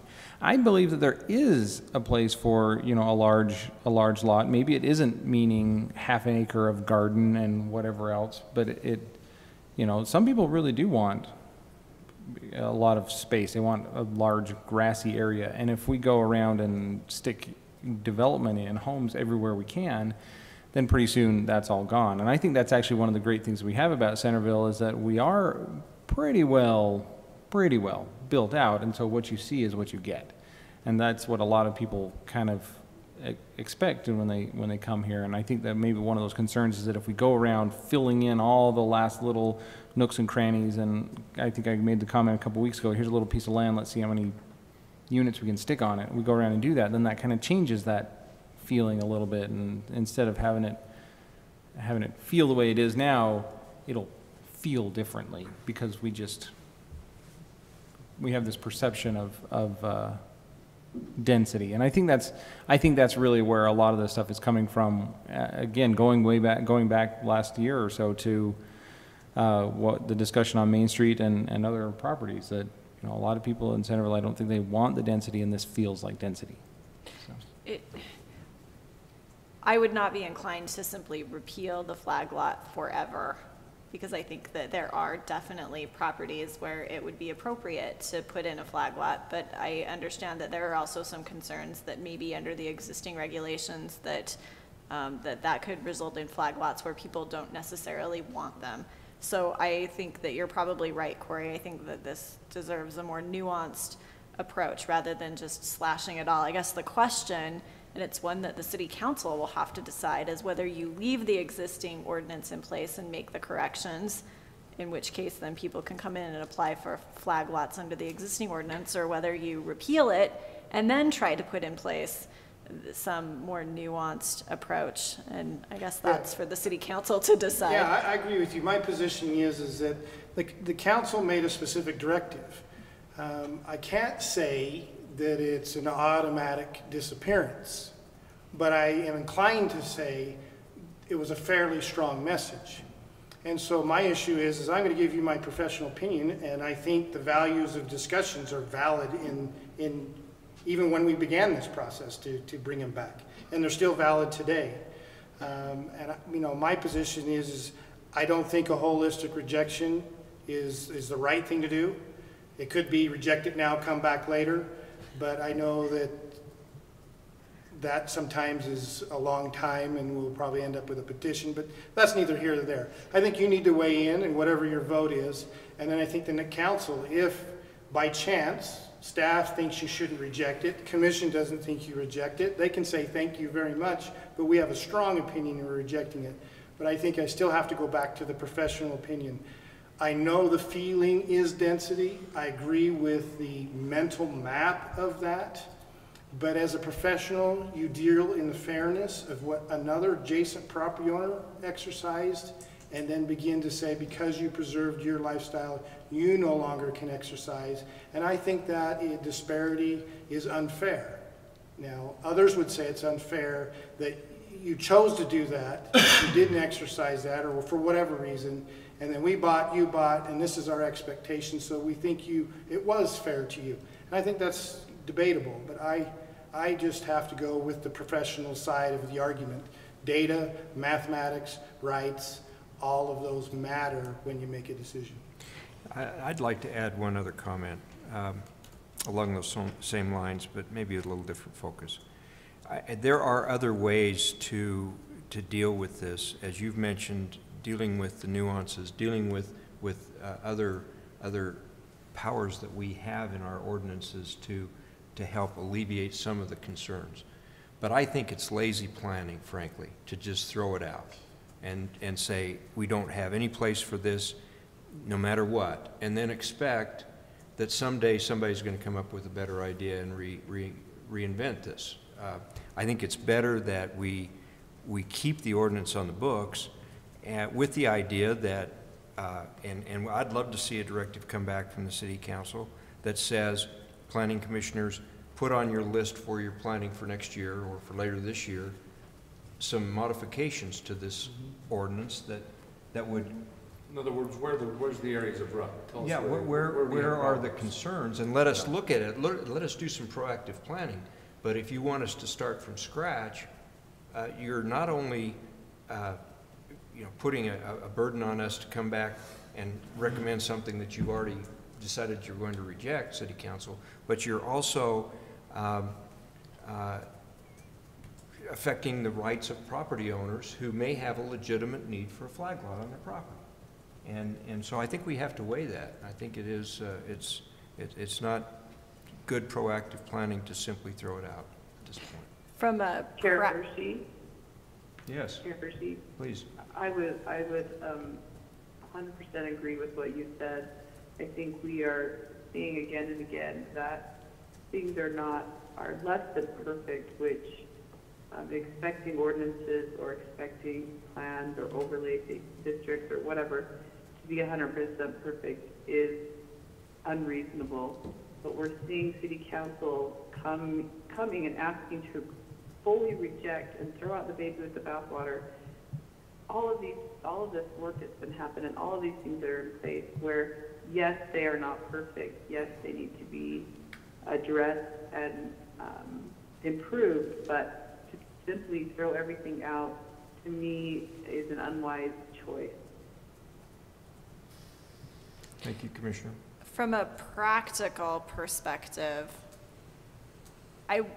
if the City Council has concerns about the implementation of the flag lots under our existing ordinances, I would really like for them to articulate for us what those problems that they perceive are so that we can work at our job as planners to figure out how to correct that. And I think that, again, from a practical perspective, if we keep the ordinance in place, then there's going to be some friendly motivation to get that done sooner rather than later. I do have a concern that if the City Council is inclined to simply just repeal it now, then it's going to sit on the back burner for a long time until, a year or two down the road when a property owner has a need to put something in it. And I'd like to see a little bit more proactive response to that. So I would be inclined to not agree with that proposal for that reason, because I would like to see, if this is a concern, I'd like to see the city address it sooner rather than later. And I am concerned that if we recommend repeal and the City Council agrees with that, that it's just going to sit for a while. My fear is that regardless of our recommendation to not repeal it, it may get repealed. I wonder if there's another option, and I guess I'll turn to Lisa on this. Is there any way to put some sort of keep the ordinance in place, but put some sort of a short-term TZRO or something like that in place, recommend that to the city council, so that we have some time to study it and come up with some solutions to some of their perceived problems? You could make a recommendation like that, but there are some strict statutory and case law requirements for imposing a TZRO, and I'm not certain that this rises to that level, so they may be getting a little legal advice from me if that's the recommendation, that, you know, this may not qualify as... Well, and I don't want to go down because that you're road taking away... if it's not going to work, but I just throw it out as a possibility of buying us some time without completely destroying what it's taken a long time to develop. It would be interesting to know what jurisdictions around us don't basically have a no flag lot position. Well, I think, if I recall correctly, I think Bountiful just repealed theirs, and I think that's part of, am I correct, Lisa, in recalling that discussion at the council that Bountiful had taken theirs out? I don't recall. I may be in error, but for some reason that's faint in that Bountiful recently did, and that may be some of the level of confidence that maybe this is not a great tool. But I think you make a great point. If they have what the concerns are and we take a look at it and we come to the conclusion there's no way to handle that, then the conclusion may be still a repeal. But we haven't had that chance. And that's why I tried to be very clear. I'm taking it on the face value of the directive. Well, I get what Kevin says about his concerns of how it feels like density. I get it. But, I mean, you get an 8,000 square foot subdivision, that's really dense. And yet, when you take it like and I don't know how these would all fall out, what your minimum acreage is to subdivide into flag lots, but you take an acre. I mean, there's some point to where, and I hear the hue and cry in many cities, and having lived here for 50 plus years, everybody wants to have it be the way that it was when they moved in. Well, wish I could have it the way it was when I moved here, but that's just not realistic. But there are situations where we're moving forward with what's going on, and I just think that this gives us an opportunity to have a tool that works. You know, I just think that... and to that point, Scott, I would say one more thing. You know, requesting or desiring that our city never change is not only unrealistic, but it's also dangerous, because what that would do is it would cause a stagnation in the city that would not bring any vibrancy to the neighborhood, would not help our city to be maintained as a desirable place to live. Now, I don't want, you know, tons of change. I don't want all of these other changes in density and such, but we cannot pretend that we can stop change in our city, and by doing so, we would actually be hurting the health of our city. Yeah, see, I think that there's a place for all different sizes of lots, those 8,000 square foot lots up to the acre lots if you want, and everything in between. And I think that we need to be really careful that we don't just run around turning everything into the minimum allowed size, and then we have... We're not doing the turning. It's, I mean, a guy can well, have, I get it. A guy can have an acre lot if he wants to have an acre lot. We're not saying you have to make it a flag lot. Yeah, I get it. I think that, you know, that's why we have this discussion, right? To say, you know, as a city, how do we want it?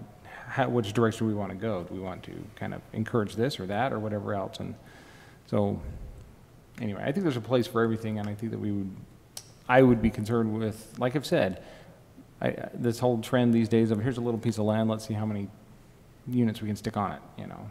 So it's an interesting tension as I'm sitting here thinking about it when you're a property owner, because it's your property and you want to get value out of it. And so, I mean, for instance, when we're looking at the South Main Street plan and what we want to see that Main Street look like, we're hearing from some of our council members, look, we're not going to tell you what to do with your property because it's your property. And yet we also are saying, but we're not going to let you put higher density on your property, and we're not going to allow you to do flag lots on your property. And so we're not going to make you develop it a certain way, but we're sure willing to take back other property rights on that property. And so it's definitely a tension. And I find myself thinking that if we are going to keep density low, because I think a lot of people in our community want to keep density low, that maybe flag lots are a trade-off, because if you can only put a single family unit, if you can split it, maybe that's a better solution to controlling the density rather than, trying to rezone to medium or high or anything like that. So anyway, the tension between the property owner and what the city wants it's an interesting tension, and I think it's something that I guess we and the city council need to figure out how to balance that. And thus you become a planner. Based on the discussion, and I don't want to cut it short, but I think we're basically rehashing a lot of the same ideas. I would propose that we get a motion on the table, and if we want to have further discussion, we can do that. Anyone care to make a motion? Yeah, I'd be happy to. Mr. Chair, I make a motion. I don't have the language in front of me, Corey, sorry. I've been perusing through Lisa's. Cover sheet, let me bring it up right here. Thank you. I'd like to make a motion that the Planning Commission, in regards to the current flag lot ordinances, not recommend the elimination of the flag lot provision from the subdivision and zoning ordinances for the reasons in the staff report labeled A through G. A second. Further discussion, debate? I just want to reiterate what Shaylin said. I agree that there's this delicate balance that needs to exist between what we hope to achieve as a city and what and maintaining property rights. And I do think that while this is not a perfect solution, this does strike a balance between keeping density low, but allowing people to, at the very minimum, develop and utilize their property with up to one more, it's not like it's changing it to suddenly be residential high or all of these things. It's just up to one more house on that property. I just think that it does strike a good balance, and we do have to always keep that in mind, balancing those two conflicting interests. Thank you, Commissioner. Any other comments? I'll put it to a vote. Commissioner Johnson. Aye. Nay. Aye. Aye. Aye. Aye. Thank you. You will record the vote accordingly, and appreciate the debate and consideration of that matter.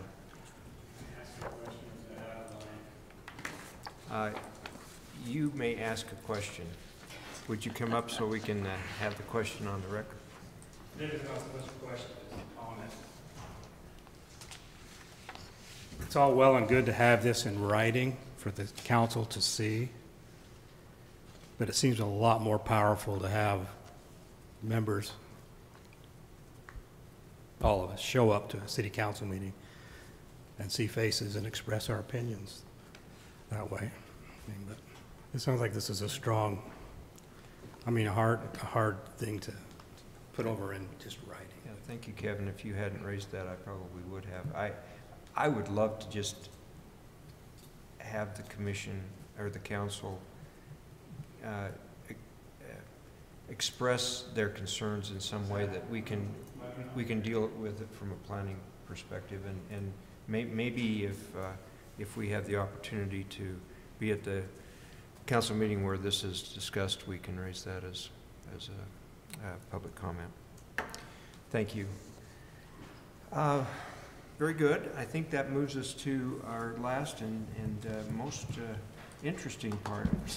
No, it's all been interesting, but it's always a pleasure to have our esteemed council give us some training, so I'll turn the time over to Lisa. Okay, thank you. And by the way, do you mind if we pass the cookies I was out going to while we- say, why don't we start the treats going? Lisa, Make this fun. quick question. As I reviewed this last night, and as I was just perusing your presentation a little more, I thought it was particularly interesting given some of the discussion we just had. How do you feel about interjection of questions during the middle of your presentation? That's fine, but Okay. I haven't started yet. I just thought I'd set the precedent there. Okay. Can I, one thing, so I was surprised when Brandon left. I had not realized that he was moving on.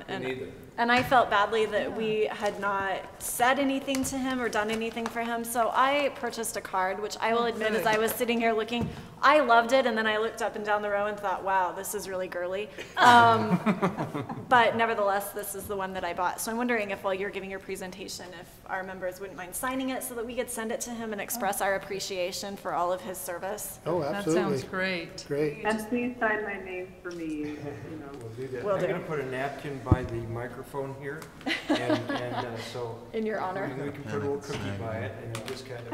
I'll sprinkle crumbs over the speaker. You're only taking one cookie? I'm taking 2 cookies. Sorry. Gift form, and That's a card, I'm fine, thank you. gift certificate. Do you mind if I run to my car and grab it? You'd be offended if I said those things. Okay, Well, there might be one in there. Okay. the floor is yours. Okay, well, thank you. I appreciate having this opportunity to give some training. As always, I want to make it helpful for you. Remember, sometimes I'm just the messenger as well. But I found a great article from a prominent municipal attorney, Dave Church. Some of you may know Dave. He's quite the character. I tried to get him to come and do this himself, but they were busy with the Utah League of Cities and Towns. They just had their seminar. It's not a great time. So anyway, you get me. But I created this PowerPoint kind of excerpting from Dave's letter, which is, I think this is actually back from 2008. So it's kind of an old letter that he had written an article about the Planning Commission's roles. But if you know Dave Church, he kind of tells it like it is. So I thought it was fun to use his material and some of his quotes, just so you know they're his quotes, not mine. And also, we'll repeat this when Scott comes, I don't have any pictures in this slideshow. So, okay. So, yes, this is taken from that. So I hope, you know, if you've read his article, That great. was you, Lisa, right? Not me? Yes. Okay. Yeah. If, you know, if you want to talk about these things, some things that you agree or disagree, I mean, originally I was just going to have you read these 2 handouts and talk about them, and then I thought I better do a PowerPoint so we can at least have some framework. But, so anyway, what I do like in the beginning of his article is a great reminder that under Utah law, you know, the state has said, yes, you can do zoning, and cities, you can have this very, very powerful tool of zoning where you balance property rights and interests. But if you're going to do so, you have to have a planning commission, which is appointed citizens, rather than just leaving zoning up to elected officials. So that's a state legislative decision to say we want a planning commission first to look at these things, and then on, you know, many things the council or the elected officials might actually make the decision. But that's a good point to remember. And just a reminder, because I think in his article he talks about the beginnings of this administrative legislative distinction that we will continue to talk to you about. But under the statutes, they do provide that it's the Planning Commission's role to provide a recommendation to the council on general plans, so that's any kind of enactment or amendments, the zoning code, the zoning map, which would be any rezones, and your subdivision ordinance. Not necessarily plats, just the ordinance. So on all matters of policy, you are a recommending body to the city council. So that's statutory, state law. But then state law also uses the term land use authority, where they say, okay, cities, you can appoint a land use authority for certain decisions, but these are all the administrative decisions, which are just merely implementing the policy. And so for our planning commission under our ordinances, just a few things that you do. You are the final decision maker on conditional use permits, site plans, and you look at the conceptual subdivision and preliminary plats. So that's where the buck stops with you. Those are your decision-making, and those are all administrative decisions. So, as Dave Church talks about in his article, and he actually says it is not uncommon for planning commissions and city councils to get a little crosswise. And he kind of explains how this might happen, which is because the planning commission, you know, we make a recommendation to the city council on a legislative matter, maybe policy changes in our zoning code. The planning commission has lots of meetings and public hearings and works very hard on that recommendation. Sound familiar?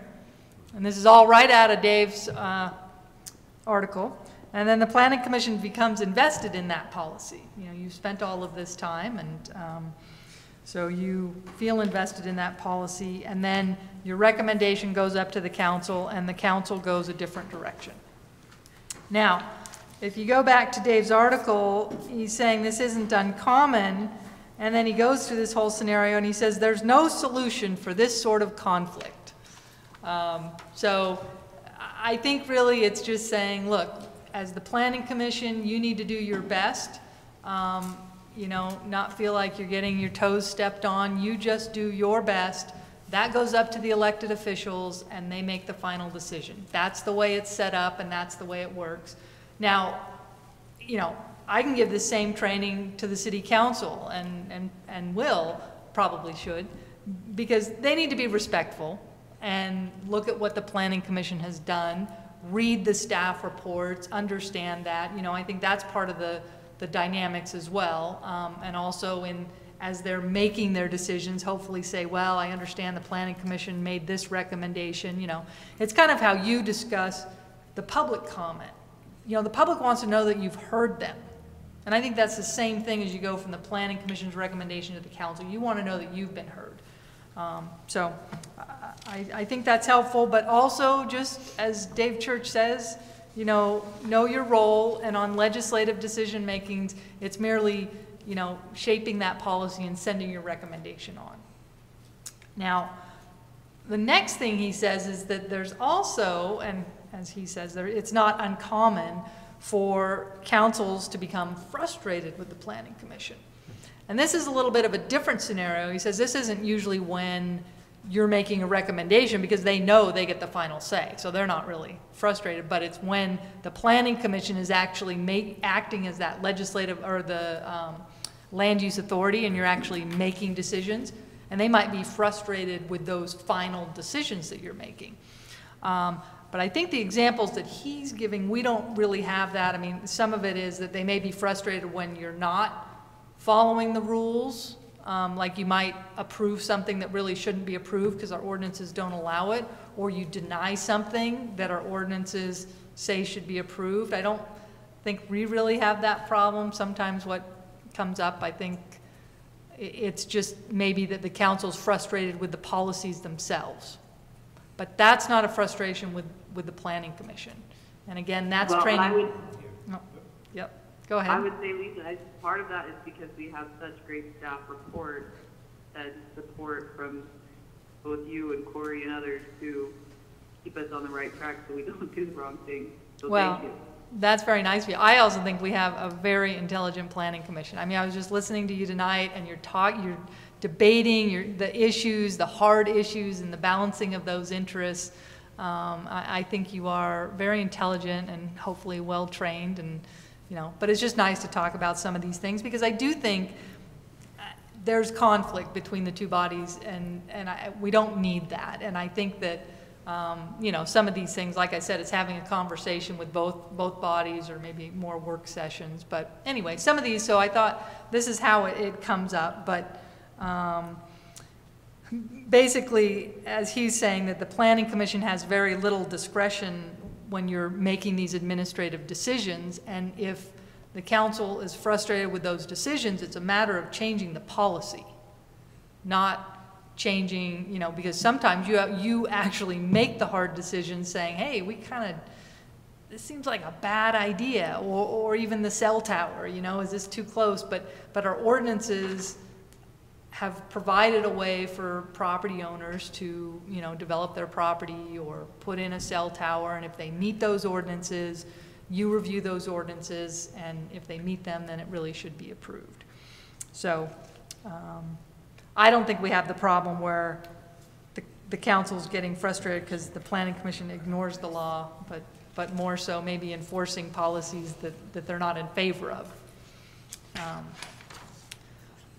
But I did like in his article were some good things to remember when we're dealing with administrative decisions. And so this is, for instance, the conditional use permit, the site plan, subdivision plats. Those are administrative decisions. Many of those end with the planning commission. But basically the planning commission's role is to review the ordinances and see if the application meets those ordinances. So here's some things to remember, and this is Utah law. It's mainly developed out of the case law. You know, some of this might be in statute, but basically, number one, to remember that a landowner is entitled to approval of a land use application if it complies with our ordinances, whether you think it's a good idea or not. Now, sometimes in applications, sometimes I always say, remember, this is the application that gets through the door.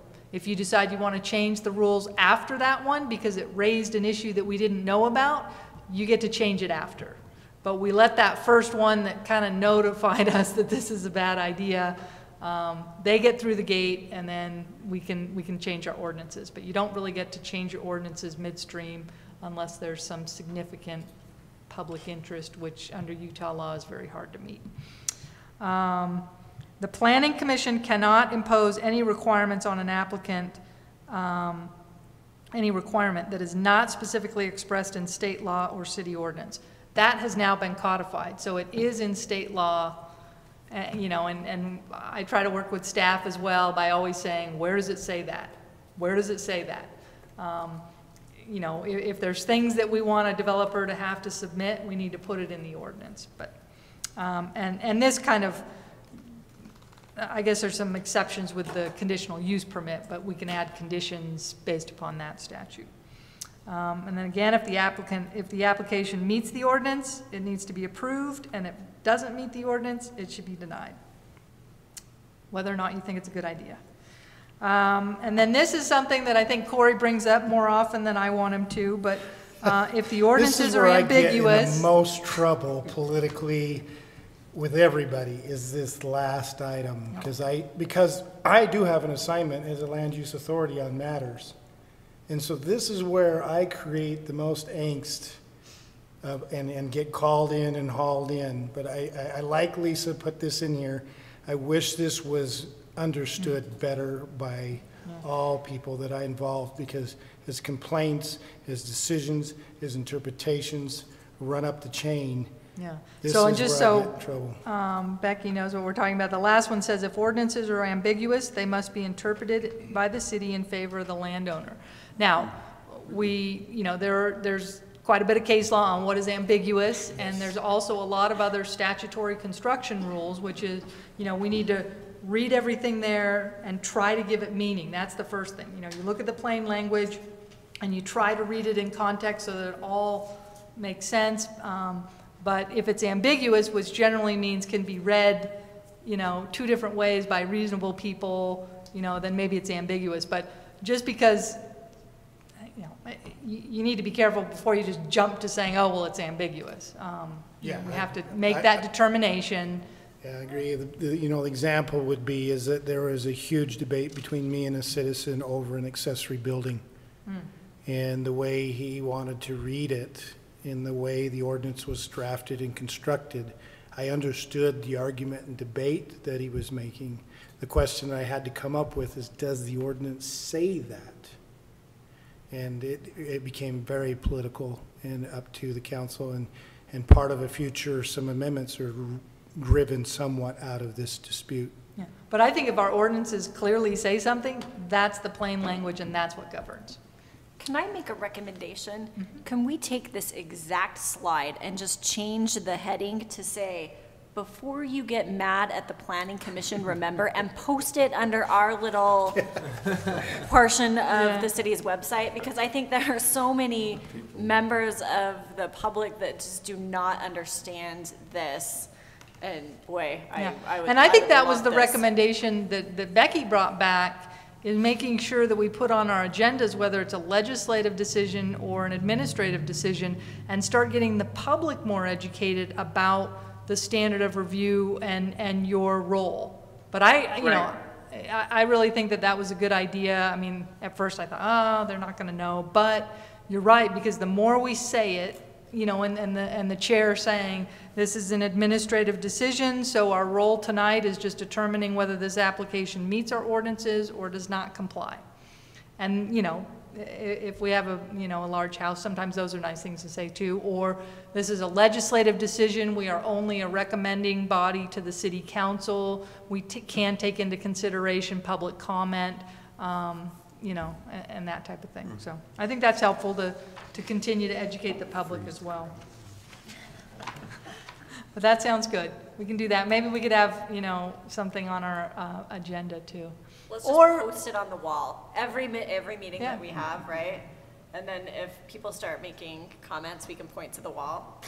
Yeah. Now, one of you might have to send me an email to remind me, but we could just have a little thing right on the table too, because if our agenda is saying administrative, legislative, they're going to be like, what is this? And then say, oh, go look at that little flyer over there, and it'll tell you all about it. Yeah, I think we should create a planning brief, as I call them, with our different instructions. Simpler the better, but like that slide, that clear. Okay. Yeah. Good. Sounds good. Okay, so in Dave Church's article, he's saying, look, there's just a few basic rules to help this conflict and other things. And so one of them is just understanding the Planning Commission's dual role, knowing whether you're making an administrative or legislative decision. I think you guys get that. Don't need to hit that one too hard.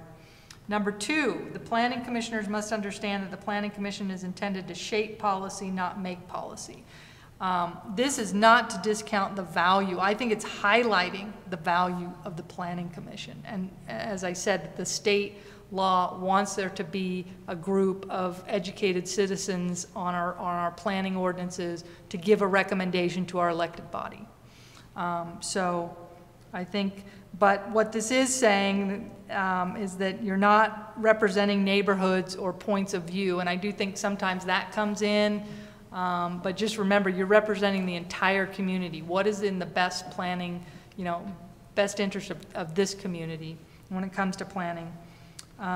Your role is to make reasoned recommendations and apply the ordinances as written. If we don't like the way the ordinances are written, you can make a recommendation to the council that they consider amending them, or you could even direct staff.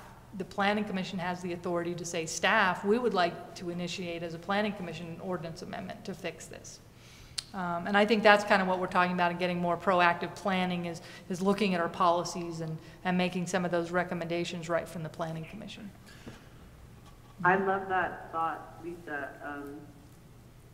As we go through approving different permits that come through and being able to take a step back if it's something that we feel like needs to have that recommendation, that's a great suggestion to then, with our approval of something that maybe we don't feel comfortable with, then suggest to city council or staff too. I love that. So thanks for sharing that.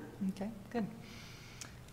Okay, and then his next basic rule is that the planning commissioner should respect the public process and the due process rights of the landowner. And I think we do a great job on this. We all understand open meetings. Again, just saying that your decisions and your deliberations need to be made in public. I think the Planning Commission does a great job debating the issues. Again, tonight is a great example of just talking about the pros and cons and having that civil dialogue between the commissioners, whether you agree or disagree with one another, but also helping the public and putting it in the minutes as well, those issues on both sides. Well, I like the discussion we had tonight. I think Kevin's points were well taken. I think that it's good for those kinds of discussions to be had, and also, like you say, put in the minutes that, hey, we discussed it, not everybody agreed, and that's how it felt. So I think it's really good.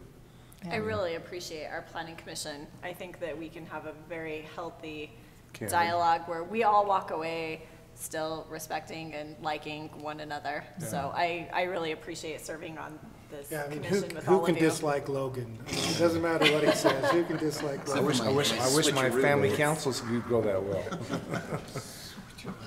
Yeah, and just so you know, we do, you know, all of our agendas are on Novus, and then when whatever an item from the Planning Commission goes to the City Council, we give them the staff report that went to you, because there's a lot more detail in that, and then we give them a transmittal report, a second report that just summarizes the Planning Commission's recommendation, and then we give them a copy of the minutes of the meeting. So they may not go and watch the video, although it sounds like a lot of them do, but they do have, you know, the minutes are right there in their packet for every item that comes up from the Planning Commission. And just so you know as well, we also are required by law to give applicants. So every applicant, we are required to give them 3 business days or 3 days in advance, a copy of the staff report, notify them of every meeting that their item will be discussed. That's also, so we provide lots of By the way, notice. that's come a long way. I mean, I remember 20, 25 years ago, you'd walk into a meeting, you wouldn't even know how they felt. What they were recommending, if they were going to add conditions. Holy crap, what's going on here? Yeah, and I do want to echo Becky's comment. I think that the staff reports that Corey and the Community Development Department prepare are really top quality. Well, they're very helpful too. Yeah. Because you know they've really researched this stuff, and it just saves, I just can't tell you how much it saves bother. It's just, this makes us able to focus in on the issues. Well, it is nice. You know, before I came full-time here, I did represent some other communities, and, you know, there's a broad variety of staff reports out there, but ours are, yeah, and ours are, I mean, they're just so detailed, and, you know, the ordinances are there, and I think they're even getting better. I mean, I really appreciate all the graphics that you're adding, so we can visualize where it is, and some of the Google Earth aspects as well are really helpful. So. I am a little bit of a late bloomer in the generation at 51, so, you know, I'm coming to light with this younger generation of planners. Yeah. Okay, and then basic rule number 4, which is the last one, is that it's important to remember that being on the Planning Commission is about public service. I was hoping this would be a feel-good slide, but there's just still a couple things. But just remember that if it's a legislative decision, you're just supporting the policymakers. It's not intended to be this adversarial, and you know, again, this goes both ways, but you know, you're not checking a check or balance on the council, you're just recommending to them. Hopefully they read the reports and consider your hard-earned thoughts on a lot of the issues. And this, I don't think this one's for ours, just that, you know, slow growth, frustrate landowners, and that might be another city. The role of the commission is to add professionalism, fairness, and common sense to the planning and land use control process. And I think that sums up exactly what our planning commission is, and that you serve a valuable function. So, just the highlights, if we were going to have a quiz, your dual role, remembering administrative and legislative, your shaping policy, and that's an important function, and administering the ordinances as written. Now, that does have some, you know, I mean, you need to read the ordinances, and sometimes there's a debate of, well, I think it says this or this, and actually I think you get to weigh in on that. And you comply with the open meetings, provide due process, professionalism and fairness, and providing a valuable function and service. Which, yes, I really would like to thank you for your commitment and service to the public good. Thank you, Lisa. That was helpful. So, and thanks, Scott, for staying on your last day for some little extra training. And while you were out, I was going to say, I'm sorry, there's no pictures in this one. I think Scott made you I was waiting for the pool picture. You know? Not your there. latest escapade. In the event that Scott graduates from the Planning Commission to the City Council, this will still be very helpful. Oh, that's true. There you go. I figured I'd stay here for the lame duck presentation. Not that your presentation is lame. I'm the lame duck. Now, are there any questions, though? I also added the one on the handbook from the Utah League of Cities and Towns, and, you know, sometimes it's easier just to break things out into bullet points, but I kind of liked how they talked about the role of the individual commissioner and then the role of the commission as well.